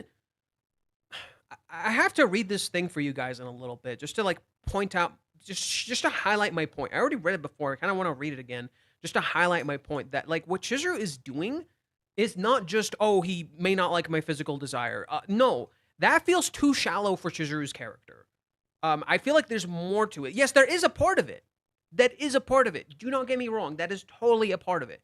But I think there's more to it, to Chizuru trying to find her love. I think this goes hand in hand. Confidence with doubt is quite similar to courage, but I agree that Chizuru is probably rather confident with some doubt than just courageous. That's kind of where, like, yeah, that's pretty much my stance. I do think Chizuru's actions were not out of courage, but confidence and faith and belief. I feel like Chizuru made up her mind that she trusts he will wait for her until she ends the role and be an original girlfriend. I don't think that's what it is. I do think Chizuru has faith in Kazuya, and she has made up a mind. I do agree. She's made up her mind about him. She has faith in him, but I actually don't think him waiting is what she wants. What Chizuru wants is for Kazuya to be there. And you know this through the movie arc. You know this through what she said in chapter 179. She says she wants someone to be there to support her. Why would she want to go through this alone? She literally said she doesn't like living in that house alone. Why would she ever choose that? She isn't. She's not. That's a lie. She's not. I think she knows if she brings up the play, Kazuya will show up. And then she can talk to him and call him out on his bullshit. I think so.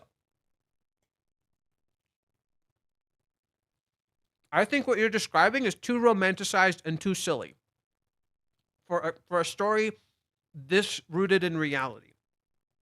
This is not fantasy. The story is not fantasy. It is reality. And Kazuya must face reality. You can't just, sit and hope and wait forever. That's fucking stupid. That's not how life works. You can't sit and hope and wait forever and hope things come to you. You have to take fate into your own hands. And I feel like Chizuru is. She's not going to just sit and wait.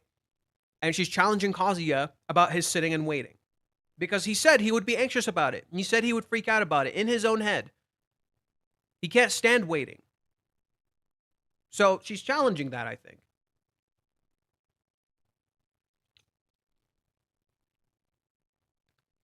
I do agree that Kazuya's big problem has been being on standby mode after the kiss. The kiss should be obvious that she was craving intimacy. Not just intimacy, like she's ready to start a fucking relationship with him, dude. The intimacy is how she found her answer. She wants to start a full fucking relationship with him.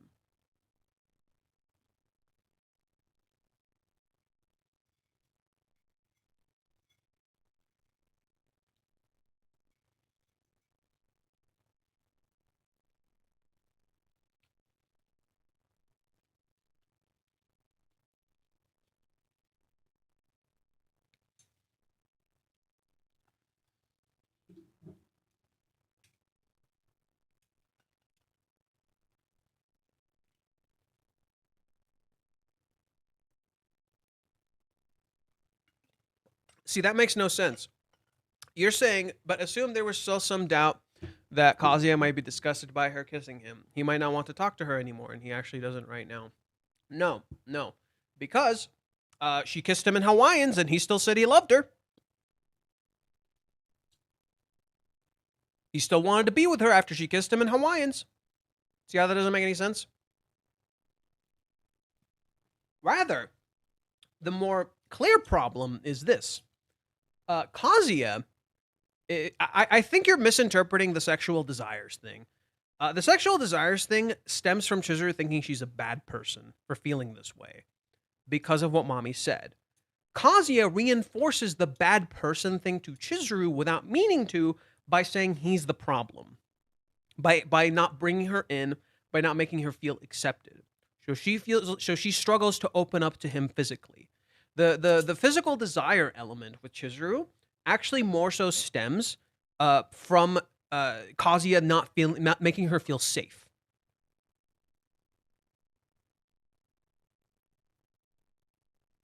No. What are you talking about? Do you know what you're putting Master through? Yeah, he literally fucking disappeared. She literally didn't talk to him. She literally didn't talk to him. I do think sexual desire is a part of it. That just I think it doesn't add up, It doesn't fucking add up. Like, I do think that's a part of it. It just doesn't add up. There's something off about that.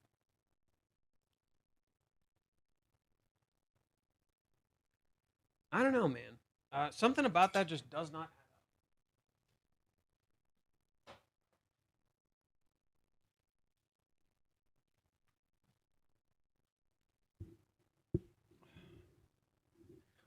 I think it's more so Chizuru just being told she's a bad person for feeling this way through characters like Mami, through stuff like that. Like, she's a bad person for doing this. She's just using him. To me, the sexual desires element is a little different from that. To me, Chizuru thinks she's just using him for her sexual because she wants to be with him. I can read for you the thing in a little bit. Let me just go through Reddit real fast. A relationship that is a relationship. Wait, is this recent? A relationship that needs an interpreter is not a good relationship and is one that won't last forever. Yeah, yep. Said what I was thinking. This is a fairly simple chapter, all things considered. Kazuya freaks out some more, this time using an AI chatbot that's no help at all. And then Minnie gives a recap of the data arc so far. She also adds in some of her own opinions, namely that Chizuru's facade is falling and it's highly unlikely she's about to admit that she wants to be Kazuya's real girlfriend. She's more or less correct about everything she says, and it's also in line with the previous analysis of Chizuru's motivations, which you can read here and here. Basically, this chapter seems like Reiji talking directly to the audience to make sure we're understanding what is going on in the story right now. Or he's playing you like a damn fiddle. He's playing you like a damn fiddle. Let's see. I was talking to someone. Let me see what I wrote.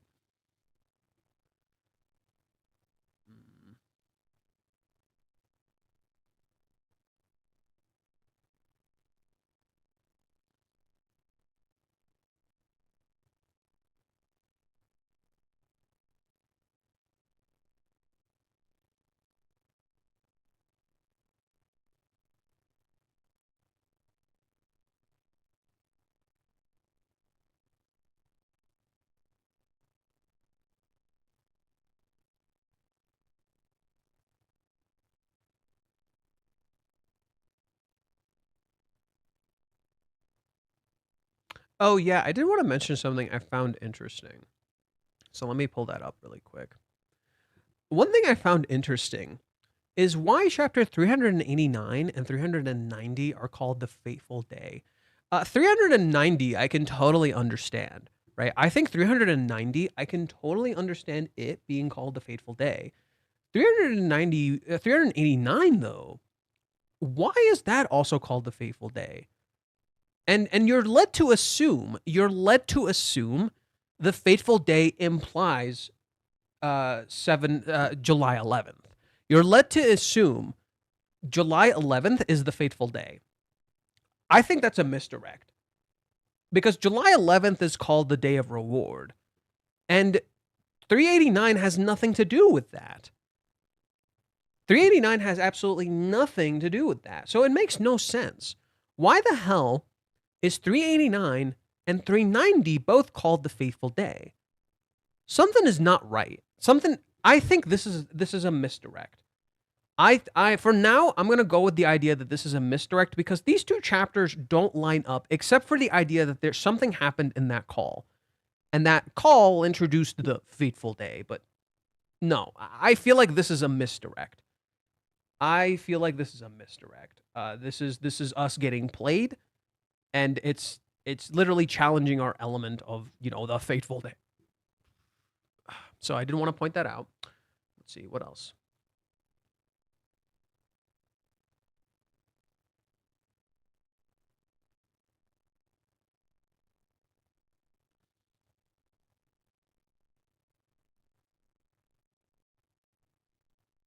So yeah, I wrote here, I feel like the play is a misdirect in of itself, and most of it, and as most of her face is hidden. And we also heard that she got a role in 319. So what if this is the same play? And she even heard her talk to her manager. It was all secondhand. Right. So we never heard her talking to her manager. Yeah, I also put out the point, Fateful Day, when it started. I really don't understand. Yeah, the whole thing is we don't know what's going on.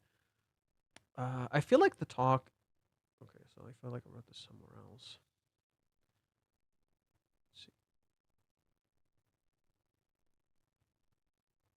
Yeah, I read this earlier.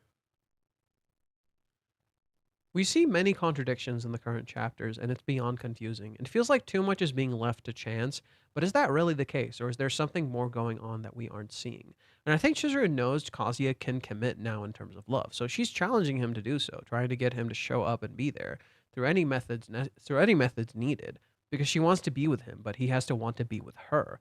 Because go back to the start of the cohabitation, he keeps acting like he's trouble and he doesn't want to be with her, which makes her feel like she is a burden. A part of the reason Chizuru hated herself, I think, was Kazuya constantly acting like he was troubling her, which in turn made her feel like she did something wrong, like she's the problem. Yep. Okay, what's going on with Verkez? Wow, you wrote a lot. I just wanted to say that it all massively feed the doubt. But now Chizuru has to have faith. But now Chizuru has to have faith that Kazuya can be kind of person that think badly of her because of how found out her desires. He loves her love survived rejection. It will survive a kiss. I don't know. I don't know. I'll read you what I wrote later. Let me just go back to Reddit for now. I'll read you what I wrote later. I wrote like a whole thing. And I'll pull it up and talk about it.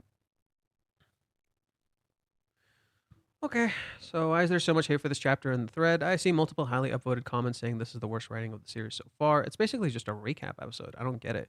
I really don't. Reishi's writing isn't perfect, and there are legitimate criticisms you can make. His pacing is very slow for a weekly serialization. He spends way too much time on what they're basically advertisement for the various blah blah blah. The chapter just was confirmed by Reishi on stream that it was a purposeful exposition dump to help the fans who didn't. No, no, no, no, no, no, no. No, don't listen to this person. This is a lie. This never happened. No, no, no, no, no. No. Reiji does not do this. Reiji does not do this. No. Reiji only talks about future chapters when they occur. So, for instance, he only talked about the Kiss chapter after it had released for a few days. Or not a few days, a few weeks. It's literally a few weeks later. So he talks about the Kiss chapter when chapter 387 came out. He did not talk about this. I saw his stream. He did not talk about this. Do not listen to this person. He's making shit up. This did not happen. No. Reiji has actively avoided talking about future spoilers. There's only one thing he's mentioned and somewhat talked about. This was not it. I did not hear about this. I talked to Japanese fans. They did not say this. I speak to Japanese fans that follow his streams, that are on his on his Twitter space, and talk and like literally engage with him, and none of them said he said this. I did not see this anywhere. This is total bullshit. No. Jesus Christ, why are we just spreading misinformation? The Japanese comments on the Kiss chapter were all very negative. No, they fucking weren't. Okay, this person's just making shit up. This person's just making shit up. No, they fucking weren't. There were some negative ones, sure. But no, if you scroll past them, a lot of them were very positive. It was a very positive chapter. It was not negative. The fuck?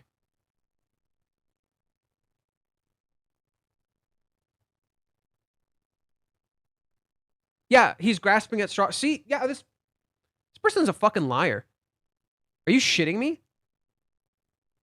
I can't confirm that, but the chapter is either about the story about how unhealthy it would be to use a middleman, or just telling what you should think about the story, which you don't telling a story. What's the point of making a chapter for people who won't ever put any effort to understand what's going on? It's one of those chapters you need the chapter for the volume. If you said it's a true, because it's better to ignore it. Nothing changes for me if he writes this or takes a week off. Thank you.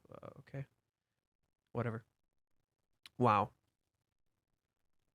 He literally does not show any sources or anything. At least for me, I tell you it's from a Twitter space. When I mention things, I tell you it's from a Twitter space. I know I shouldn't necessarily be sharing it, but I do. I got information from a Twitter space, and I double check it with Japanese fans.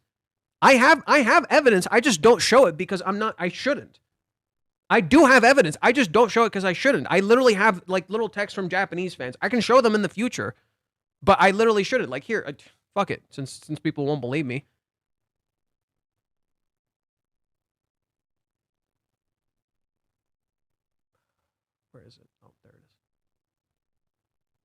right? I speak to this Japanese user right here, and he tells me stuff all the time. Like he follows, he is on Reiji's what is it? Reiji's Twitter space. He subscribed to Reiji's Twitter space thing, and he talks to me there. You can see if I go to Reiji, you can literally see.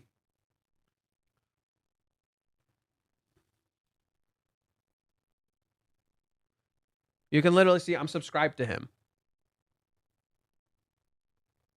Okay? So I actually do fucking engage with this writer. I don't know where this person got their shit, but nobody told me this. And someone came to me and talked to me this morning saying this is true. It's not true. I've literally never heard of this. If someone says bullshit, tell them to give me a fucking source. If someone says this, tell them give me a fucking source. Send me a source. Don't just let them say shit.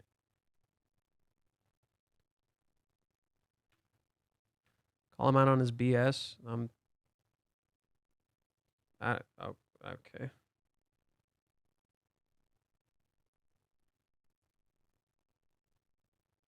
Give the sauce to confirm that. Doubt it was the Twitter space, but he shut down the sandbox. Or he said it during his Twitter membership thing.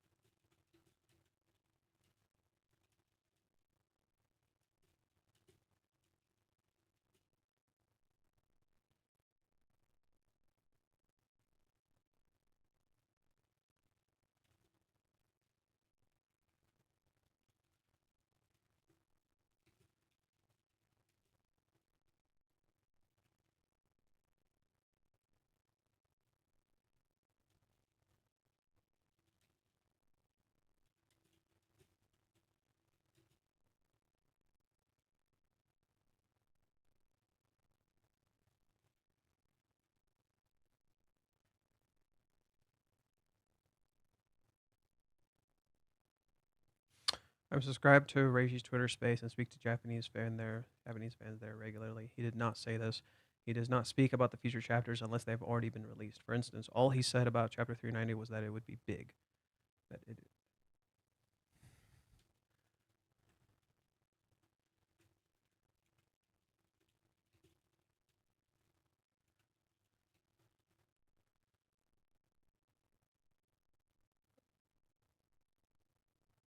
in detail, unless they've already been released. For instance, all he talked about in Japan is that that's it. Nothing else. He did not speak about this chapter, and no Japanese fan has said anything to that effect when I asked. So I don't know where you claim you saw this, but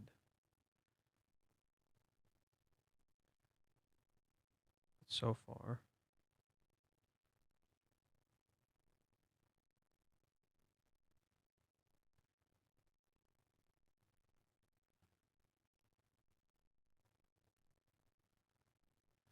So this just feels like saw this.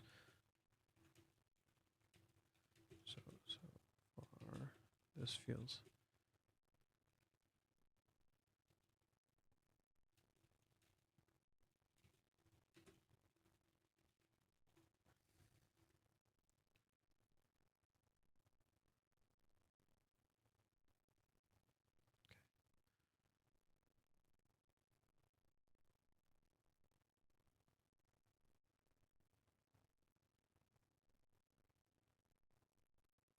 Blah, blah, blah. Someone's talking about dragging this to 500 chapters. Why are the conversations about this manga always so boring? There's so many more interesting conversations we can have, and it's always dragging. Nope. Here's my personal impression of chapter 391 in regards to the assumption of Minnie aside. It's been talked about quite a lot already. I get the strong feeling that these two chapters are kind of filler or recap chapters. Oh my god. We've seen this a lot, and after you can see Kazuya's smartphone, he receives Minnie's message, blah, blah, blah. In my opinion, his interesting will be receiving just a fortune telling using my broken crystal ball, blah, blah, blah, blah. Whatever. This was quite possibly the worst thing Minnie could have done in the situation. I can already see what might have happened when the fateful day comes, and it ends up not being what Minnie told Kazuya. I doubt Kazuya is just going to sit on his ass and do nothing. The plays always motivate Kazuya to move. The plays have always motivated Kazuya to move. Chizuru always tells Kazuya about the plays. It doesn't make sense for him to for him to just sit and wait. That doesn't make sense.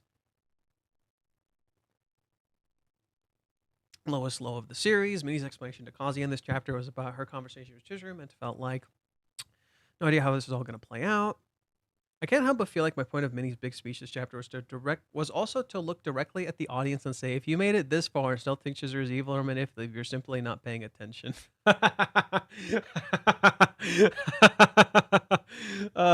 If I'm being flippant here, of course, but Minnie's conversation with Kazuya in the cafe is the big event of the chapter, and I want to dig into what its consequences are likely to be. Specifically, what I find significant is that Minnie has read Chizuru's non-answer as a definitive yes after July 11th, and she's conveying this sentiment directly to Kazuya. This is likely to have both good and bad effects, in my view. Okay, this seems like a reasonable and interesting comment.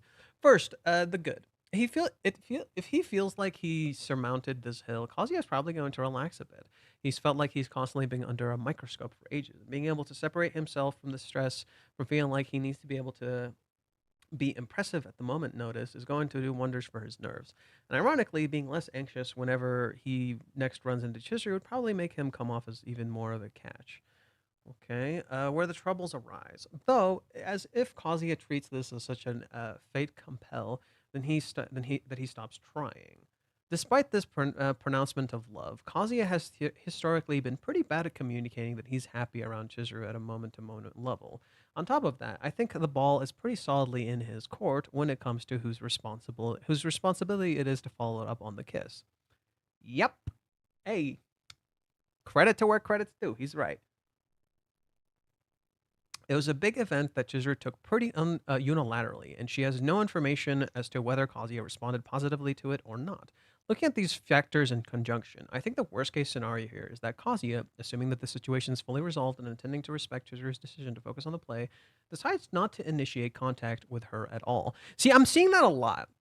Are you guys noticing that? Are you guys noticing this pattern where everybody has seemingly become convinced that Kazuya won't do anything? Right? It feels like that's kind of something I feel like Reishi is intentionally playing into. Don't do anything for a month and a half. Doesn't that feel like intentionally what he's leading you to believe? And that the story is not gonna do this. Isn't that what the story feels like? It's intentionally leading you to believe, and that this is not actually what we should be doing, right? I feel like it's gonna end up being the opposite. The fact that he's intentionally leading us to a particular direction tells me it's not gonna go that way. That is Reishi's MO. That is Reishi's iconic MO. That like, just sit there and do nothing. And I feel like Chizuru knows this. Chizuru knows this is bullshit. Chizuru knows that like this stuff is gonna happen. So why would she say this? It means he's gonna act, right? I think it'd be pretty reasonable for her to assume he's lost interest, and what if that happens? Things could go spell trouble. Okay. It's unfortunate that went through would go. Minnie giving her interpretation of what Chizuru said to Kazuya. As we know, Minnie can tend to over exaggerate things. That's where we're headed here. Oddly enough, I thought the AI response was much more sense than what most of characters have done so far. The problem now is, what does Kazuya do? Does he wait and build his hopes up, or does he go out in the meantime and address the other problems he has right now? Like all the other women in his life, namely Mami and Ruka. I somehow think these two make intersect somehow. In the meantime, I think Chizuru is going to be understood. No, that seems boring. What a boring prediction. Kazuya is the embodiment of the song. This particular song that I bet Johan knows starts with never. You could just say the name because I'm not going to figure it out.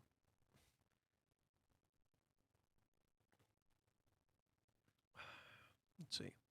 Pretend there are 30 pages of me yelling, fuck, text each other, you beautiful idiots, at Kazuya and Chizuru here. Okay.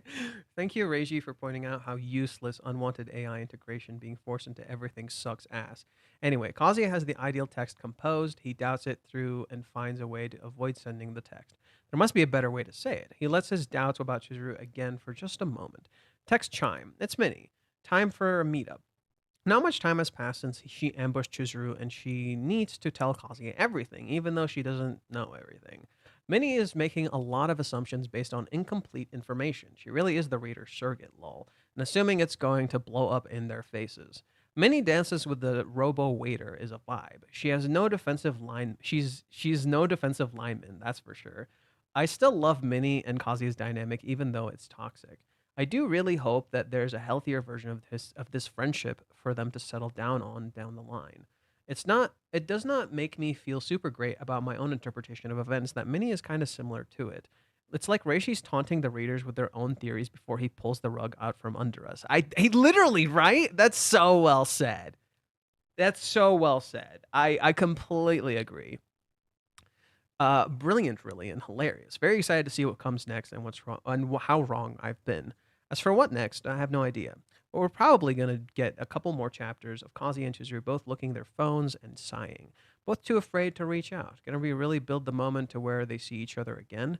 What I'd like is for that to be well before the 11th. In my opinion, this play could be the big opportunity for Kazuya to shine.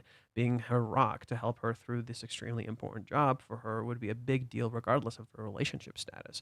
I do agree. At some point, surely Kazuya is going to tell him Chizuru's going to tell him about the play herself, but possibly only after he asks her about it. And she'll probably assume he'll be disappointed that she is making him wait. He might be, but he is her relentless advocate, especially as an actress, and knows that there will be times he's going to be put that back to the burner. What if his response is okay? How do I help? Too easy. Let's see. Not committing to anything huge and not anything that would be detrimental to his future. But something small, like say he takes his key back and on the nights where she has the late rehearsal simply does not have time to spare, his dinner prepared and both drawn for her. Yeah, I think someone said this online or something again. I'm not a writer. I just leave this here. Minnie's encouragement in Kazuya is something he's going to be frustrated, but this will lead him to take action eventually. He will call her and she won't talk. What? Okay, whatever. Ah, Verkes. Well, hello there. Hello there.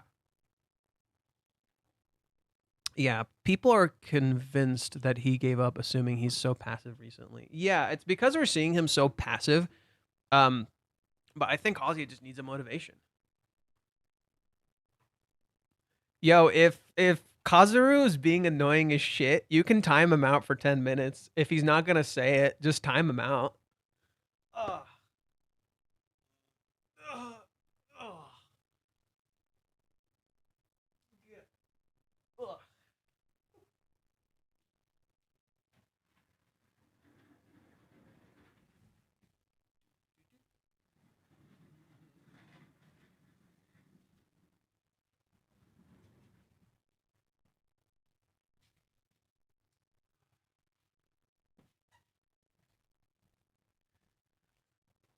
Yeah. Ooh. Now I'm more comfortable. Oh, this is my. I have two chairs. I have like a work chair and a comfy chair. This is my comfy chair. I bought these years ago, by the way. This chair, I've had this chair for like years and years. I've had this chair since like I don't know how long. I've had it for a very long time. And then that one, I've had that I don't know, like 3 months, 4 months. I'm interested in buying the Umitsuki merch that you got. You said you got it from CD Japan, but which is it? CD Japan. Oh, oh, you mean what's it called? I just looked up like Rent a Girlfriend Umitsuki, and it just came up. I don't know. Just look up Kanojo Okarishimasu, or just find the Japanese name and type the Japanese name at CD Japan. That's how I got it. Sorry, I don't remember the exact details.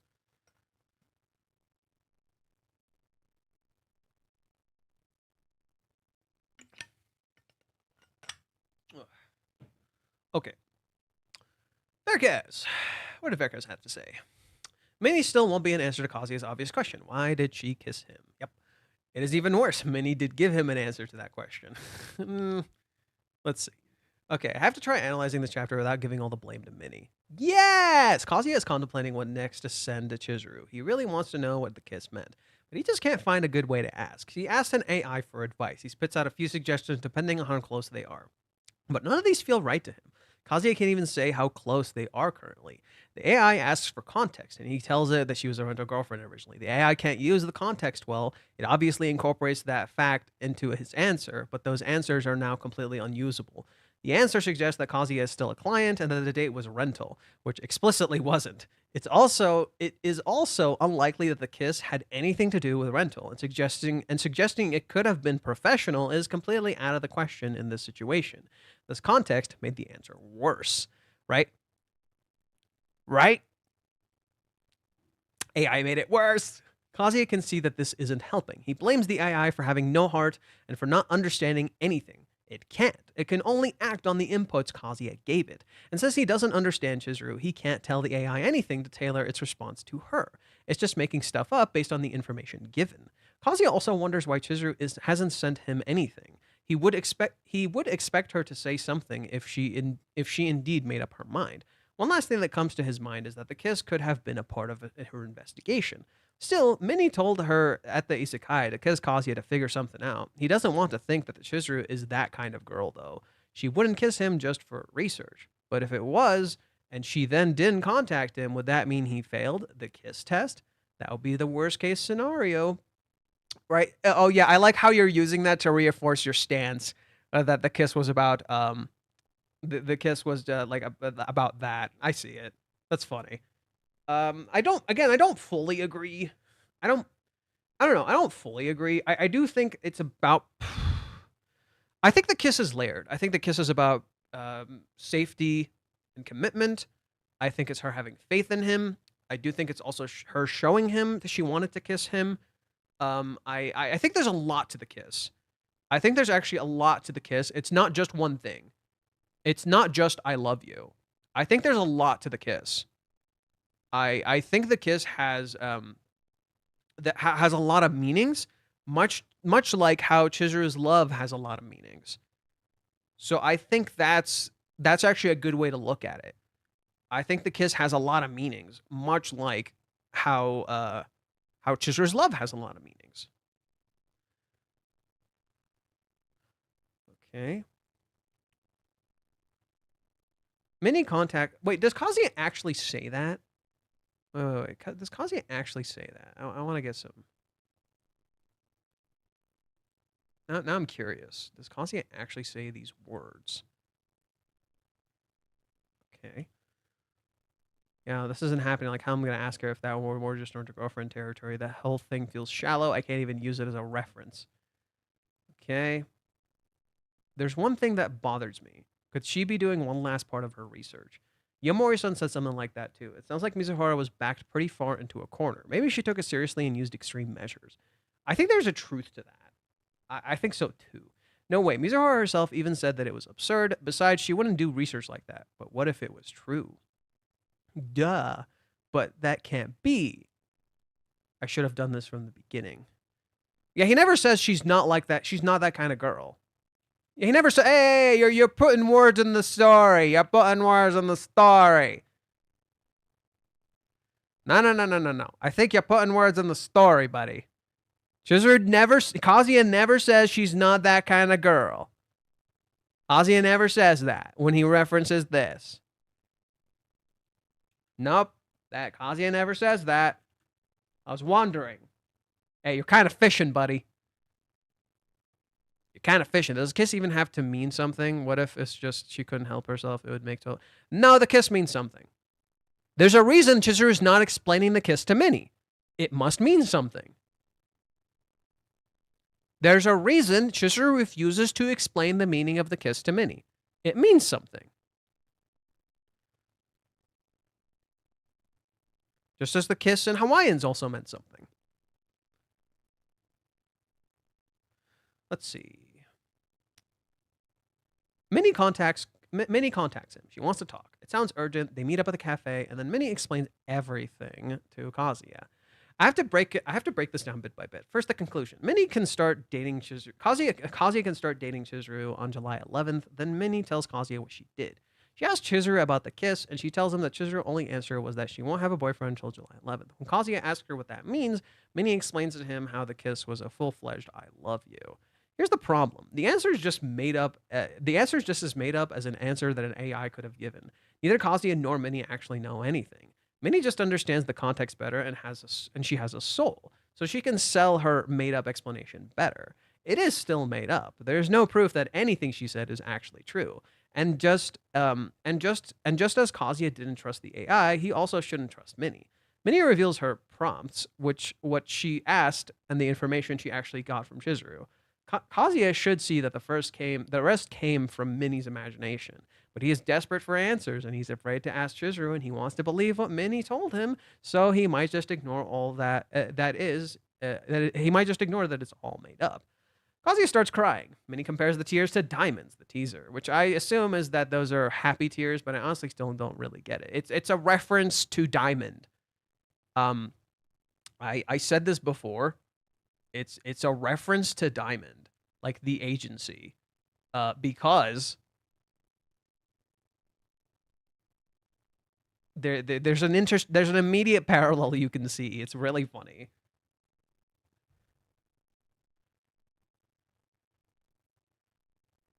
When Kazuya gets upset in the AI and tasses it down, something really similar happens in chapter 1.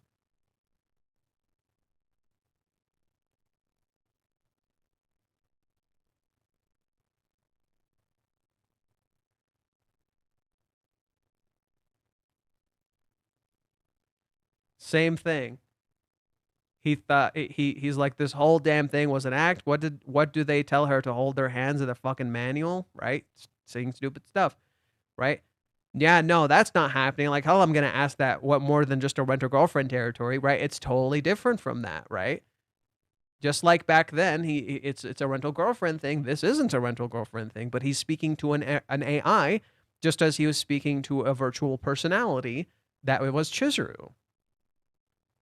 It's literally the same thing, and he gets mad about it. And that's why the reason it's called diamond tears is because diamonds from the eyes, or that's the reason, is because these are literally fake diamonds. They're not real. They're literally fake diamonds. They're not actual diamonds. They're literally fiction.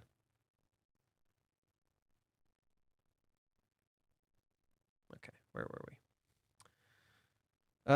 What next? The teaser for next time is distrust of men. This is quite generic and it's hard to guess what it will refer to.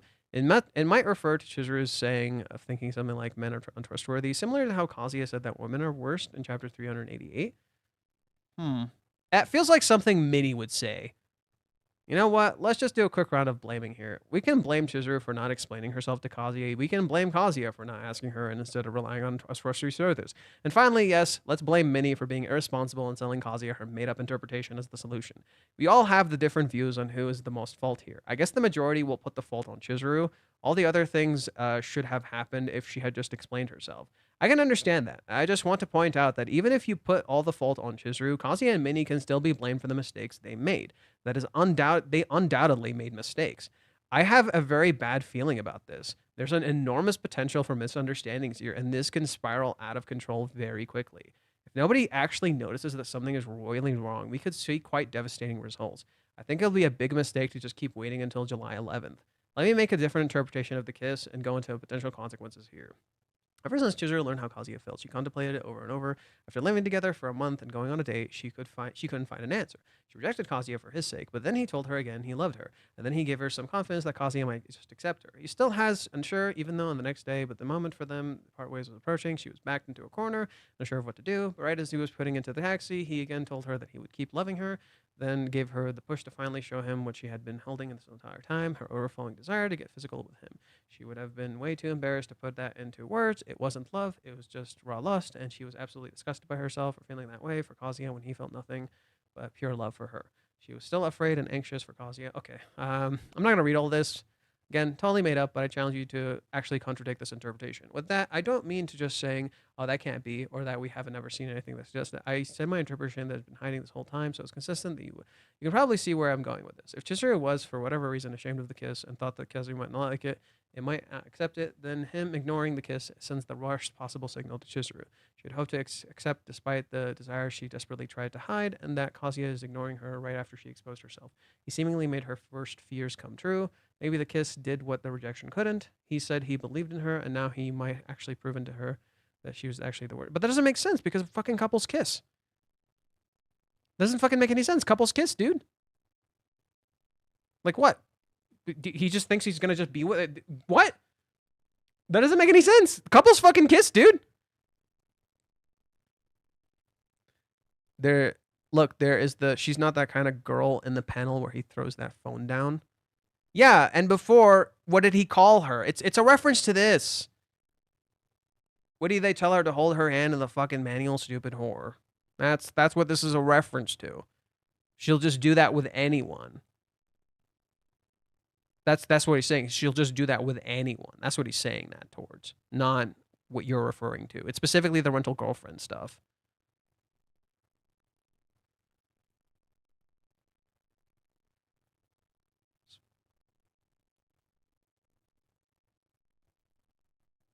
Mizora is not that kind of girl. Yeah. No, what he's talking about is what this thing specifically says.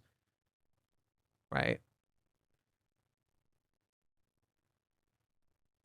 What is it?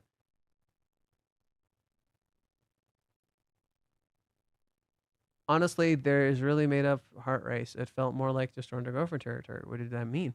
Wait a sec. That kiss some kind of special option? Totally. Yeah, no, it's making it shallow. That's what he's saying. It's like Kazuya knows it's not shallow. The kiss isn't shallow. It's not. He's right. He's literally right. I actually think you're just digging a little too deep, Vargas. Just a little bit. This is coming from me. I'm the one who over-fucking analyzes. I overanalyze everything, and I'm saying this. I meant in the current chapters, you said I put words in. I think the issue I'm having is you're interpreting his words. You're right, it was there. You're right, it was there. But you're interpreting his words, in my opinion, in the wrong way.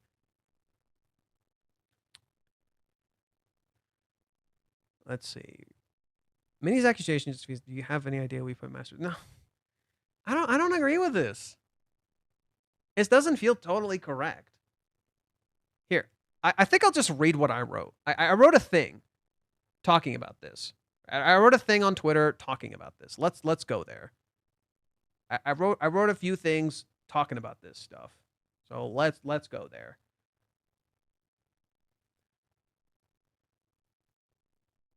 Okay, let's start with this.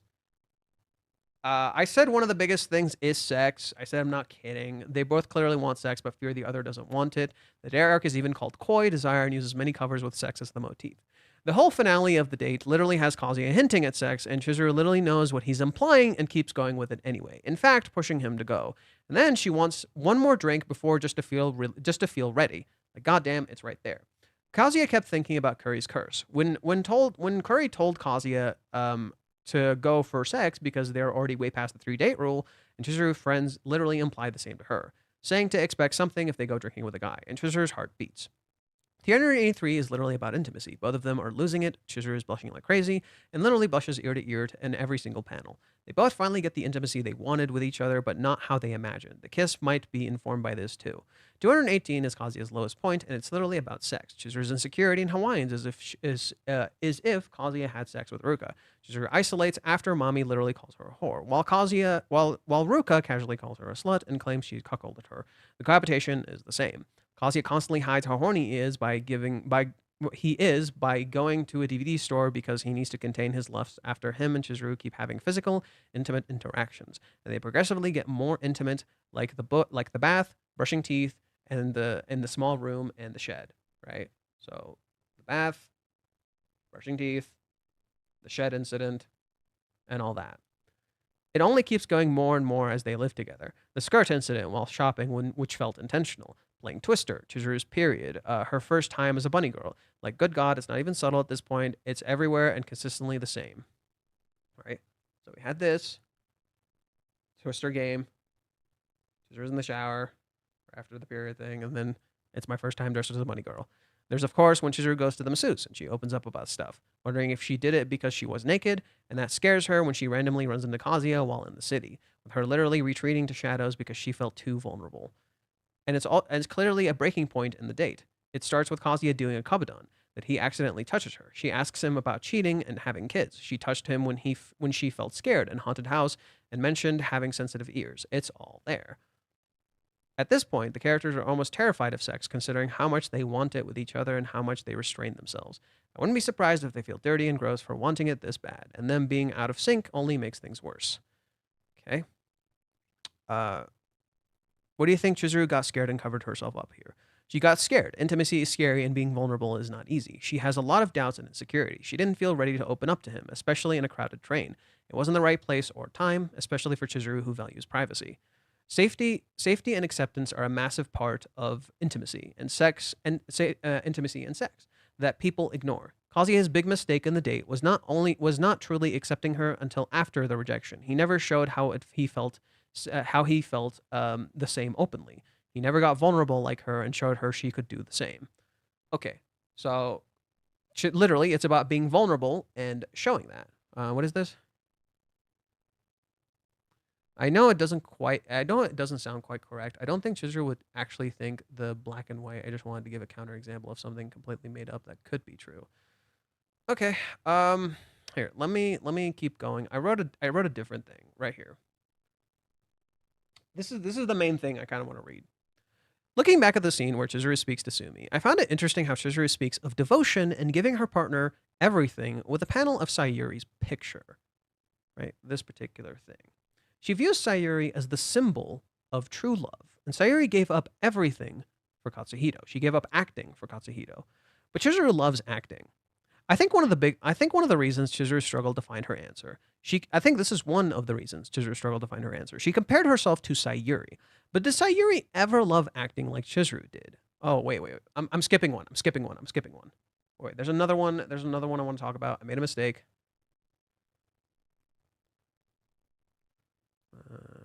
Where's the other one?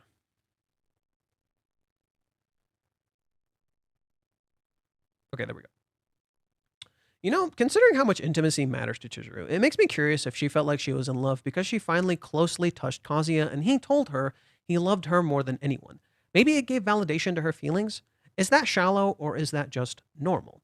I mean, it's all confusing right now, and the intimacy being that, and that intimacy being the thing that adds clarity is interesting. The only real thing that we physically is the only real thing that is. The only real thing is what we physically feel. What about emotions? Is love just a desire? The intersection of desire and love is fascinating and seems to be the center.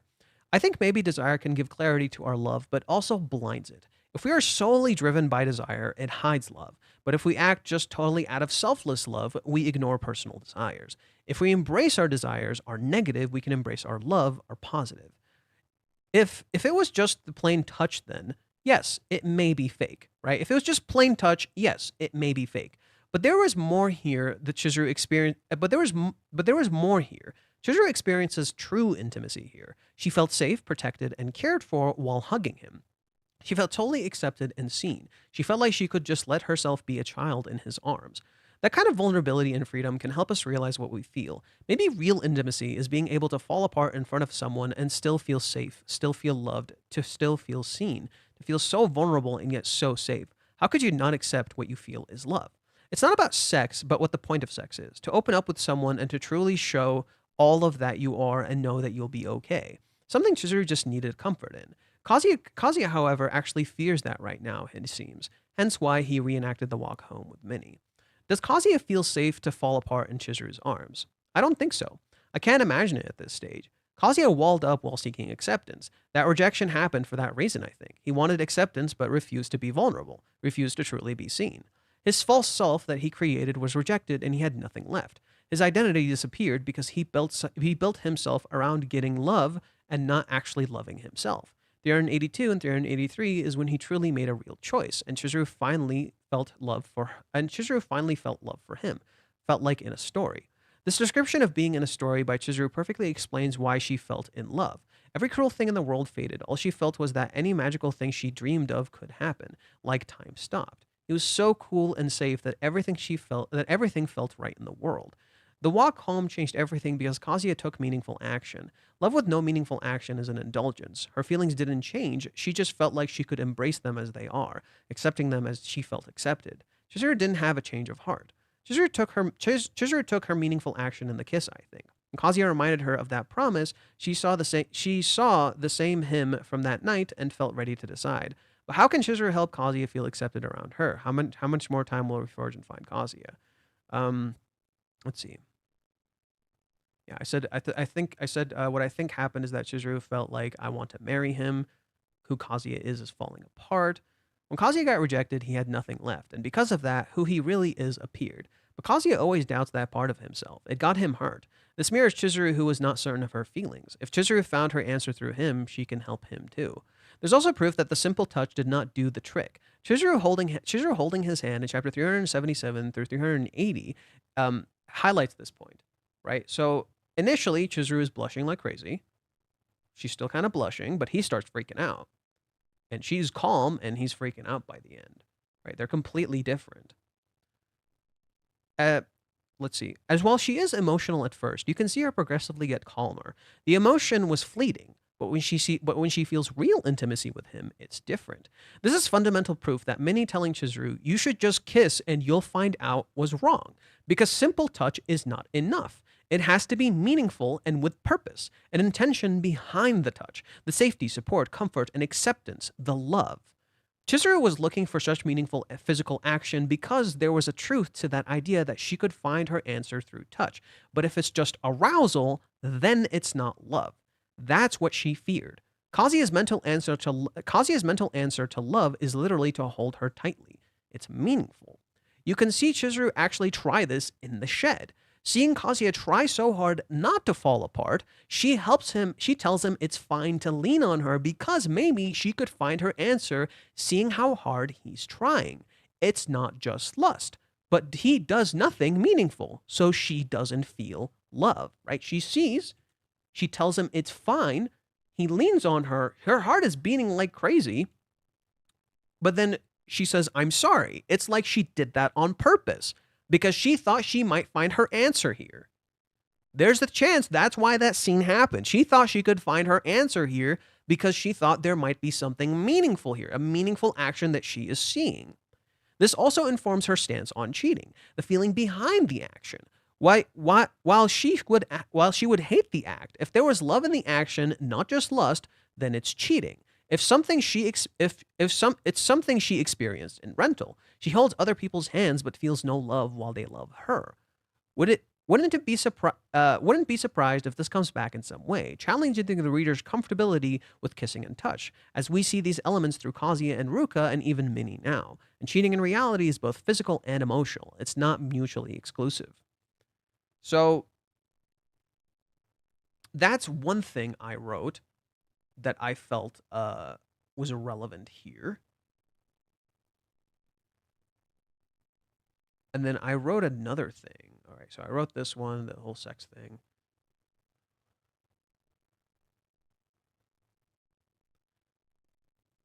Okay.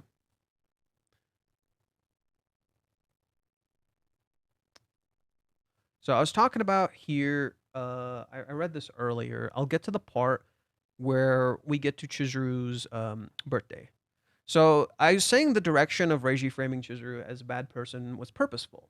It's by design. It feels easy to assume she's not thinking this through or doesn't care. But this is where we bring on part one. If we go through the cohabitation, we can see how much she's thought about this and how often. For example, her birthday. While Tsumi asks if Chizuru has someone she could depend on, Chizuru says yes indirectly, speaking of Kazuya and how his persistence saved her, how he cared even when she said she was okay, how he was always there to cheer her up, and how he's always on her mind.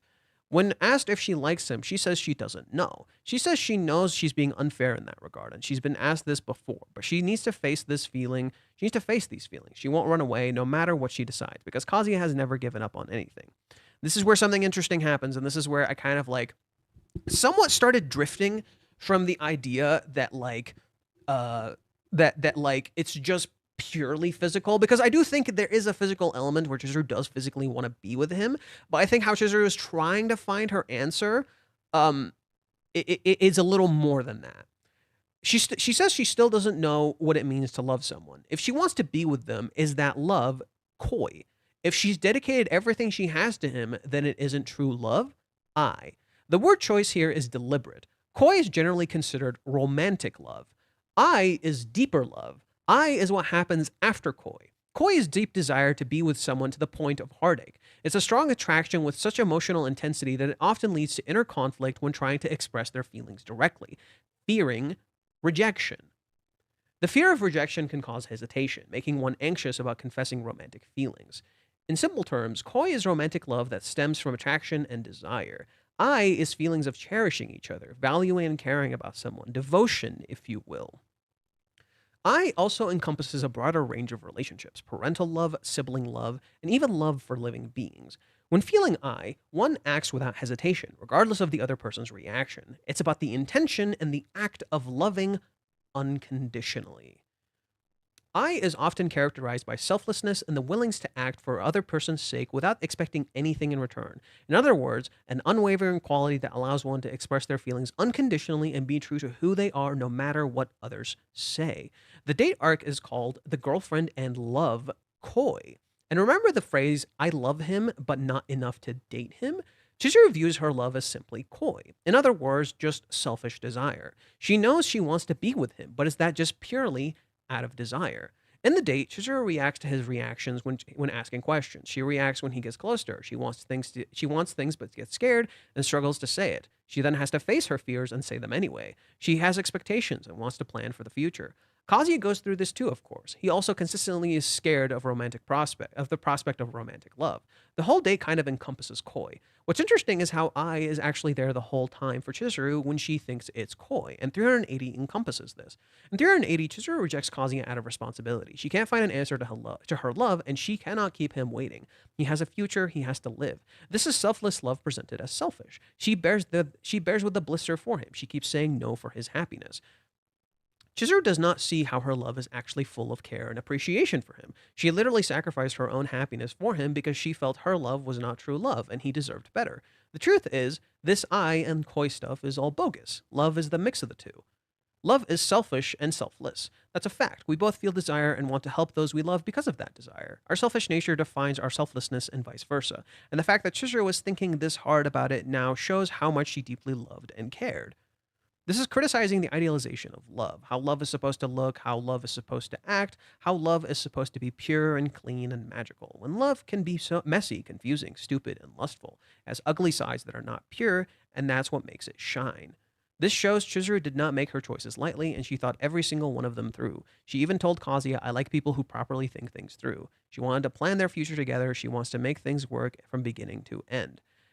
Okay, and then I said this, right?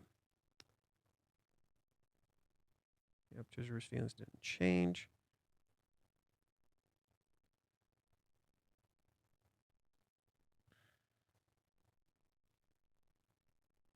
I guess I can read this part. Why the hell not? Right. There's much proof to back this up. For one, Chizuru's feeling... Okay, so yeah, let's read here. And while Chizuru, like any other person, has done things out of emotion without fully thinking it through, the kiss was not one of those choices. That brings up part two. The kiss by Chizuru was not an emotional choice made with no certainty. It was a decisive action. There's much proof to back this up. For one, Chizuru's feelings didn't change overnight. In fact, they were consistent the whole time. He was always on her mind. She kept thinking about him the whole 3 months. She always thought of him. The consistency matches Kazuya's feelings. This is where I bring up an interesting point. In chapter 319, Minnie asked Chizuru if her heart skipped a beat because Kazuya asked her out like a man. Chizuru responds, not really. If looks change based on the mood, that'd basically be magic. But her eyes are closed here. Chizuru's eyes are closed here, which usually means she's lying. But what's interesting is that these things do and did happen. When the person you love is cool, you swoon. So why did Chizuru lie? The premise of Minnie's question. You had a change of heart. She didn't. The problem here is that Minnie is looking for change. Her feelings remained consistent. They did not change. Chizuru just felt excited for the day because she always wanted that. That doesn't mean her feelings literally changed, and Minnie reacts to that poorly, as we would expect. Okay. Right. The kiss is the Chizuru's decision outside of these expectations. She was ready to marry Kazuya. 319 shows this. Chizuru makes an expensive celebratory meal, expecting him to return. Minnie calls her a wife and a mother while eating, and she sits her pose while she's her ideal proposal. Again, more signs here. Feelings are consistent, and she already made plans. I think Chizuru just accepted her feelings for what they are rather than trying to change them, because Kazuya accepted her for who she is, something he failed to show on the date when she reached out. This is kind of why. This is kind of why I don't fully agree with this idea that I think Chizuru just accepted her feelings for what they are, but that acceptance goes a little more than just this is physical desire. I think that's why. I think Chizuru just let herself be in love. It's not just her showing him I have physical desire. That's just a part of it. I think that's just a part of it. A part of it is her showing that I want physical things with you. Another part of it is that this is Chizuru just accepting her feelings because he showed acceptance. And she essentially, like, I think challenged Kazuya, and that's why we got to this point.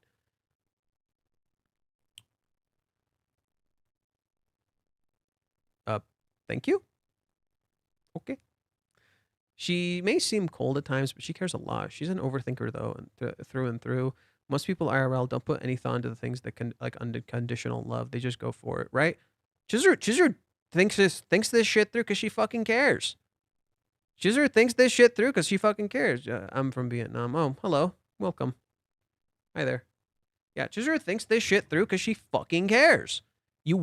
People usually wouldn't think that much about this stuff. That's why Chizuru's thinking about it. She's a fucking hard worker. Just give me a second. I gotta use the restroom. BRB.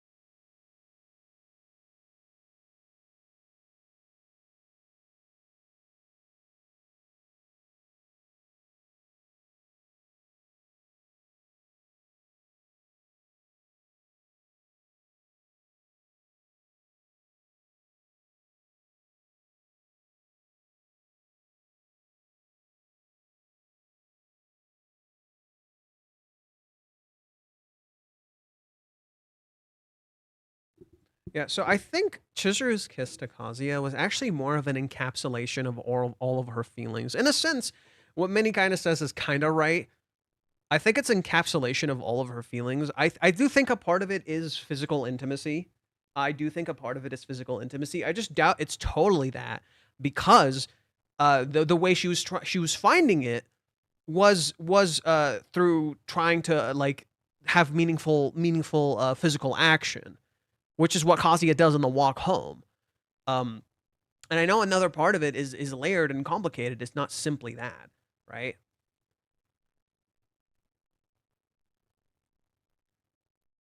Like I think I talk about it here.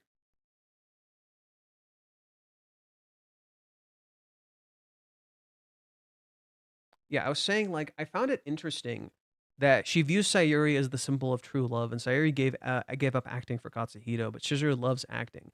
I think one of the reasons Chizuru struggled to find her answer, she compares herself to Sayuri, but did Sayuri ever love acting like Chizuru did?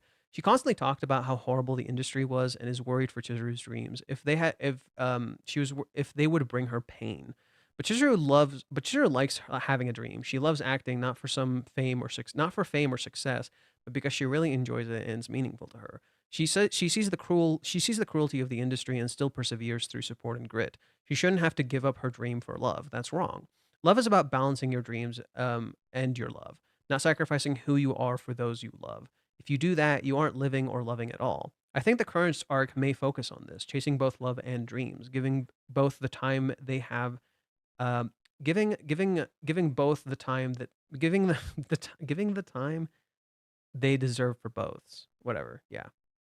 This is given more credence in how Sayuri's death plays out. She collapses upon accepting that Katsuhito is right and that Chizuru faces reality and still chooses to dream, something she maybe couldn't do. That reality was too cruel for her. Dreams persevered facing cruel reality. Sayuri ever only had one big movie in the industry and then quit right after. But Chizuru is different. She won't settle for that. She wants to surpass her. Dream chasing is a part of Chizuru. She is one of the it's one of the reasons it's one of the reasons Kazuya loves her, and she's reclaiming that and never letting go. Her dream is informed by her love, and her love is informed by her dream. To sacrifice one would be to sacrifice the other. A part of love is to dream, to believe, to fight for what you love and chase it. Love and dreams aren't so different. They are tied. Kazuya must dream too. Chizuru's original dream was for her grandparents, and they are dead now. She has to find new meaning in her dream for herself. She didn't have that before and stagnated. Now she clearly has a new drive, making the dream for herself and Kazuya, looking to the future with aspirations. Okay, so let's open this one up. It's not simply Kazuya asking this of her. So this person says, oh, Kazuya would never ask this of her.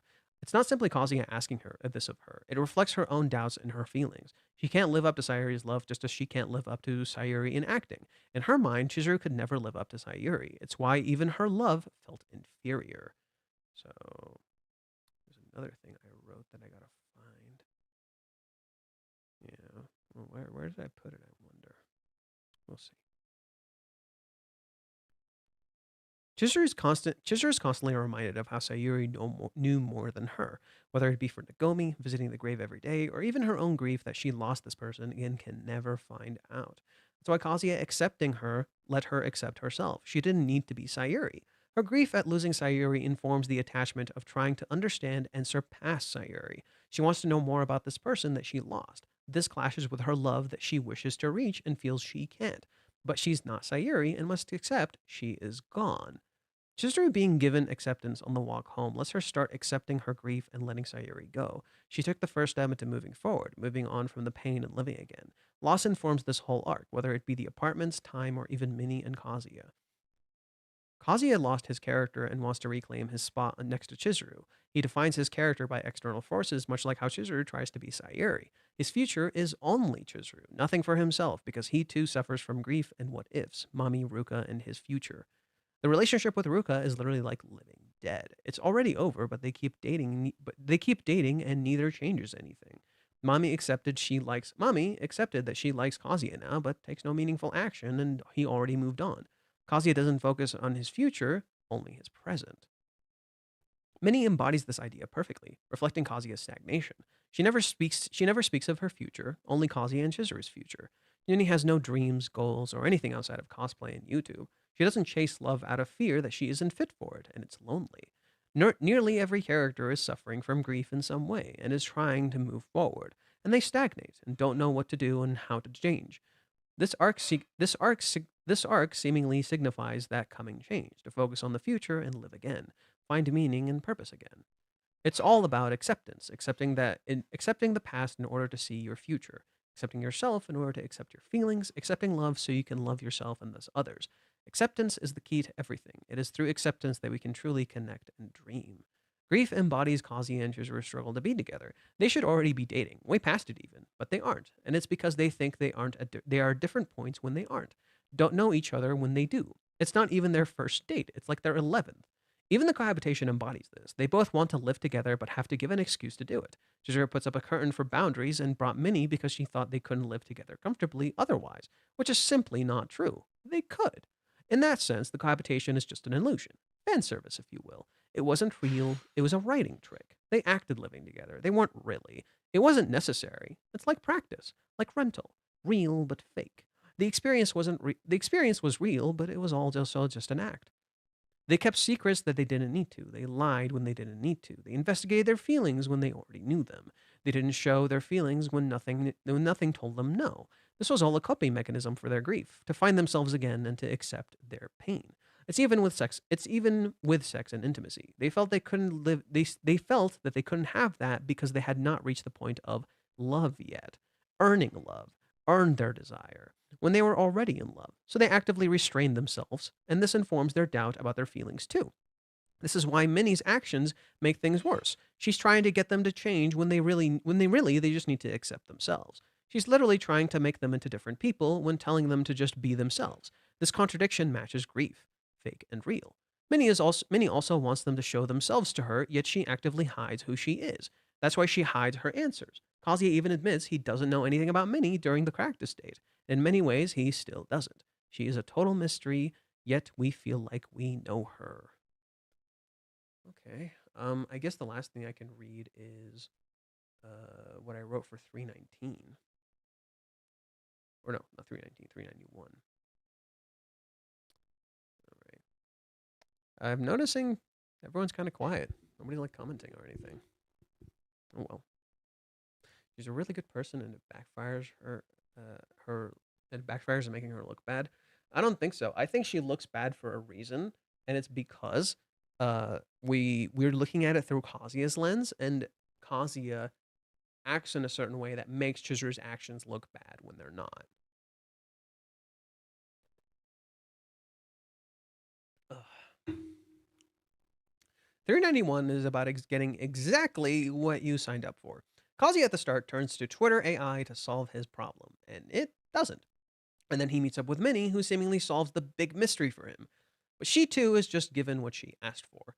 The teaser for next chapter was the teaser for this chapter was Diamonds from the Eyes. It was about Kazuya crying, except the words are intentional. Diamond is the name of Chizuru's rental agency. In chapter 1, Kazuya was upset at Chizuru for being the virtual personality he dated. He does the same with the AI. His tears from Minnie's rousing speech that is his tears are from Minnie's rousing speech that is utterly and totally bogus. Minnie was always unreliable, and he chose to listen to her knowing as such, similar to the AI. Minnie even gets stopped by an AI by an AI bot and tries to run past it, certain she is right when she is not. The AI simply did what it was told. It has no feelings, emotions, or abilities to meaningfully create anything, much like Minnie, who gathers all of her info from social media. This is how she's introduced. The very first thing she ever did was something someone else told her to do. Minnie is like an AI in chapter 391. She created a scenario based on the prompt she was given. All Chizuru told her was that there's a big play and she won't have a boyfriend until July 11th. But Minnie is convinced she got the answer to the kiss when this never happened. She even says so. Minnie has two different spreads here. One that looks like identical to the two we've seen from chapter 388 and 309, and one that has her sitting, and one that has a string of nonsensical words that seem right but make no sense if you read the chapters carefully, which is why the background is just the cafe. It's reality versus fiction. In reality, Minnie does not know the answer to the kiss. She does not know its true meaning, and that Chizuru literally used her like D-mail, literally sending a future date to the current Kazuya. Kazuya listened to Minnie, knowing she is wrong. He did this to himself. It was a choice. This makes me think that Chizuru's intentions are more of a challenge to Kazuya to take action and be there rather than sit and do nothing. She knows the real Kazuya is persistent and capable. She loves that Kazuya, but this isn't him. He's lying to himself and running away. Kazuya is by far one of the most capable people in the story, but he is convinced he is weak. This shapes his reality and stops him from realizing that two or three actions occasionally aren't love. It is persistence and actively choosing. He only does this on the walk home. Chizuru realized who she loved and what she wanted during the walk. The persistent Kazuya who doesn't give up and doesn't take no for an answer, not the wimpy Kazuya who makes jokes. This is why she never reacts until the real Kazuya shows himself in chapter 385, and she kissed that him. Her words in chapter 382 are, "Whenever I was with him, it felt like I was inside a story. as if he's not always there. Like he disappears and leaves. Like the Kazuya she saw that night was the one she truly loves. Kazuya is inconsistent. He isn't always there for her like he says. Kazuya is not there on the date. He makes her feel alone. Every time he shows, he disappears just as fast. He's not confident in his choices. He doesn't make her feel seen or that she belongs. He doesn't act, he runs. This is why he's rejected. She doesn't love that Kazuya. For Chizuru, who really wants someone who will commit and not bail on her, this makes her have doubts, even if she doesn't realize it or not. She believes in Kazuya, but he keeps not believing in her, and in so doing, making her feel alone and like she is the problem. In her walk, in that walk home, he not only believed in her, but also showed his persistence that she came to love. Chizuru came to realize who she loved here, and she would only respond to that Kazuya. He does not need protecting. He needs to face pain head on and move. No more curtains.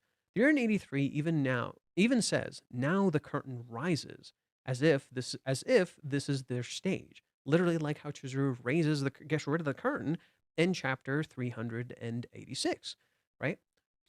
This is the time to truly make that now Kazuya truly shines, truly takes real, meaningful action instead of constantly waiting for Chizuru to move. For through action do we pave our own path, not through waiting forever. You must move. To me, Chizuru is now willing to use Minnie if it means getting Kazuya out, if it means making him move. He must stop hiding.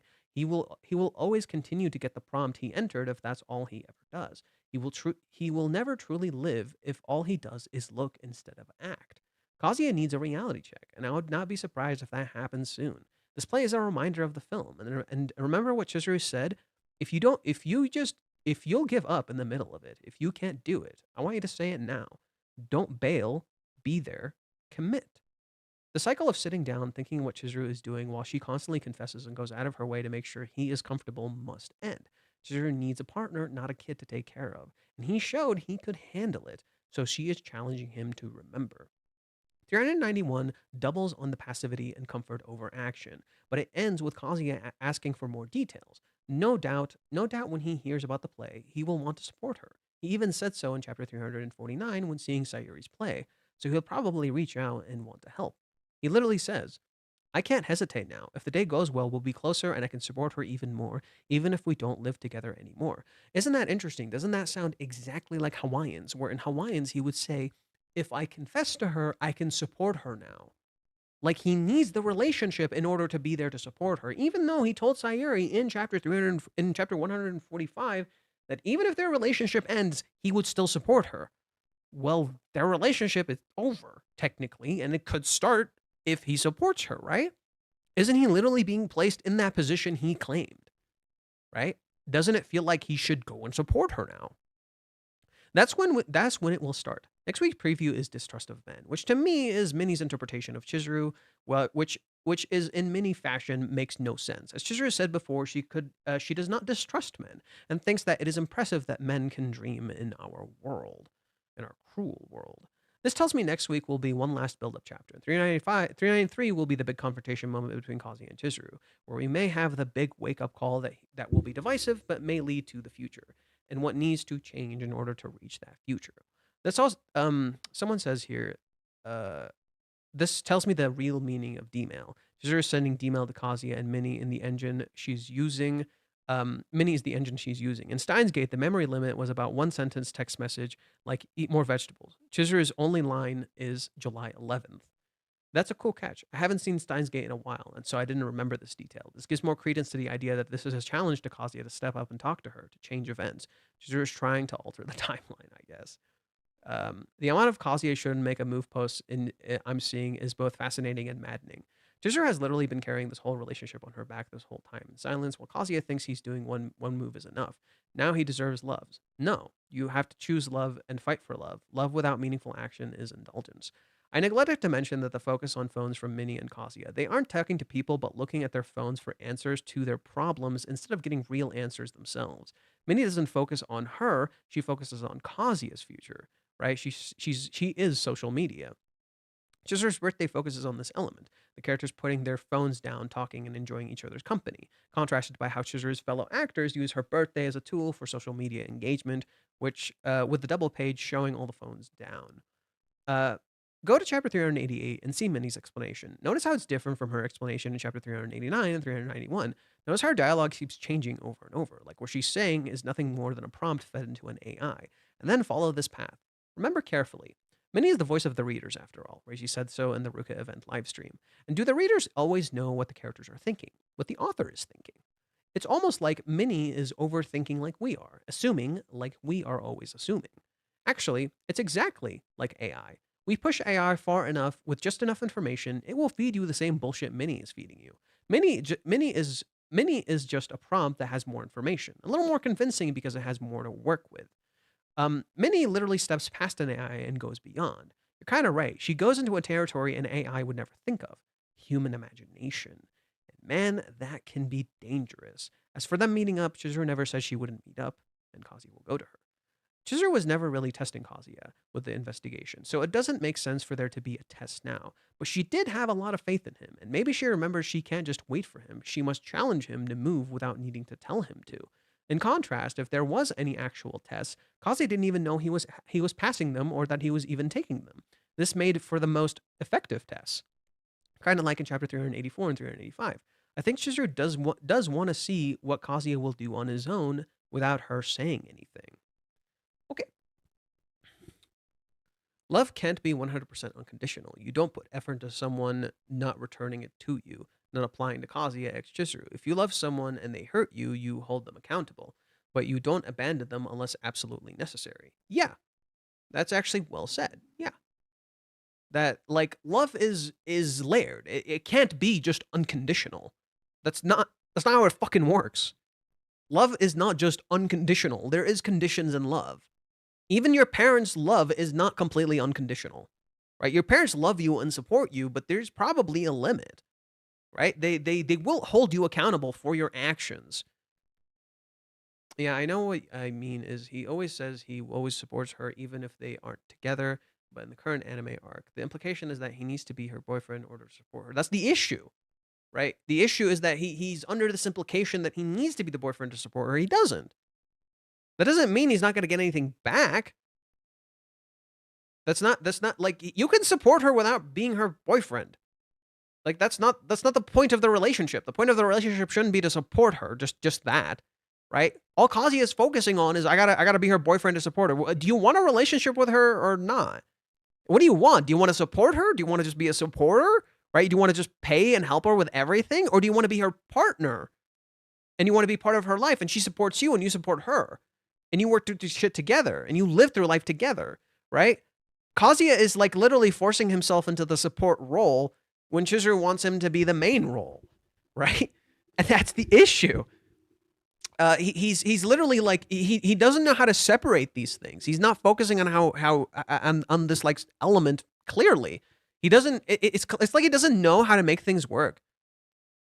That's why I didn't like him not hugging her when you can do that as a friend, and it's not creepy at all. It's common decency when she was crying. Oh no, the reason he doesn't hug her in that scene is because she felt like to him she would break in his arms, and that scared him. She felt so strong up until that point, and then suddenly she felt incredibly weak, and it scared him. And that moment echoes throughout the entire story. That like, Kazuya doesn't literally like love Chizuru. Right? That gives Chizuru the impression Kazuya doesn't really love her that way because he never touches her.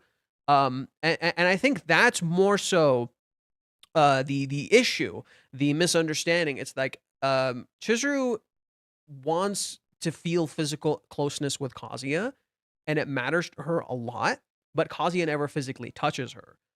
And she wants him to know that she wants to be touched, and he's not doing that. So I think a part of the kiss is her trying to convey that. Just a part of it, not all of it. Much like how the rejection had many reasons, I believe the kiss has many reasons, not a simple I love you. That's a conclusion I kind of came to after talking to Berkaz a little bit. I kind of have the impression the kiss has many meanings. Because I can find so many meanings while looking. I think the kiss has many meanings. It's not a simple I love you. And I think in that sense, what Minnie says in 391 can technically be correct. There's a part where I believe she says, where does she say? Okay. Those were the feelings of affection she couldn't put into words. No. So this is where I disagree with Minnie. It's not that she couldn't put it into words, it's that she was feeling a lot. She had many different feelings. I think when Chizuru kissed him, she was trying to express many different things, not a simple "I love you." I think to her, "I love you" couldn't encapsulate it. I think that kiss from Chizuru, the "I love you" just simply could not encapsulate it. She was feeling a lot. There's a lot I think she was feeling. Whether it be acceptance, this is the real me, I want physical desires. I think the kiss was genuinely saying a whole lot of stuff. It wasn't just one thing. Because the more I think about it, it feels like there's a lot of meanings to it. The more you think about it, the more it feels like there's many, many different meanings to it. It's not a simple "I love you." He should learn that they're not strangers anymore, and she won't be slighted by his touch. That was initially the takeaway from not hugging her. Yeah, like I do think a part of it is definitely like I want you to touch me. I want to feel physically close to you. I want to have emotional and I want to have like full intimacy with you. Emotional, physical intimacy. I want you to like open up to me, to connect to me. I want you to talk to me. I want another part of it is like I love this part of you. I want you to show you. I don't want you to show me this part of you. This is what I love. I think the kiss is an encapsulation of all of Chizuru's feelings. It's not a simple "I love you." It's an encapsulation of all of Chizuru has a lot of feelings because she literally says, "I have a lot of feelings." He's still in speculation mode after the kiss. Yeah, that's a kiss can encapsulate a lot of feelings. I think it does. Because the more you think about it, the more reasons you can find. So the simple truth of the fact is that the kiss is an encapsulation of all of Chizuru's feelings. That's why a simple "I love you" would never convey it. A simple "I love you," it's not "I love you." There's more. That's just a part of it. Right? I think the "I love you" is just a part of it. Right? It's just a part of a greater whole. I think the kiss has a lot of meanings. And that's why Minnie's wrong.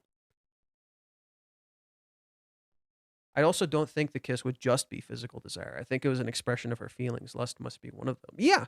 Lust is a part of love. Lust is totally a part of love. Yes, totally. I just think like she has a lot of feelings and emotions and she wants to talk them through. And Kazuya isn't. And I would think more arguably, those were the feelings of affection that she couldn't put into words, matches more Kazuya himself. That Kazuya felt a lot of words and affection for Chizuru that he couldn't put into words, and he could only express it in "I'll keep that promise." And the fact that he opened up to her made her feel like she could open up to him, which was the one thing he couldn't do in the date. The one thing Kazuya refused to do in the date is that Chizuru kept opening up to him and he wouldn't open up to her. So, what did Chizuru do? She's like, "Okay, I'm done opening up to him. He has to open up to me." And the moment he opens up to her, she opens up to him.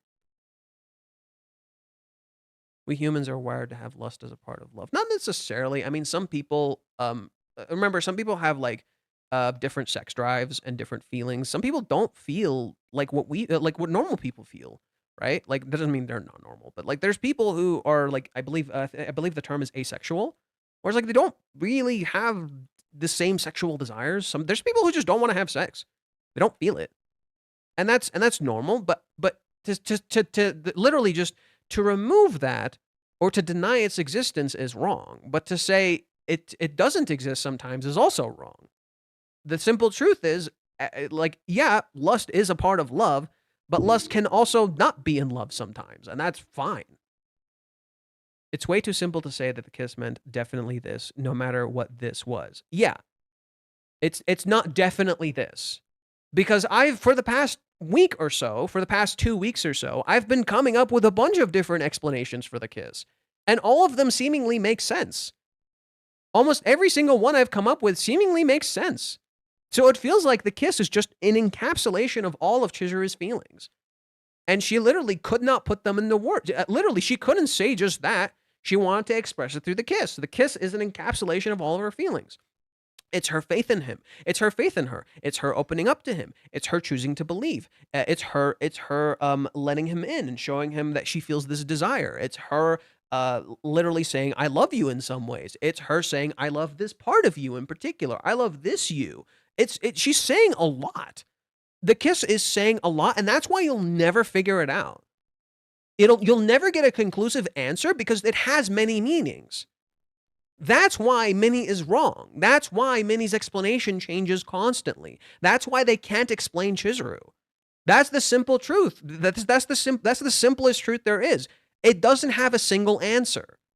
So you can't give it a single answer. That's the truth in plain sight. That's why when Minnie goes to Chizuru's room or Chizuru's house in chapter 387, the love is literally all over the room and Minnie can't see it because it's not singular, right? I wrote a thing for chapter 387 so that 387 is a parallel to when Minnie goes to Chizuru's place in the 3-month time skip. This is a parallel to when Minnie goes to Chizuru's place in the 3-month time skip. And she listens to Chizuru, and she can blatantly say, like, she can look her dead in the eyes and tell her, this is love. Let me find it. Chapter 235. Right? Chizuru says, I can't put a word to my feelings. These feelings of mine, there's no word for them that can make her understand. We're coming back to that. These feelings of mine go beyond love. I feel way more than love here. My emotions transcend this. I feel way more than love. You can even call it back to what Kazuya said in chapter 165. What did Kazuya say in chapter 165? What's this feeling? It's like bursting out of my chest. I want to cherish her, to protect her. It's not a love. Love doesn't describe it. It's not enough. I adore her. Love is not enough to describe this. It's more. And then Minnie, when she goes to Chizuru's place, she literally says, it's love. That's what you call it. I thought you'd say that. It's not something so clear-cut. What do you mean it's extremely clear-cut? Isn't it interesting when Minnie goes to Chizuru's home in chapter 387, she doesn't see the love all over her place. It's literally everywhere, right? The curtain being taken down, that's a part of her love. Chizuru cooking this meal, that's a part of her love. The chopsticks constantly, Chizuru putting this effort into the meal, that's another part of her love. Chizuru lying to Minnie, that's another part of her love. Chizuru keeping the chopsticks near her mouth, literally like the kiss, that's another part of her love. Then Chizuru talking about the rental thing and how she made a decisive decision, that's also another part of her love, right? Chizuru reacting to Kazuya saying, I love you, another part of her love. And it's in plain sight, and Minnie can't tell at all. Minnie can't tell for shit. But then you have one more part of her love, her curiosity.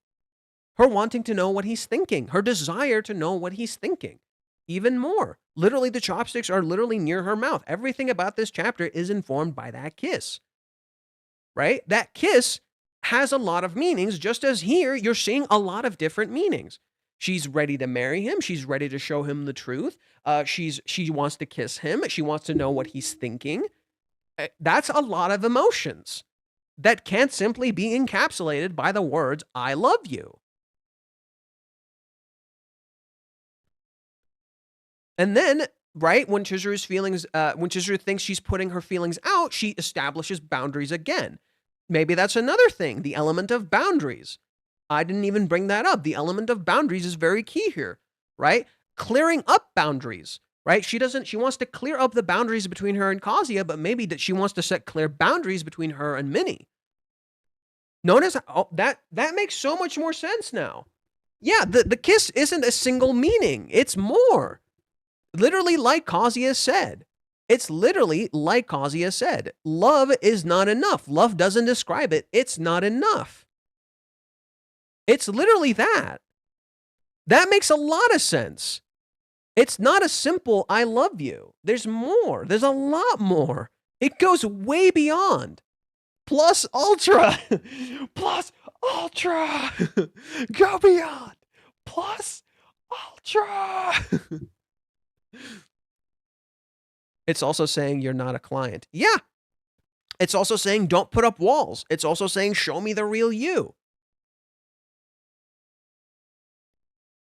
Chizuru's feelings were too big to encapsulate into mere words, hence the kiss. Ultra mode engaged.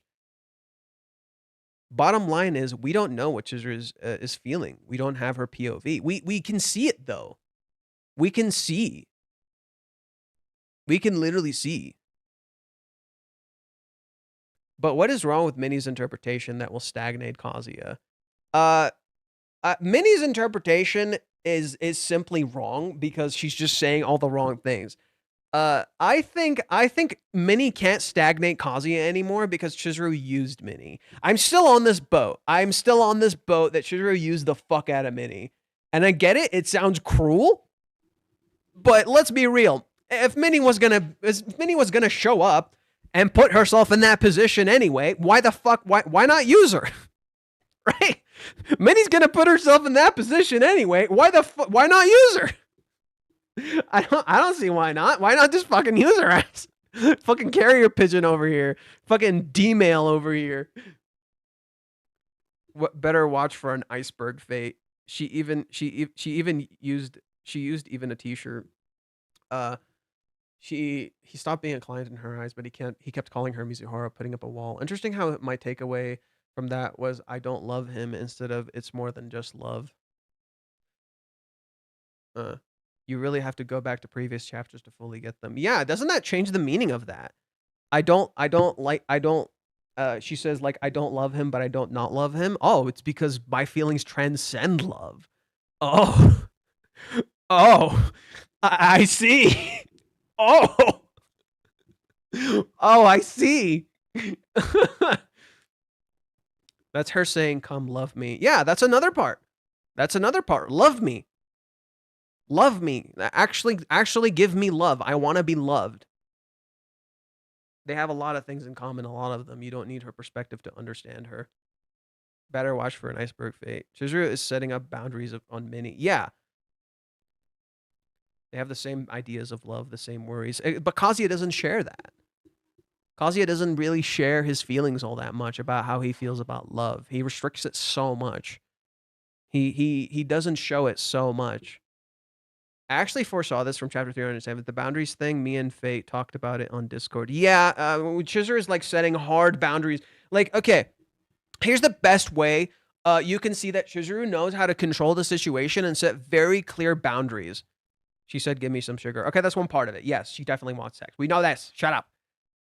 Minnie shows up in Chizuru's place. She does the same trick. Notice how she does this trick where she gives Chizuru this and she says, its souvenirs are like friendship checkpoints, right? Here, I hit a checkpoint, so let me talk to you about this stuff, right? She assumes what the curtain being down means, and then she turns to Chizuru with this stupid shit-eating grin, and then she has this look, and then Chizuru knows it. No, she's like, oh my god, here we go. I love this. I know this fucking stupid song and dance of yours, Minnie. I'm aware. So she says, do you want something to eat? I heard you were coming back today, so I made food for two. She takes control of the situation. She takes complete control of the situation. She sets clear boundaries, and she never gives Minnie a fucking inch. The only time she gets close is because curiosity got the cat. Curiosity got the cat. She wanted to know.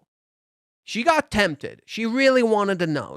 Her desire to know more of what he's thinking got the better of her. And she realized, and she stepped away. Oh, no. Almost fucked up. Now, let's go to Kazuya in chapter 388. What happens? Let's go to Kazuya in chapter 388. What fucking happens? Kazuya is looking at the fridge. Minnie knocks on his door. Minnie says, I know everything. And she walks through the house. Notice how she does the gift again, and she walks past him. There's no boundaries at all. Nothing. Kazuya has no control of the situation. He lets her walk all over him. She walks in, she puts the beer down, he doesn't understand what's going on, and he lets Minnie dictate the pace. This is a choice by Kazuya. He's letting Minnie dictate the pace. He let curiosity take him almost immediately, right? He let curiosity take him almost immediately. Literally completely losing control of the entire situation, and then ultimately losing control of himself and getting drunk and literally like start shit facing whatever and starts losing it and saying all this stuff. And he loses so much control of himself, he actually accidentally blurts out the kiss, right? He literally has absolutely no boundaries with Minnie. He completely loses complete control of the situation, and he never reinforces boundaries even after realizing, oh, maybe Chizuru wants to actually date you. What happens in the next chapter? Instead of reinforcing boundaries and realizing he fucked up, he doubles down on no boundaries. And he keeps going. And it's like, what the fuck? Right? It's because Kazuya doesn't set boundaries with Minnie. He doesn't take control of the situation. He's okay with not having control. He doesn't want control. He's afraid of actually getting control because control gets him hurt. He's okay with not committing. He's okay with not being consistent. He's okay with not getting consistent answer because it's easier.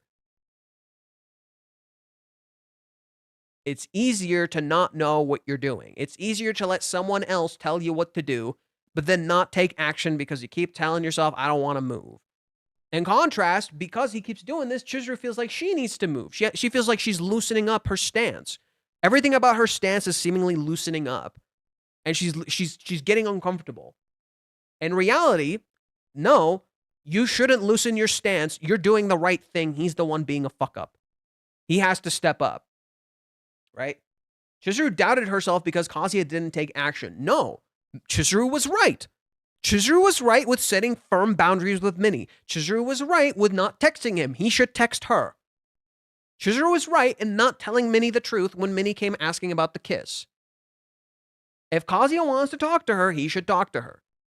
Chizuru was right in using Minnie to deliver this message so Kazuya can talk to her. She is right. No, if you want to talk to me, fucking talk to me. And she's willing to do this because she cares about him. Because she adores him. Because her feelings transcend love and they mean more than love. She's willing to do this because she cares about him that much. Every single aspect of what Chizuru is doing is an expression of her love. She's willing to use Minnie to get Kazuya out because she cares for him that much. It's not a test. He matters to her that much that she's willing to do this. That she's willing to use Minnie to cross this kind of line of using someone to get him out because he matters to her that much. She's willing to fucking do that. She cares about him that much that she's willing to challenge him like this. She's, if anything, I think the best way to explain the kiss, I have two ways of explaining the kiss.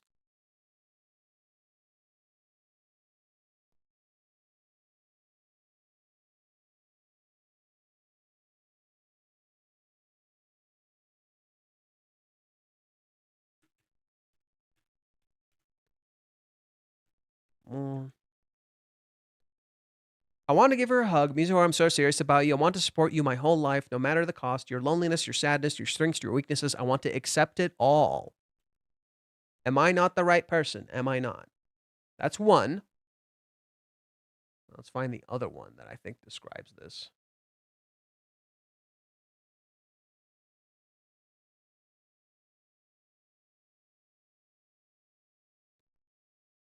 Huh. Where's the Spanish?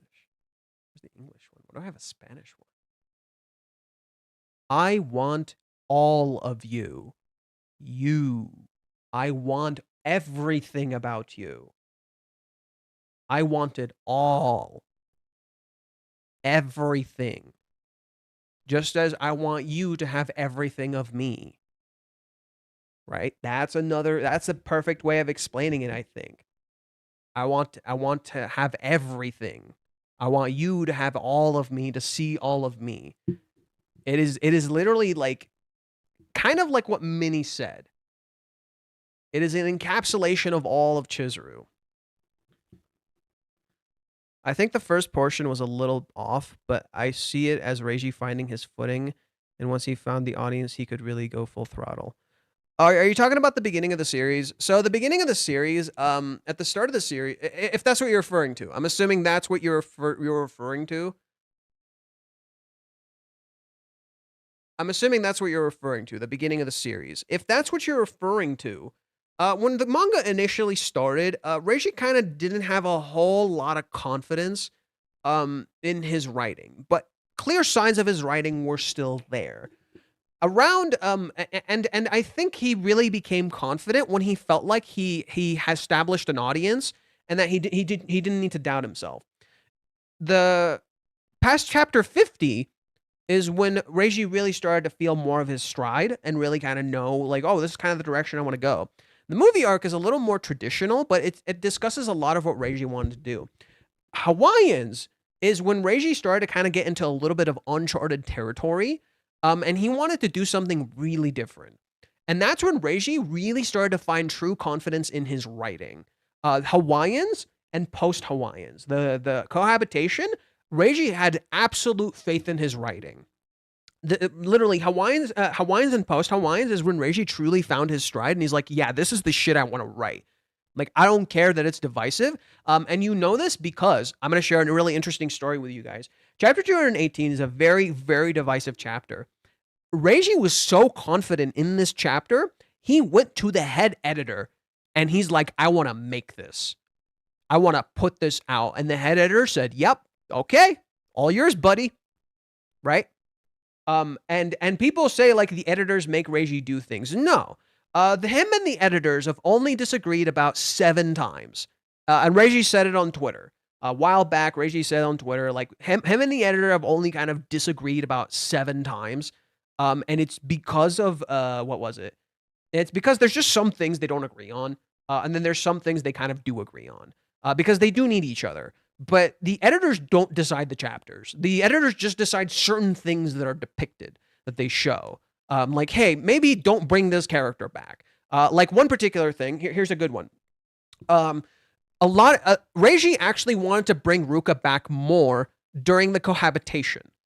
Because her and Kazuya were still going on dates. He actually wanted to bring her back more, but he couldn't. The editor kept telling him no. And he's just like, but I want to. He's like, no, you can't. Your focus is on Chizuru right now. He tempered him. So that's one of the reasons Reiji did the Ruka event. One of the reasons Reiji did the Ruka event is because the editor literally would not fucking let him. And he's like, you know what? Fine. I'll do it outside of that. Fuck you. And that was so funny. He was literally complaining about it on live stream. Like, he's like, oh yeah, the editor wouldn't fucking let me. So I said, you know what? Fine. I'll do it outside of that. So I get to make it anyway. Fuck you, I guess. And that shit had me chuckling, dude. That shit had me fucking chuckling. Like, the dude just wanted to make this thing for Ruka, and the editor just kept saying no. And I remember Reiji was really pissed about it. He was so mad. He complained on Twitter. He's like, I've only ever disagreed with my editor like twice or 3 times, or like 6 times before this, and this is the 7th time. I can't fucking believe this. I'm so mad. And he's like, but you know what? Maybe they're right. Maybe they're right. I don't know. He was so mad. It was genuinely the funniest shit. Reiji is so funny, dude. He gets so upset at like the dumbest crap. He's like, just let me fucking die this. I want to draw this. Fuck you. And people are like, oh, he's Mizuhara obsessed. That's all it is. No, he literally, for instance, he also wanted to bring Sumi back, and he couldn't find the right time. And he was so happy he was able to bring her back during that time. He wanted to bring back a lot of characters, but him and the editor literally had like a struggle where they were like, we need to find the right time to bring the characters back. We shouldn't just bring them back for no reason. And that's why Sumi came back. That's why Mami came back in certain ways. The characters didn't just come back. They came back at the appropriate time. And Ruka in particular stayed out of it for a while because like, you know, they couldn't do that. That's why Reiji drew that small date before the big date with Chizuru. Not only he created it as a meaningful thing for Ruka's character because it acted as good setup and a good contrast to the actual date itself. So yeah, just a cool story I wanted to share. It's so funny to hear the complete opposite to what I hear on Reddit. There's always Chizuru has to contact him. You say Kazuya should contact her. It depends on perspective who has to do it. I genuinely think it's Kazuya. Not because yeah, sure, you could say they both need to contact each other, but the reason I can genuinely say it should be Kazuya is because she kissed him, and throughout the entire date, she was explaining.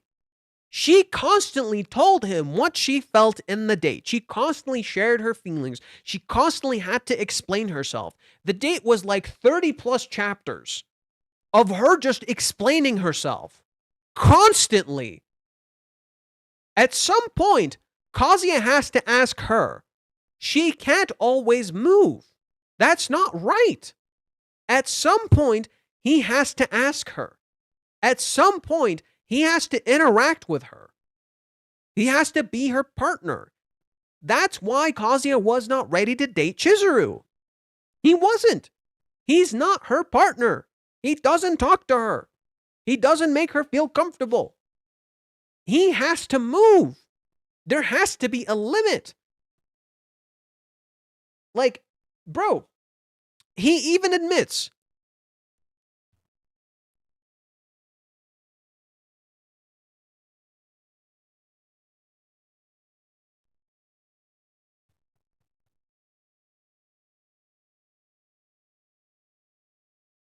Runs into a pole because he's fucking distracted like a jackass. Gets mad at the pole.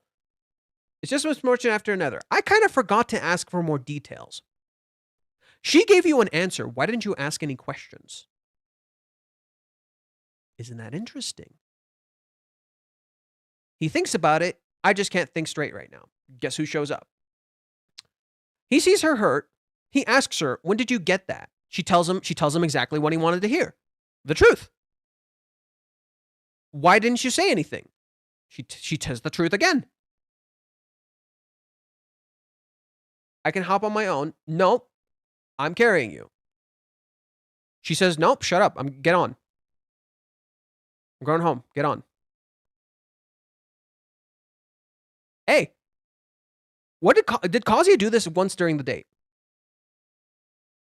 It's almost like if he just asked, she would have answered. It's almost like if he just asked, she would have answered. Nothing told him no. She's not telling him no right now. And she explained. Chizuru explained her feelings. So the simple truth is, if he wants to know, he has to ask. If he doesn't want to know, then he's not going to ask. What more? She shouldn't have to constantly move. This whole walk sequence in the end is Kazuya moving. He needs to start moving. Bro, she's been carrying this load all on her own. You got to start helping her carry it. He has to start helping her carry the load a little bit. It's not about perspective. It's about actually just being a fucking partner. It's not about being fair. He has to just step up and actually start helping her through it. She's been carrying this load for too long. Chizuru has had to be the adult for too long. She needs to be able to just let go and be herself. I've seen this so much. This is depicted so often in media, where a character has had to be the adult, the tough person in the relationship for far too long. And Kazuya needs to step up and be the adult and just let her not be the adult. Let her just kind of do her own thing.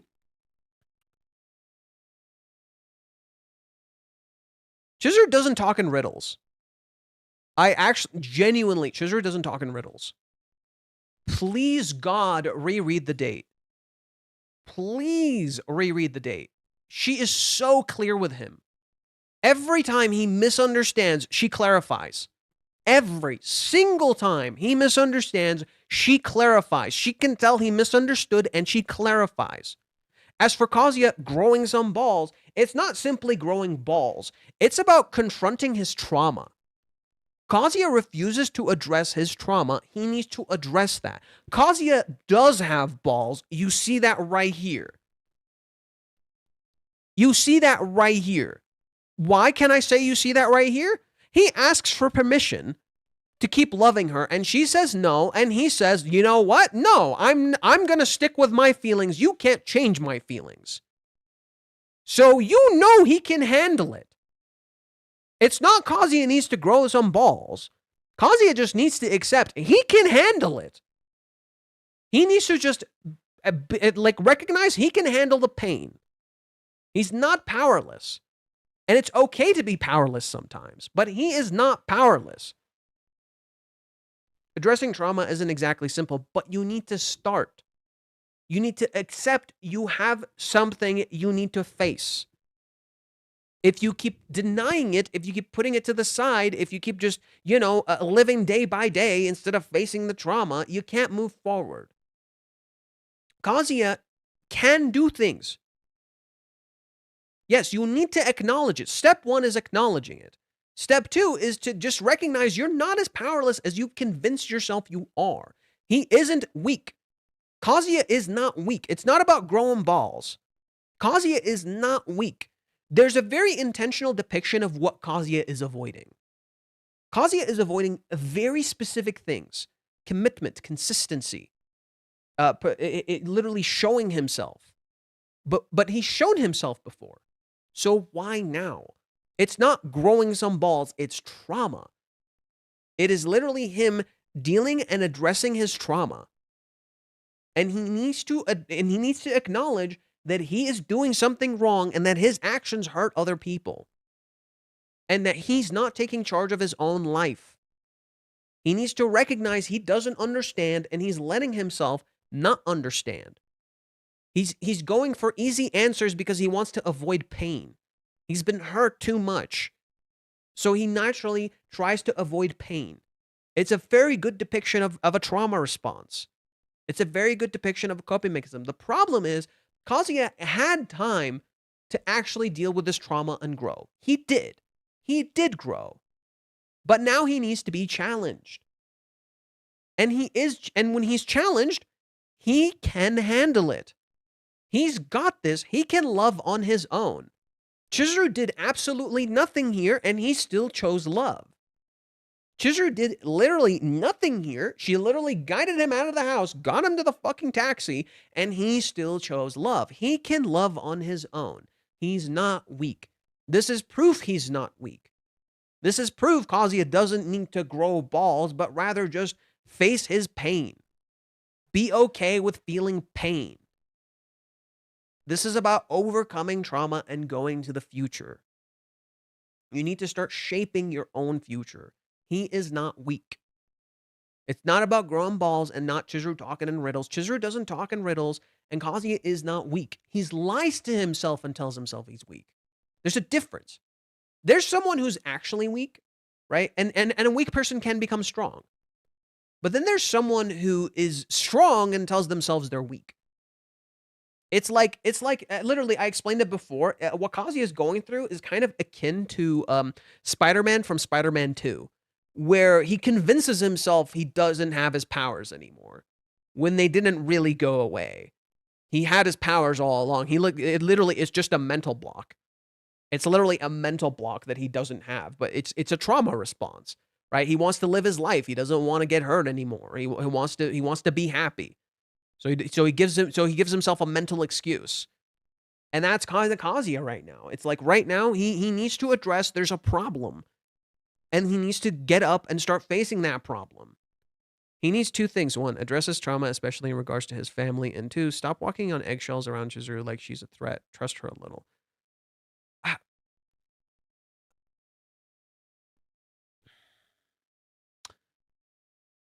Is it?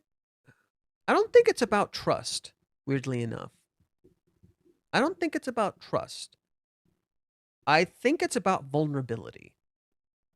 And don't get me wrong, vulnerability is a part of trust, right? You're only vulnerable to someone you trust.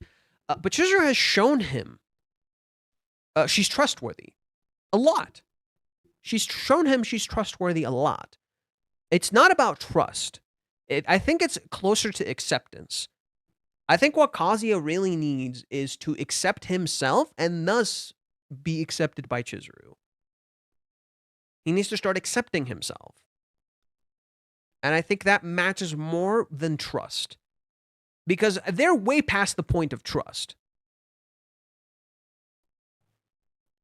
Addressing his trauma. I think his trauma isn't just with his family. It's like it's more. The trauma goes beyond his family. I think it's a little more. There's more to his trauma than just his family. His trauma goes past that. It goes into like the people around him, literally everybody. It goes to everything. All the internal monologues. It's like he's trying to solve an equation or something, second guessing everything, even though she's reliable as fuck. Yeah, the two things are connected 100%. Yeah. Oh yeah, there was I wanted to see. Oh, there it is. Mute. I think Mute probably wrote something. Let's see what he wrote. Yeah, I was right. He wrote something. This time's theme is analyzing the reason for the kiss with Yamori-san. Okay. For once, we agree on what the theme is. This time it felt like Yamori-san was speaking on behalf of Miyajime Sensei throughout the readers, rather than the reader's feelings. Oh, so you think she's actually speaking for Reiji? Pillowcase with seafood. Kazuya, who loves fish too much, left lung. Oh yeah, I meant to mention that. It's so cute. I love Kazuya's. Look at Kazuya's bed. Shellfish and fish and starfish, and there's an octopus. It's so cute. His bed is adorable. This is his pillow. It's adorable. It's so cute. I love this sea loving idiot. I love this sea loving idiot. Pillowcase with seafood. Kazuya, who loves fish too much, left the lungfish back at his family home. Not only can't he send line messages to Chizuru, but relying on AI for a message content is so typical of a modern college student, huh? Yeah. The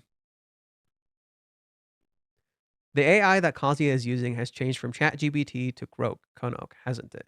If you ask the AI ambiguously like Kazuya does, it only gives ambiguous answers in return.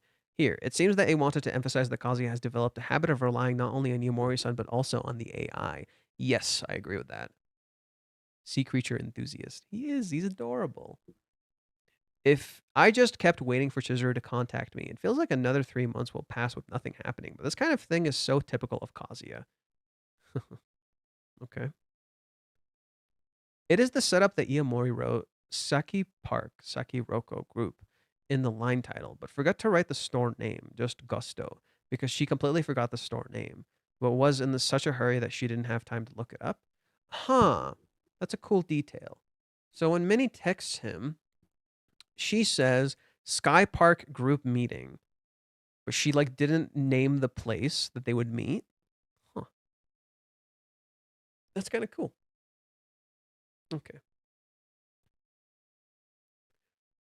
July 11th is the day that play begins. Normally, it's hard to imagine a play ending in just one day, so is there some basis for Yaramori-san's confident claim that she'll be free to hang out on that day?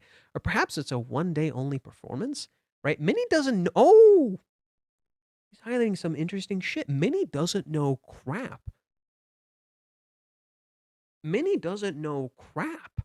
Because we don't know. Chizuru just says the play starts on July 11th, but I doubt it's a one-day performance, right? I doubt it's like a one-day performance. And why can she suddenly start dating after that point, right? It makes no sense. It's like it doesn't add up. Something is weird about it. Huh.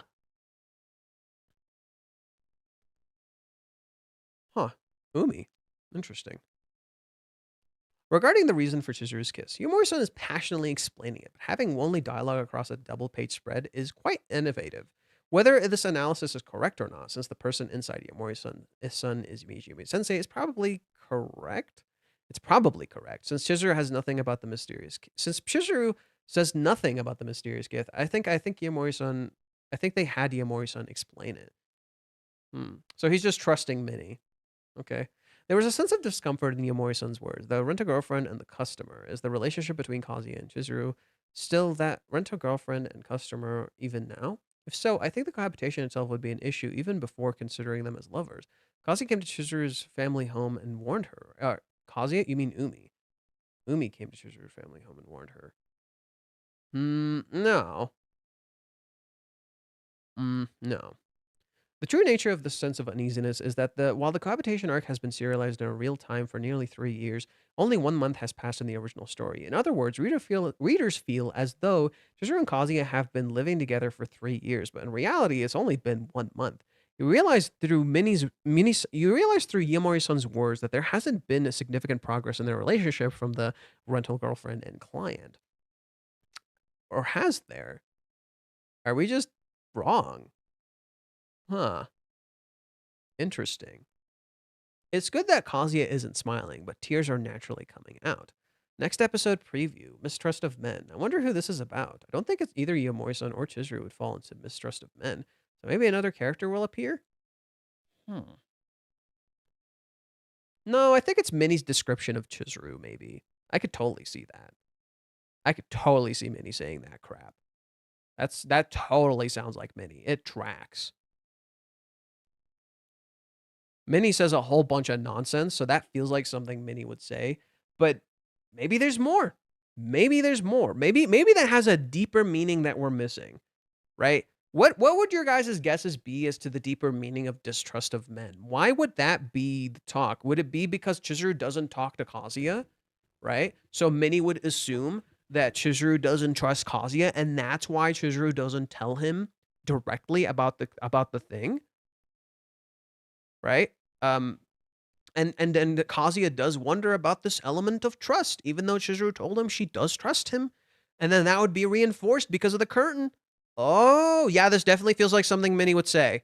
Yeah. This feels like something Minnie would say, right? Minnie would justify this stance that Chizuru doesn't trust men because of how she acts around Kazuya, and she would use the curtain as an excuse to justify this stance and reinforce to readers who believe the curtain means trust, even though Chizuru said it doesn't mean trust, that Chizuru doesn't trust men. And that's why Chizuru's never had a relationship and all that stuff. But again, it's a bunch of nonsense that doesn't make any fucking sense.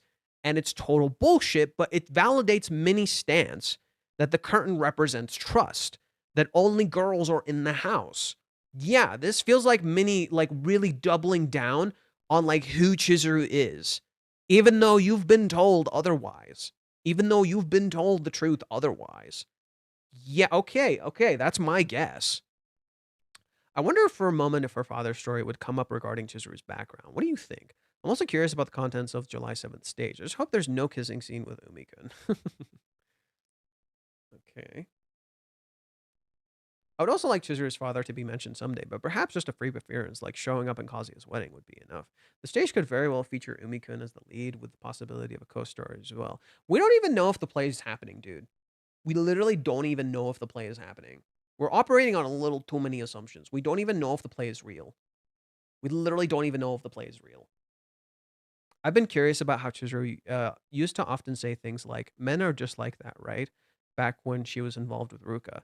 Well, that was her justification for herself, but it wasn't true. And she does say something similar when it comes to cheating.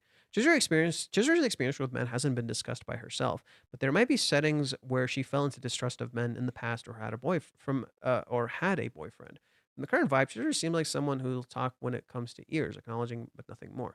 Well, Chizuru does mention that in terms of cheating. So let's go to chapter 365. Chizuru talks about cheating. And the way she frames it isn't quite like that. There's a lot of temptation nowadays. Cheating is second nature to men, seems to be the daily trend, right? Mistrust of men. It's important to be on the same page about this kind of stuff, right? You're right. The temptation, very philosophical. Seriously, what should I say? You're not gonna cheat, are you? No. Okay, good. I didn't know. I wouldn't know what to say, even if you said you would here. Okay. So this could imply that. This seems to imply that, but I don't think so. It makes you wonder, would Chizuru think that? That doesn't quite sound right.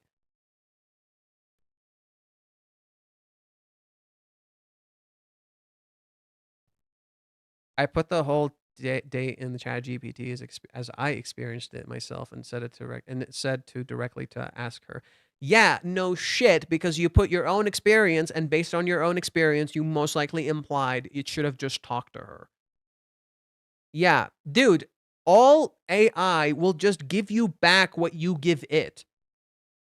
When you talk to it, you imply certain things to it that you want to get back. It will just give you what you gave it. That's all AI can ever do. It can't create. AI cannot create. It can only give you what you ask. That is it. You're not creating anything. It's like putting something in a microwave. You think you made a dish. You think you took ingredients and you made a dish. In reality, you took a burrito and you put it in the microwave and it heated it up for you. That's what AI is. So this element of mistrusting men or distrusting men seems to relate to this, right? That men do this stuff. But what did Chizuru say at the end of this? Thank you for showing me that you're serious. About what we just talked about. I was happy back then when I found out that you told me how you felt after you broke up with Ruka-chan. It made me happy. Thank you for she in Japanese. She says thank you for making me feel that you're serious, not showing me. She uses a euphemism. So there's already implications. Chizuru doesn't think that, but she's doubted herself in the past. However, I don't think she doubts herself here. I don't think Chizuru doubts her feelings here. That she would have some sort of distrust of men. So that doesn't feel quite right. Because Chizuru has shown us she doesn't do that anymore. She doesn't distrust him. So that doesn't feel right. It could come back. Minnie could validate that belief, right? Minnie reinforces that belief to us, right? Yo, what if Chizuru feels that way? You know, that bullshit. I'm assuming Reiji will write that at some point. What is this? He should become a marine biologist or something. That would be cool, actually. Like, oh my god, he literally becomes what's his name? Oh my god, he literally becomes Jotaro. He literally becomes Jotaro Joestar or Jotaro Kujo. Oh my god, he just becomes JoJo. He just becomes a marine biologist. That's hilarious. That would be actually super cool if Kazuya becomes a marine biologist. He pursues that love. Oh, that would be so cute. That would be so cute to see him become a marine biologist because he's so passionate about fish. Yo, that would be peak. That would be so cool. I would love that.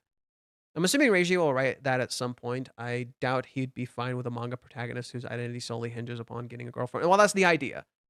We already explored that. We already explored that idea that like his identity isn't just getting Chizuru. He has like he's good with kids. He loves fish. He loves reading manga. Like Kazuya has a lot going on. It's just like he's so focused on this, he's lost his dream because he's always ever had a dream from the people around him, not something of his own.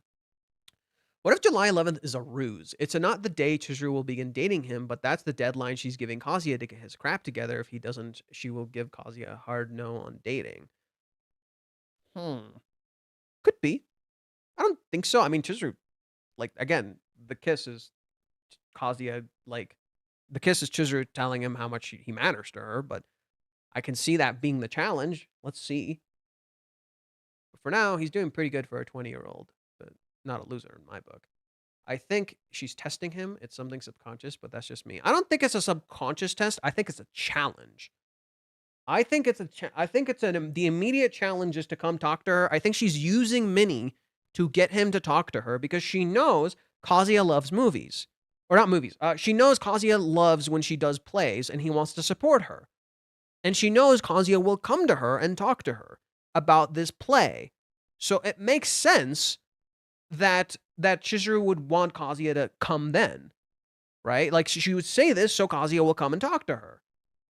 That feels like something Chizuru is seemingly doing, in my opinion. Kazuya always shows up when it comes to Chizuru's play and acting. So it feels like maybe that's what she's using it for.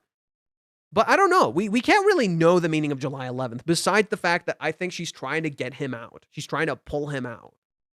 Last time I was reading about relationships in different cultures, and it says that in Japan, relationships are more about action than words. That could explain why Kazuya is always overthinking everything.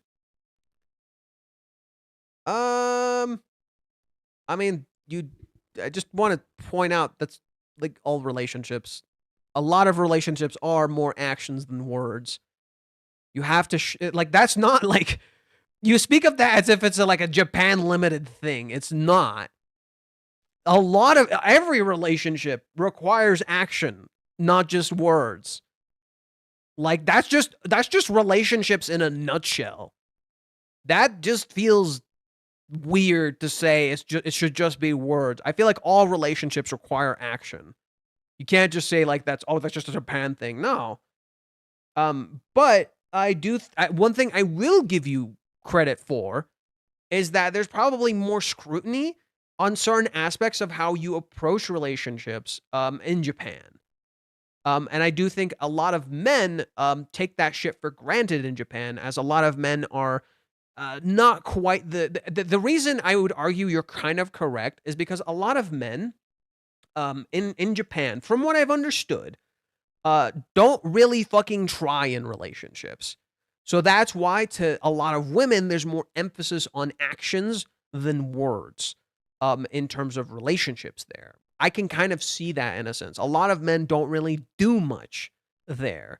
They don't really show appreciation for their women. They don't actually like step up for the women around them. They're not usually there. So I'm I can kind of see that more as having a bit more emphasis in that sense. Do you think Chizuru's dad is going to show up in the story? Eventually, probably, but I don't know. He may not show up at all, but if he does, it'll be interesting.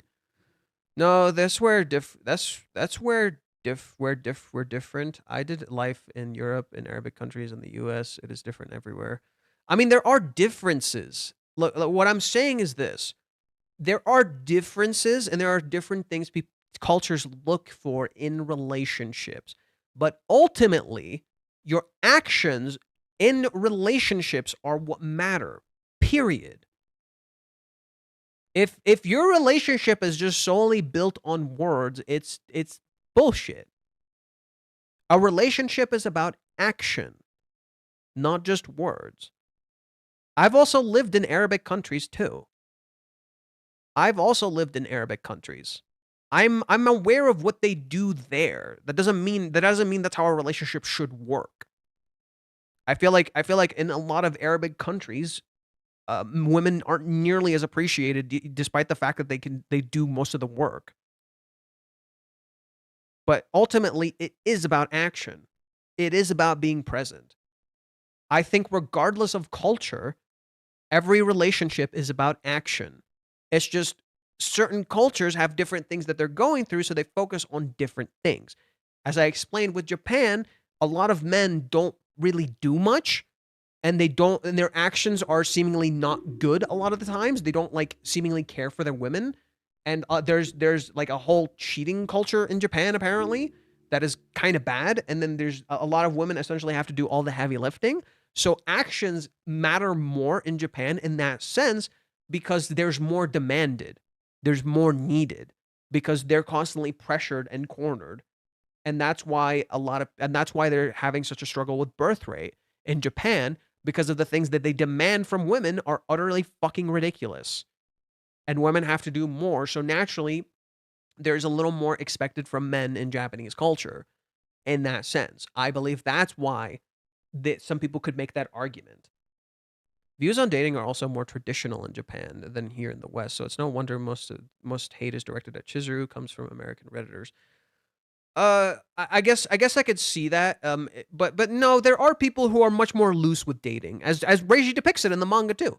There are a lot of characters who are just very loose with dating. It's just what Reiji's depicting with Kazuya and Chizuru is more akin to something that actually hits at the root of what relationships are to Reiji.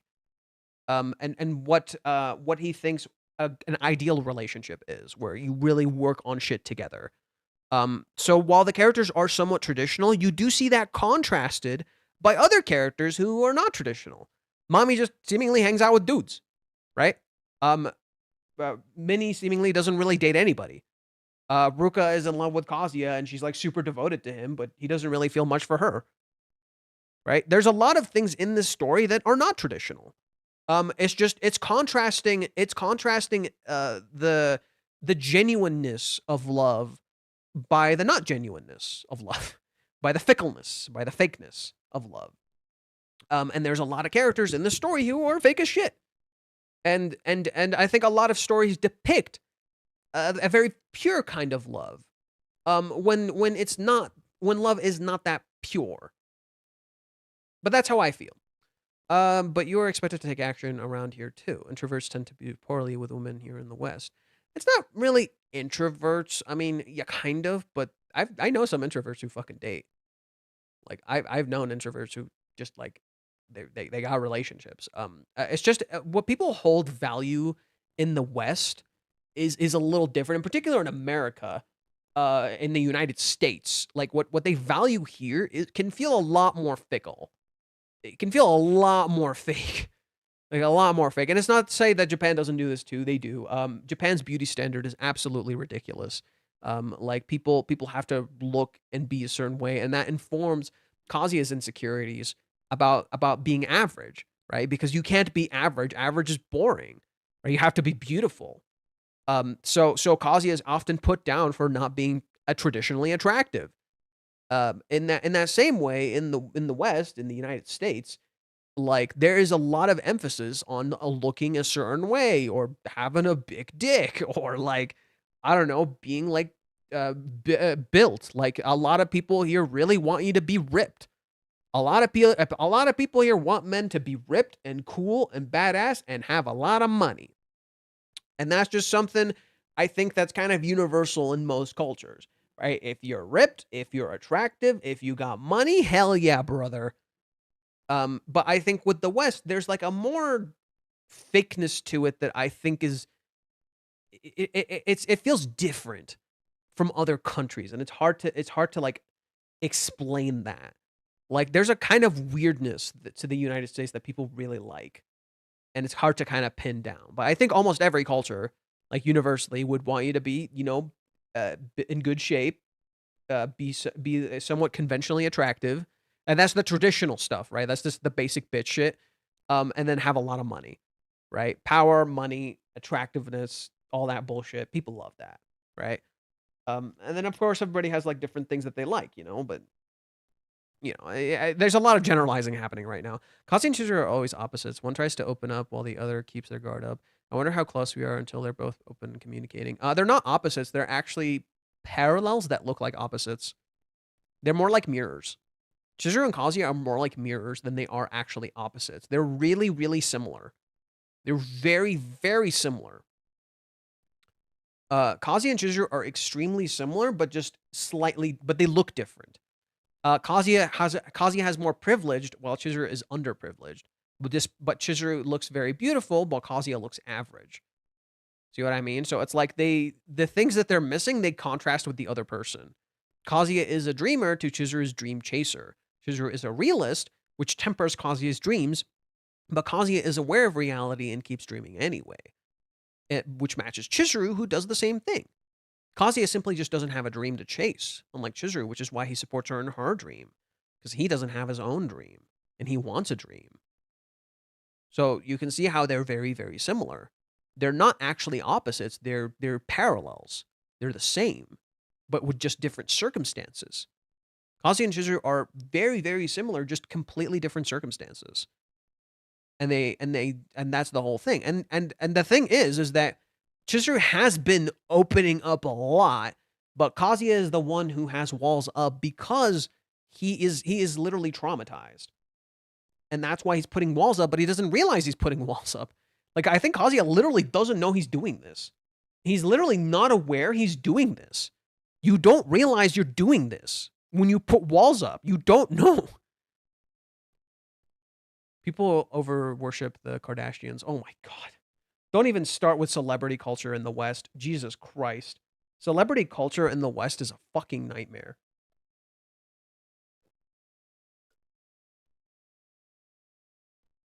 Yeah, celebrity culture in the West is so dumb. They look like an unrealistic couple, but that's just looks. They happen to have many things in common, plus the parallels. And that's the thing. It's so dumb. People are like, "Oh, they're an unrealistic couple." Actually, a lot of like non-traditionally attractive men are dating very traditionally attractive women. That's a very common thing because what women actually want is safety, peace, and acceptance. They want to have a sense of safety. And if a dude who's not traditionally attractive can do that, hell yeah, brother. That's what I want. That's what dude, that's what girls want. They just want to feel safe and at peace with someone. They want to feel like they have a partner who can help them out. They want to feel like they're accepted and understood. They want to feel like they can open up and be themselves. That's what they want. That's what women want. It's that simple. They just want to feel accepted and safe with someone. It's not always about looks or being hot or having a massive dick or being good at sex or any of that crap. It's literally about women just want a safe place. Women just want to feel at peace with a man. And a lot of men can do that. A lot of not traditionally attractive men can do that because they themselves have probably been through shit that a lot of people have given them for not being traditionally attractive. So they can understand when women go through that stuff and they can make a comfortable space.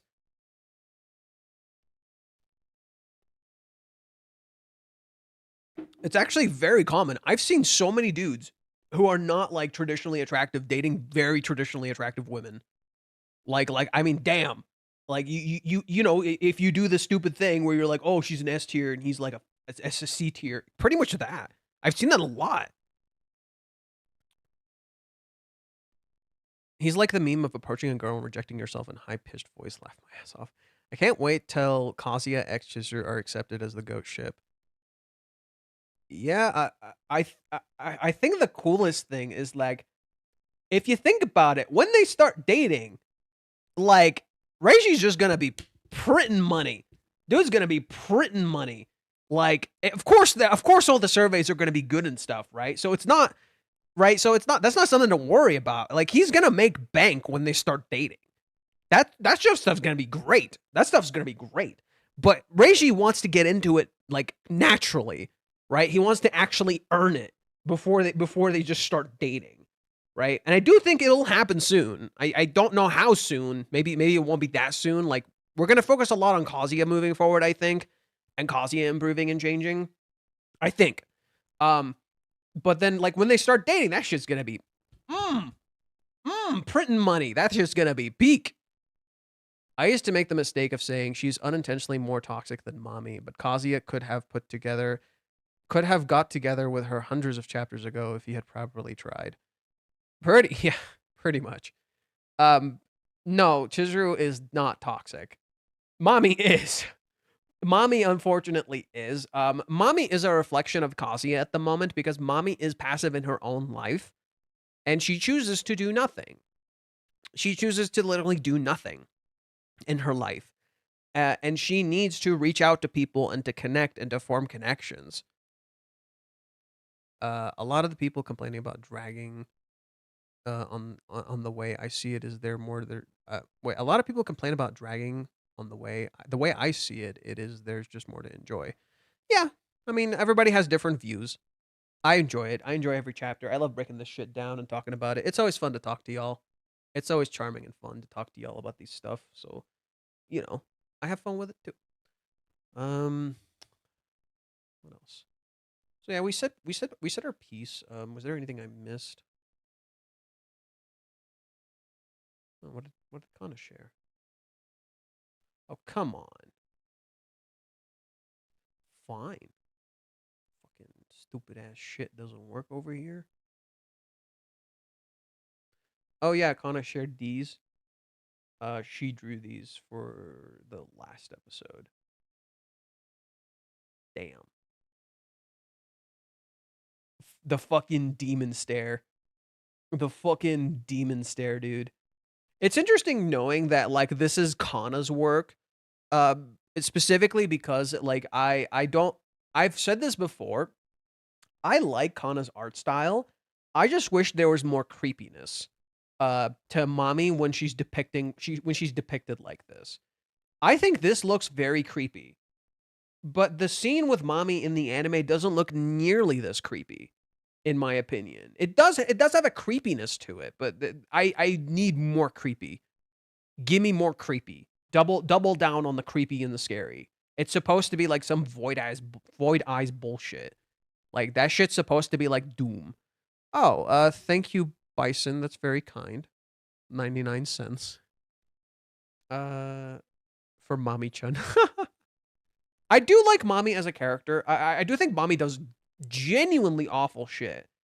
But I don't think Mami is beyond redemption. I don't think Mami is beyond redemption. I think Mami can redeem. It's okay. You don't need to give me money. Just watching is good. I do think Mami can get redemption, and she's on her way to actually redeeming herself. But she needs to admit she's done some fucked up shit. Mami needs to admit she's done some fucked up shit. She has.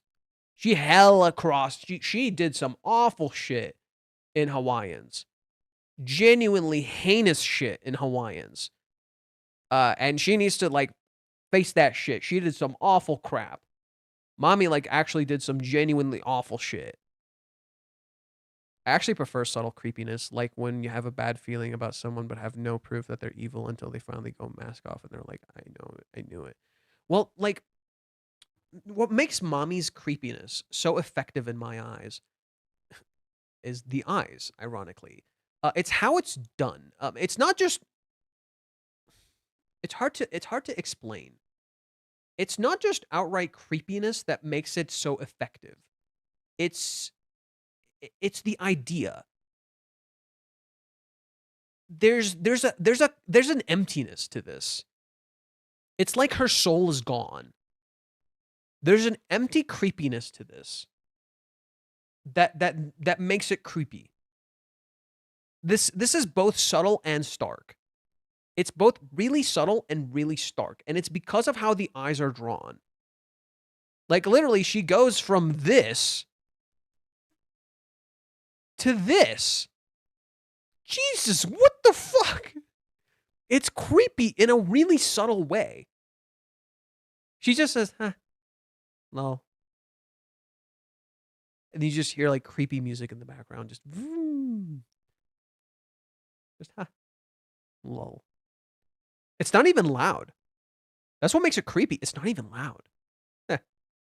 Idiot.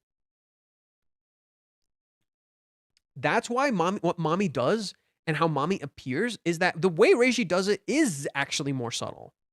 Interestingly enough, the way Reiji does it is more subtle. Like the way she's drawn here is more subtle. She's just drawn normally, but her eyes are black. She's literally just drawn normally, but her eyes are black. And that's creepy as shit. Like, she looks like she's gonna fucking kill someone. Look at this. She looks like she's gonna fucking kill someone. That's what makes Mami so creepy. That's what makes it so effective from a writing standpoint. The eyes are solid black. Yeah, and it gets blacker and blacker. Like, look at this. There's literally nothing there. Like, there was like a small light in her eyes before. Now there's literally nothing there. It is pure black emptiness. It is literally just emptiness. There's nothing. Her eyes are a void. There's literally nothing there. That's so creepy.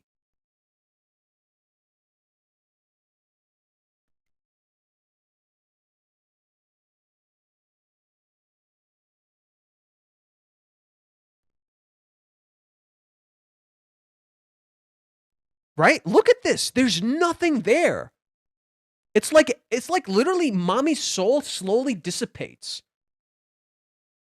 Notice how before there were like little white things in her eyes, right? So before there was white in her eyes. There's a little bit of white in her eyes before. Right? You see this white in her eyes before.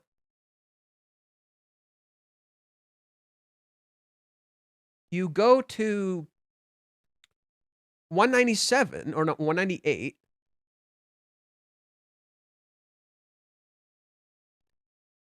And again, there's white, but it's like it's shrinking.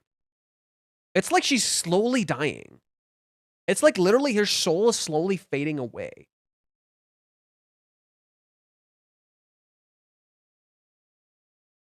And this is when it truly dies. This is when and her eyes just become black. Like there's like instances where like, okay, you do see it again, but like I love the sheer emptiness. Like, cause right after the one I just showed you, you see this one. After the one I just showed you, you see this one. There's the one in 2:6, right? Again, I feel like there's like a subtlety to when her eyes are just completely black. I think there's like a cool subtlety when her eyes are completely black.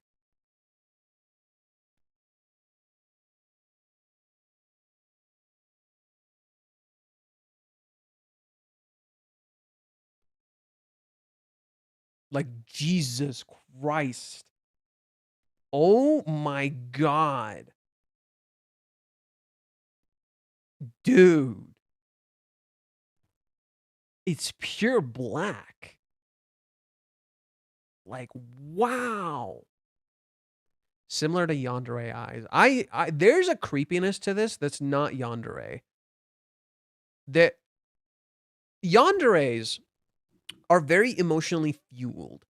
If anything, I think it's similar to a yandere in that there's jealousy, right? The fuel is jealousy. But the difference between a yandere and Mami is this. Mami has a fundamental denial of her feelings and why she's doing this. She's lying to herself. A yandere completely embraces the insanity of their emotions. In that sense, I would think Ruka is closer to a yandere than Mami, which may sound weird, but I think it makes sense because Ruka is so driven by her emotions and jealousy that she gets caught up in it and she starts doing bad stuff. Mami is completely denying her emotions.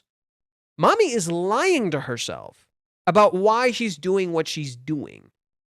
Her eyes represent her own death. It represents her own emptiness. Whenever she's like this, it represents the emotion that she is suppressing. That's what these eyes represent, in my opinion. So it's not yandere. It's actually almost antithetical to yandere. And that's why life literally comes back to her eyes. She gets jealous. This is after Chizuru kisses Kazuya. She gets jealous. The life is literally back in her eyes. She's alive again. The emotions are so strong, they're overflowing.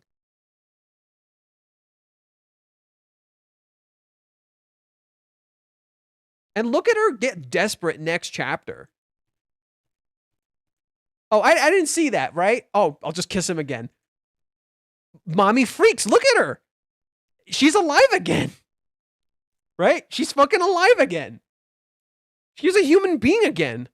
She feels emotions again. Look at her. She feels emotions again. She's a girl again. She's alive.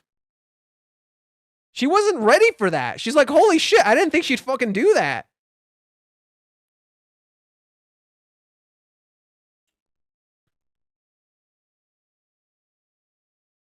And I think that's so great. I love that transformation of like Mami seeming like literally she's not just jealous.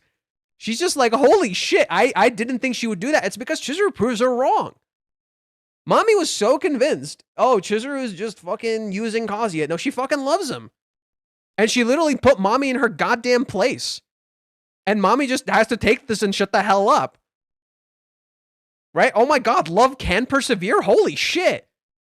Oh my god, you can do that? That it's literally Mami like waking the fuck up. And then here, right, now she's just purely acting out of jealousy.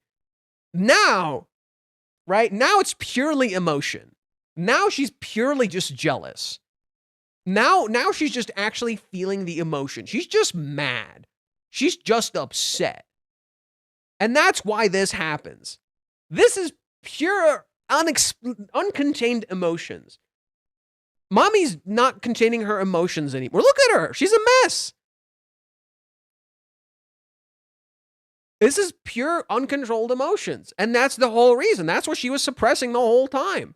She was just fucking lying to herself. Like, Mami crashes the fuck out. And then Chizuru is like, yo, are you looking at yourself? You're the one who's crashing out. You know, I'm not crashing out like this. You are. Yeah, have you looked at yourself? Have you actually considered your emotions? And Mami's just like, oh. Wait, she's making a whole lot of sense. And Mami just stands there stunned. Oh, it's a valid crash out? No, it's not. She has no reason to crash out. Fuck you. No, it is not valid in any way. She doesn't get to fucking crash out. She caused this. I'm sorry, what? You're the one being weird. It's not a valid crash out. In her mind, okay, sure. Sure, okay. In her mind, it's a valid crash out, and then she realizes she's a fucking dipshit. It's not too late to re-examine how you truly feel. The light is literally shining on her. And she just stands there like an idiot, looking at herself in the mirror. Shit. She was right. Shit. Chizuru was right all along. Chizuru was right the entire time. I was the one lying to myself. Mami's ideals get destroyed. Everything about Mami's ideals is completely shattered. She was so certain she was right. She understood everything. No, she was a fucking idiot. She was a stupid fucking idiot. And she had to look herself in the mirror and realize how stupid she is. She had to look herself in the mirror and realize she became the abuser she claimed to hate. She has to look at herself in the mirror and realize she's been in love this whole time and she's just a stupid idiot.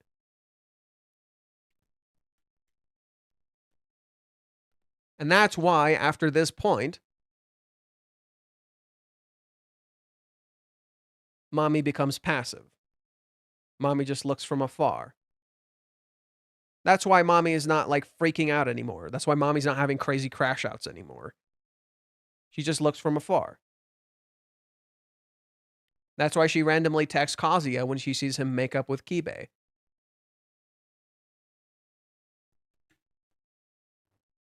That's why she looks like this. Oh, she solely loves Kazuya. She's finally admitting to herself she likes him. But she won't do anything about it. It's just an indulgence. Right? Look at her. It's a lie that you're dating, isn't it? I heard from Chizuru-san.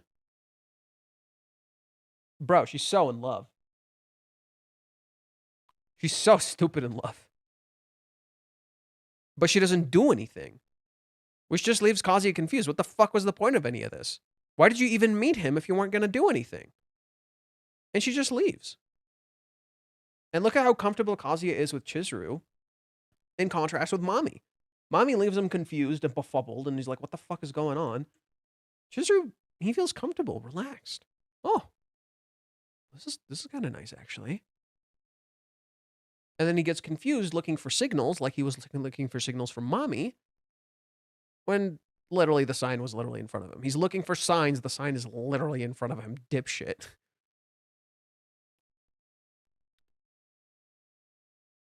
And then Mami shows up again in like chapter 344. And you're like, oh, it's not my boyfriend. Yeah, I know.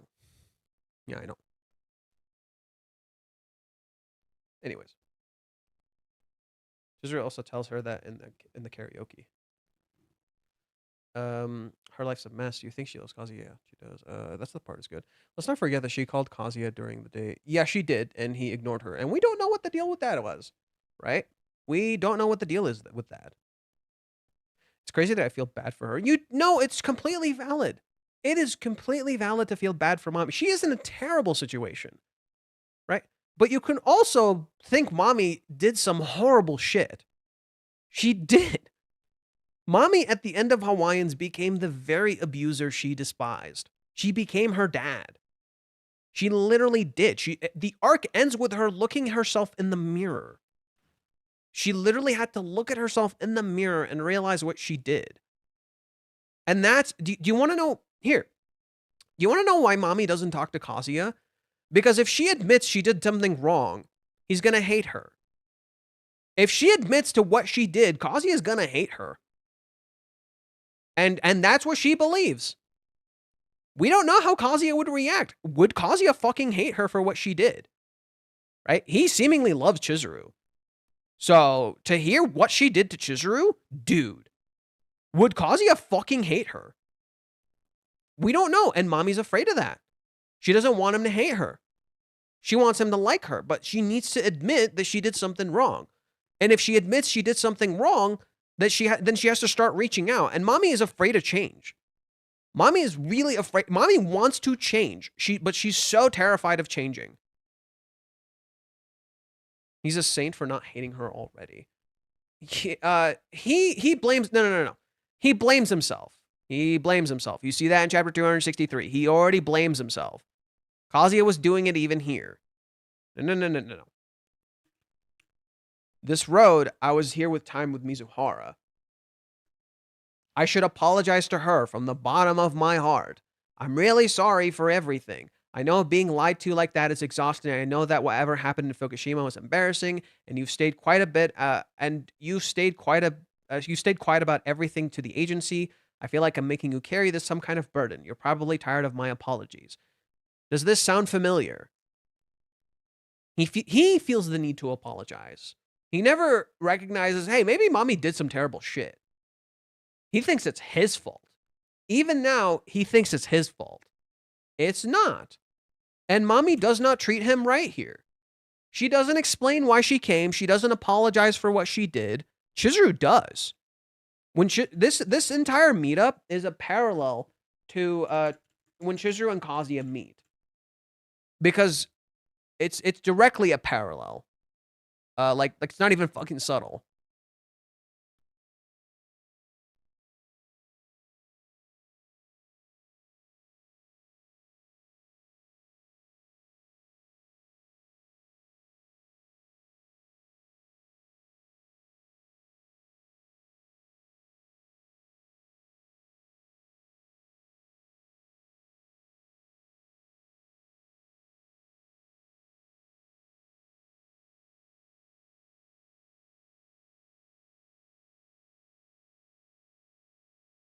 Does this look similar? When they meet up. Huh. It's really freaking similar.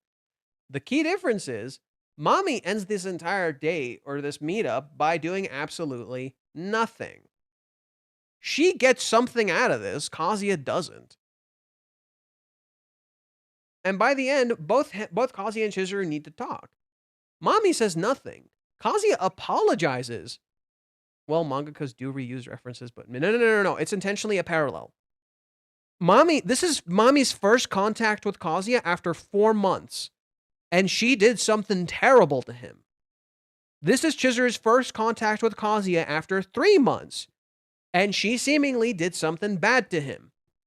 What does Chizuru do? Chizuru apologizes, and Kazuya apologizes too. They both reconcile.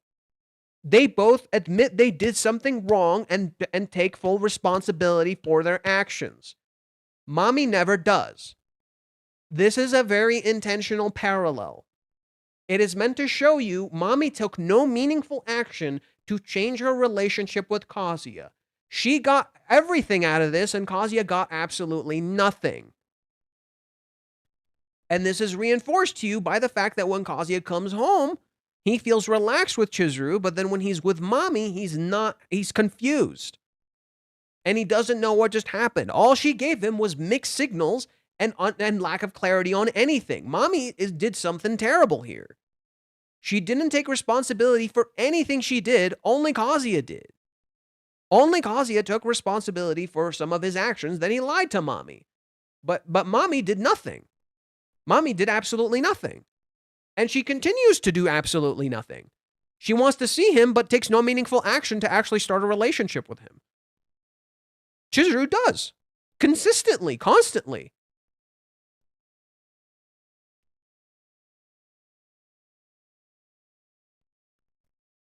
I don't think Kazuya will outright hate Mami when he finds out. He'll hold her accountable. He's not a hateful person. I I don't think I don't know, but I do think Kazuya will be quite angry. Um, not for himself, but for Chizuru.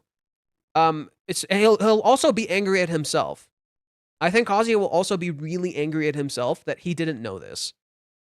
That Chizuru felt the need to go through this alone because of his own actions. I think the biggest reveal that's going to be moving forward is Kazuya is going to realize how much Chizuru has shouldered alone for him.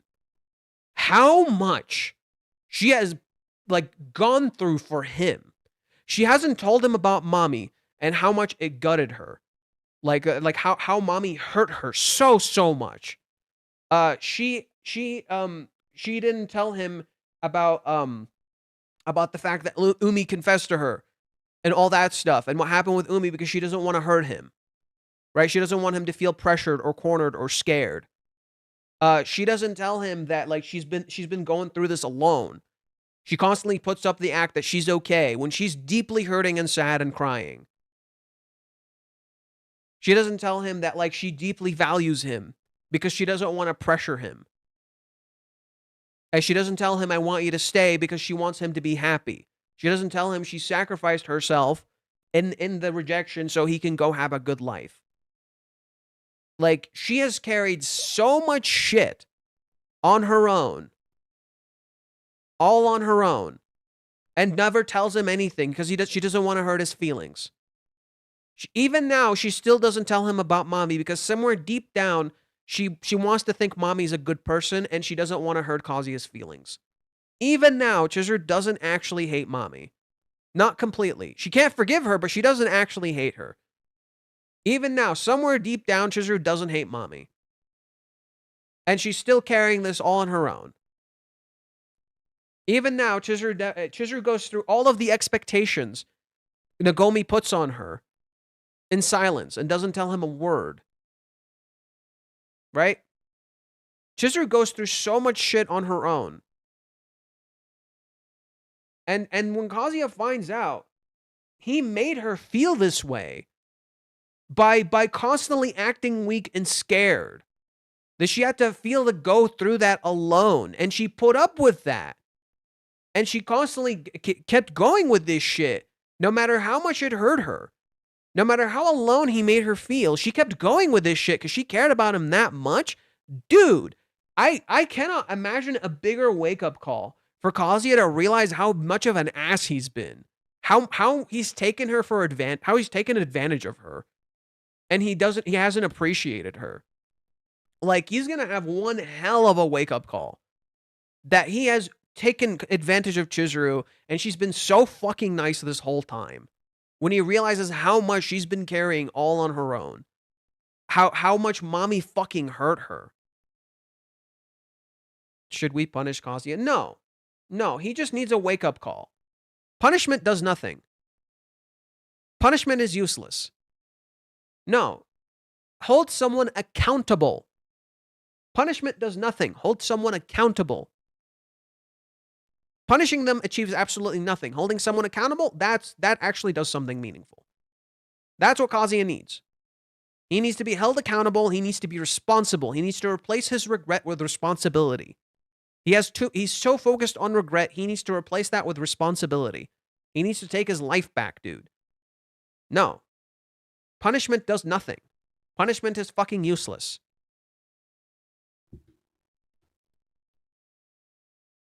You think the two will meet up in 2 weeks where the new volume comes out? Yeah. I can see them meeting up in 393. I can definitely see them meeting up in 393. That seems like the chapter when they would meet up.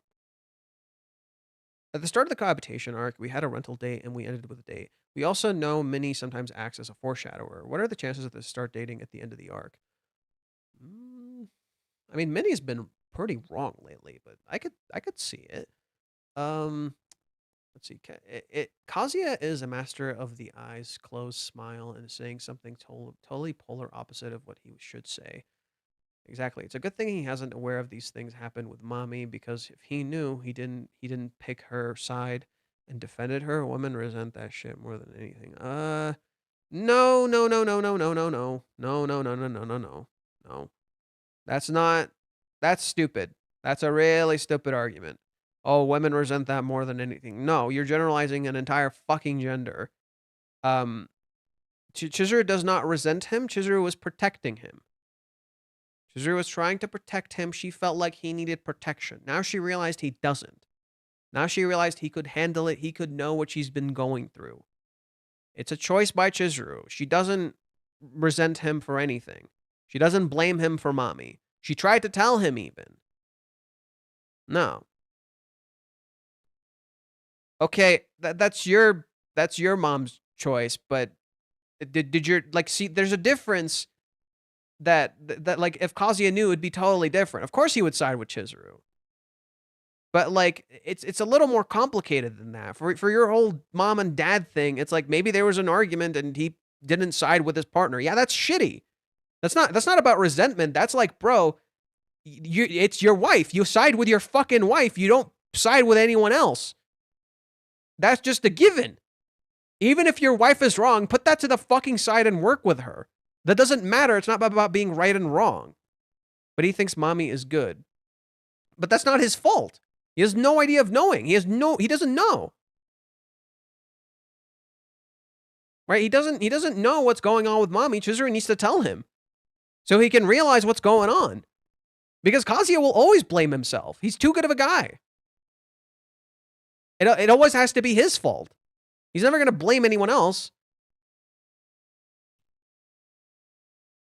So, no, I don't think that's really fair to Kazuya. He doesn't know. He thinks it's his fault. He didn't see everything Mami was doing. He doesn't remember it clearly.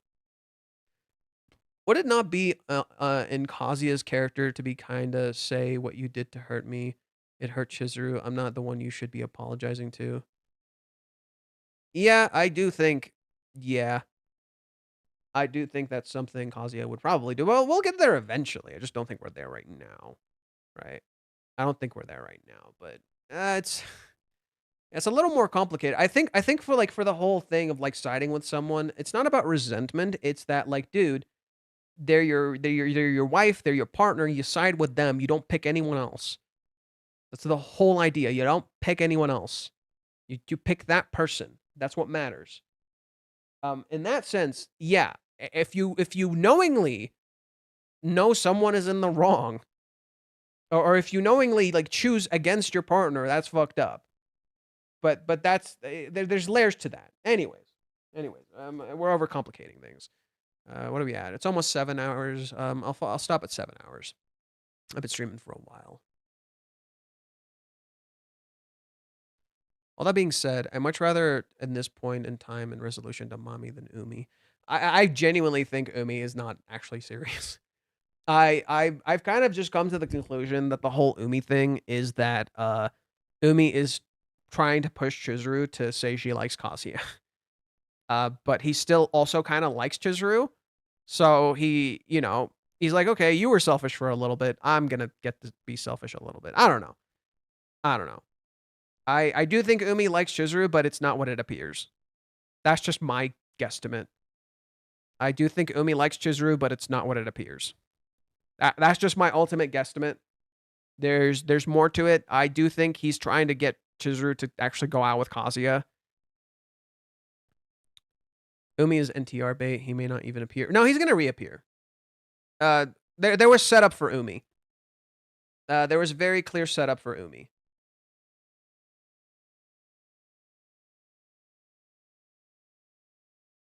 Right here. This is clear setup that we're going to find out what the whole Umi thing has been about. We're going to find out everything about Umi. We're going to know what that walk was about. Like remember when Umi like seemingly tricked her into a date? Yeah, we're going to find out what all that was about. We're going to find out what happened in chapter 179, and we're going to find out what this whole thing right here was about.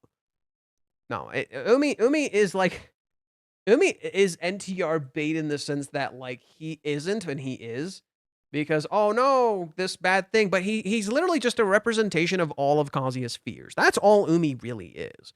Umi is just a big representation of all of Kazuya's fears. He's not actually there. Nanaho will show up eventually. Oh, you mean Umi's girlfriend? Yeah, Nanaho. Yeah, we'll find out what was the deal with that, right? But I don't think Umi's necessarily a bad dude. I don't know. I feel like I think Umi's whole thing is a big misdirect. I think Umi's whole thing is just a big misdirect. And rather, it's just don't be afraid of Umi. You're the one living with Chizuru. You're the one who has a life with her. You're the one who she's trying to figure out her feelings for, not Umi. Like, Umi's nothing to fear. And I think this is going to be when Kazuya has to get there and start to admit there's nothing to be scared of in terms of Umi. Were Nanaho and Chizuru best friends? No. They just knew each other. Don't let it be something so cliche like Kazuya is the golden fish. There's no catch and release. What does that mean? I don't know what that means. I don't think Umi is shipping Kazuya and Chizuru. My take is he was trying to sell himself to her and insulted Kazuya in the process, and he did not like that. Huh. See, I would agree with that if it didn't feel like Umi wanted to help Chizuru in some way. So I could think of it as Umi trying to be like, hey, I'm better than him, but that would just piss her off. So to me, it feels more like Umi's, gonna keep confessing his love until she picks, and he's pressuring her into picking something. I don't know. I just think Umi is not what he appears, specifically because he tells Kazuya, like, we'll be good friends. And it's clear Kazuya likes her, so why would he say that to him? Like, he tells Kazuya we could be good friends, and then him and Chizuru seemingly have no contact whatsoever for over 5 months. Umi and Chizuru seemingly have no contact for like 5 months from what we saw. So it just feels weird that, like, Umi's suddenly showing up. Something about it doesn't add up. Like, how it's presented doesn't add up. Right? You gotta admit. So you gotta admit something about Umi just doesn't add up. And it feels like maybe he's trying to play Cupid, then he's like a better Cupid than what is it, Minnie? I don't know. I will say one thing. It's very clear in chapter 289, like, Umi's actions inspire Chizuru to take action herself. She sees Umi in a seemingly losing position, inspire her to seemingly take action herself with Kazuya. That he's like, okay, I'm seeing this dude, and he's selfishly trying to pursue his love, even though he's in a completely losing position. Why the hell am I afraid? I should try too. And then she tries and gets a big success out of it with Kazuya. So I don't know. I don't think Umi's necessarily, like, bad. Like, maybe he's not, but I do think he's challenging Chizuru's love. I do think the point of Umi is to challenge Chizuru's love. Because the only thing she seemingly remembers from Umi is like, when she talks to Sumi, the thing she seemingly remembers from Umi is when Umi asked her, do you love Kazuya? And Chizuru couldn't give an answer. That's the thing she seemingly remembers from Umi. Nothing else. So it feels like what Umi's actually doing has been just challenging Chizuru to admit her feelings for Kazuya or something. Maybe that's it. I don't know.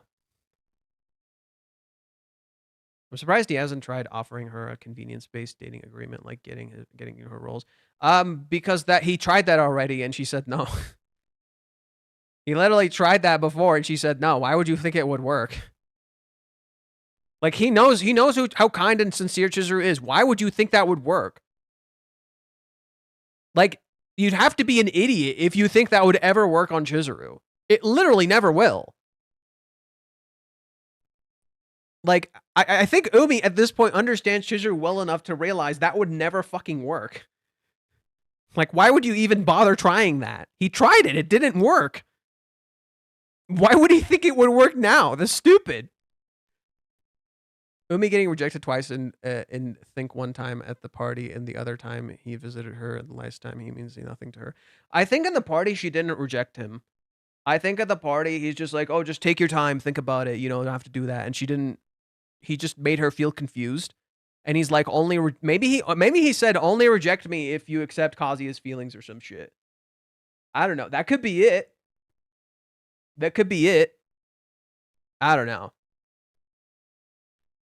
The one character this fandom can 100% agree has no plot relevance is Sumi. No, she has plot relevance, just not in the traditional way. But I hope he's a good guy. I'm done with drama. I don't think he's a bad guy. I don't think Umi's a bad guy. He's done bad shit, but I don't think he's a bad character. Until I reach rejection, don't settle for hints about she's rejecting him. Yeah, whatever. Sumi brings out the best in Kazuya. He shows his best sides. Sumi does what Minnie wishes she could do. Sumi does what Minnie wishes she could do. She's a better Minnie. Sumi is a better Minnie because Sumi is actually responsible. I think Sumi is actually responsible, and Minnie isn't. So Sumi is better in that regard because she can give actual meaningful answers and she can keep that shit to herself. Minnie is a blabbermouth, right? Minnie never shuts up. Minnie never shuts the fuck up. Sumi is always quiet.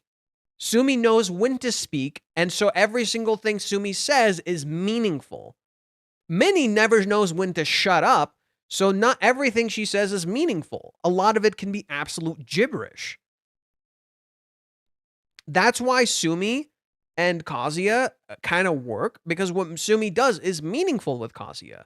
But she's literally just support. She doesn't bring out the best in Kazuya. She just gives him a comfort space so he can do the things he wants to do. That's it. Sumi just gives Kazuya the comfort space to let him do the things he wants to do. Her and Kazuya have a weird dynamic in that sense. Her and Kazuya do in fact have a mentor disciple dynamic. And Sumi knows how to use that properly. But she never labels herself as his disciple. She just lets him be the mentor. And the mentor sometimes needs help. But what they have isn't necessarily a relationship. And I think that's interesting.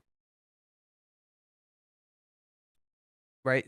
The thing is that Sumi, despite doing what she does, always reinforces her role as the rental girlfriend. Sumi never actually completely breaks her role as a rental girlfriend, even when she does. Sumi will be a better friend than Minnie to both of them. Yeah, I think Chizuru will eventually reach out to Sumi. And she needs to.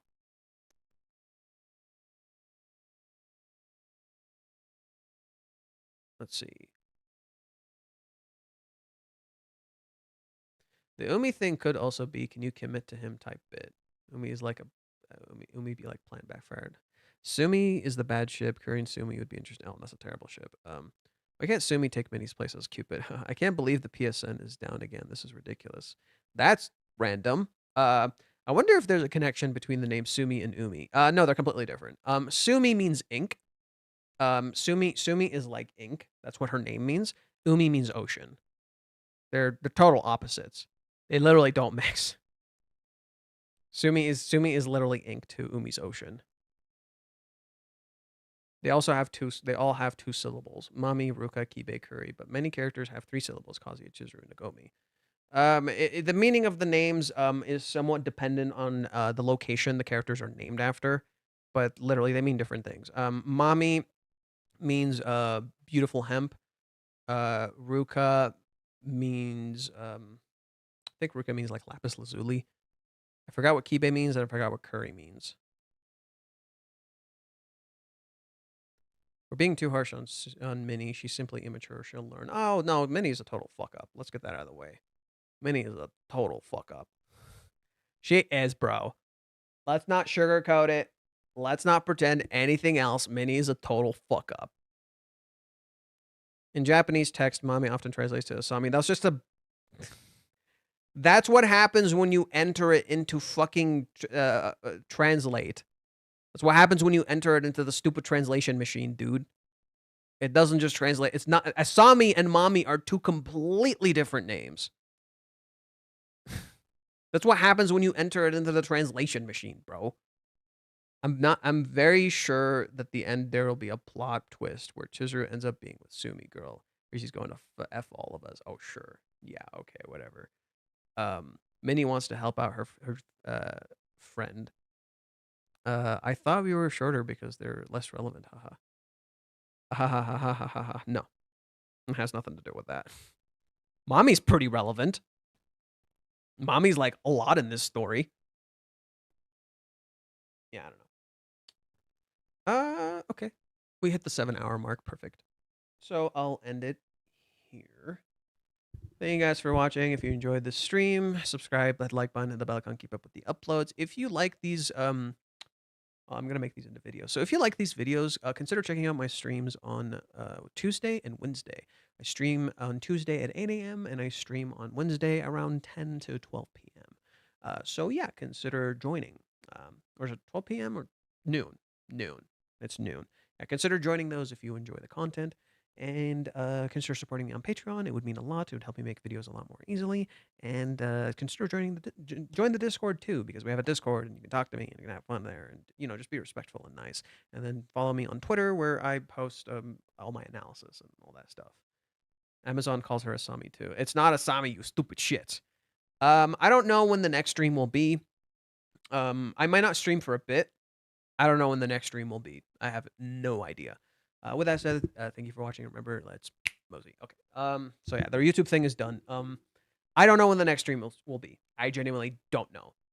I'll have to figure it out later. I don't know when the stream will be. So I can't give you a concrete answer. I may stream Friday. That's not guaranteed. There's no guarantee I'll stream Friday. There is absolutely no guarantee I'll stream Friday. I may not stream at all until next chapter. There's a chance I may not stream at all until next chapter. Unless there's something meaningful I want to stream about. I kind of want to take streaming easy a little bit. And I want to focus on getting some shit uploaded. I want to dial back on streaming. I'm streaming too much. I need to start making some fucking videos. I'm streaming way too much. So I'm going to dial back on streaming for now. And then I may stream when the next chapter, it'll either stream sometime in the weekend or next chapter if I find something great or crazy. Other than that, though, should be good. Okay. See you guys another time. See you later. Take care. Thank you for watching. I hope you enjoyed this stream. I got a lot of work on. Cheers, man. Hope to see you next week then. Take care. Have a good day. Bye-bye.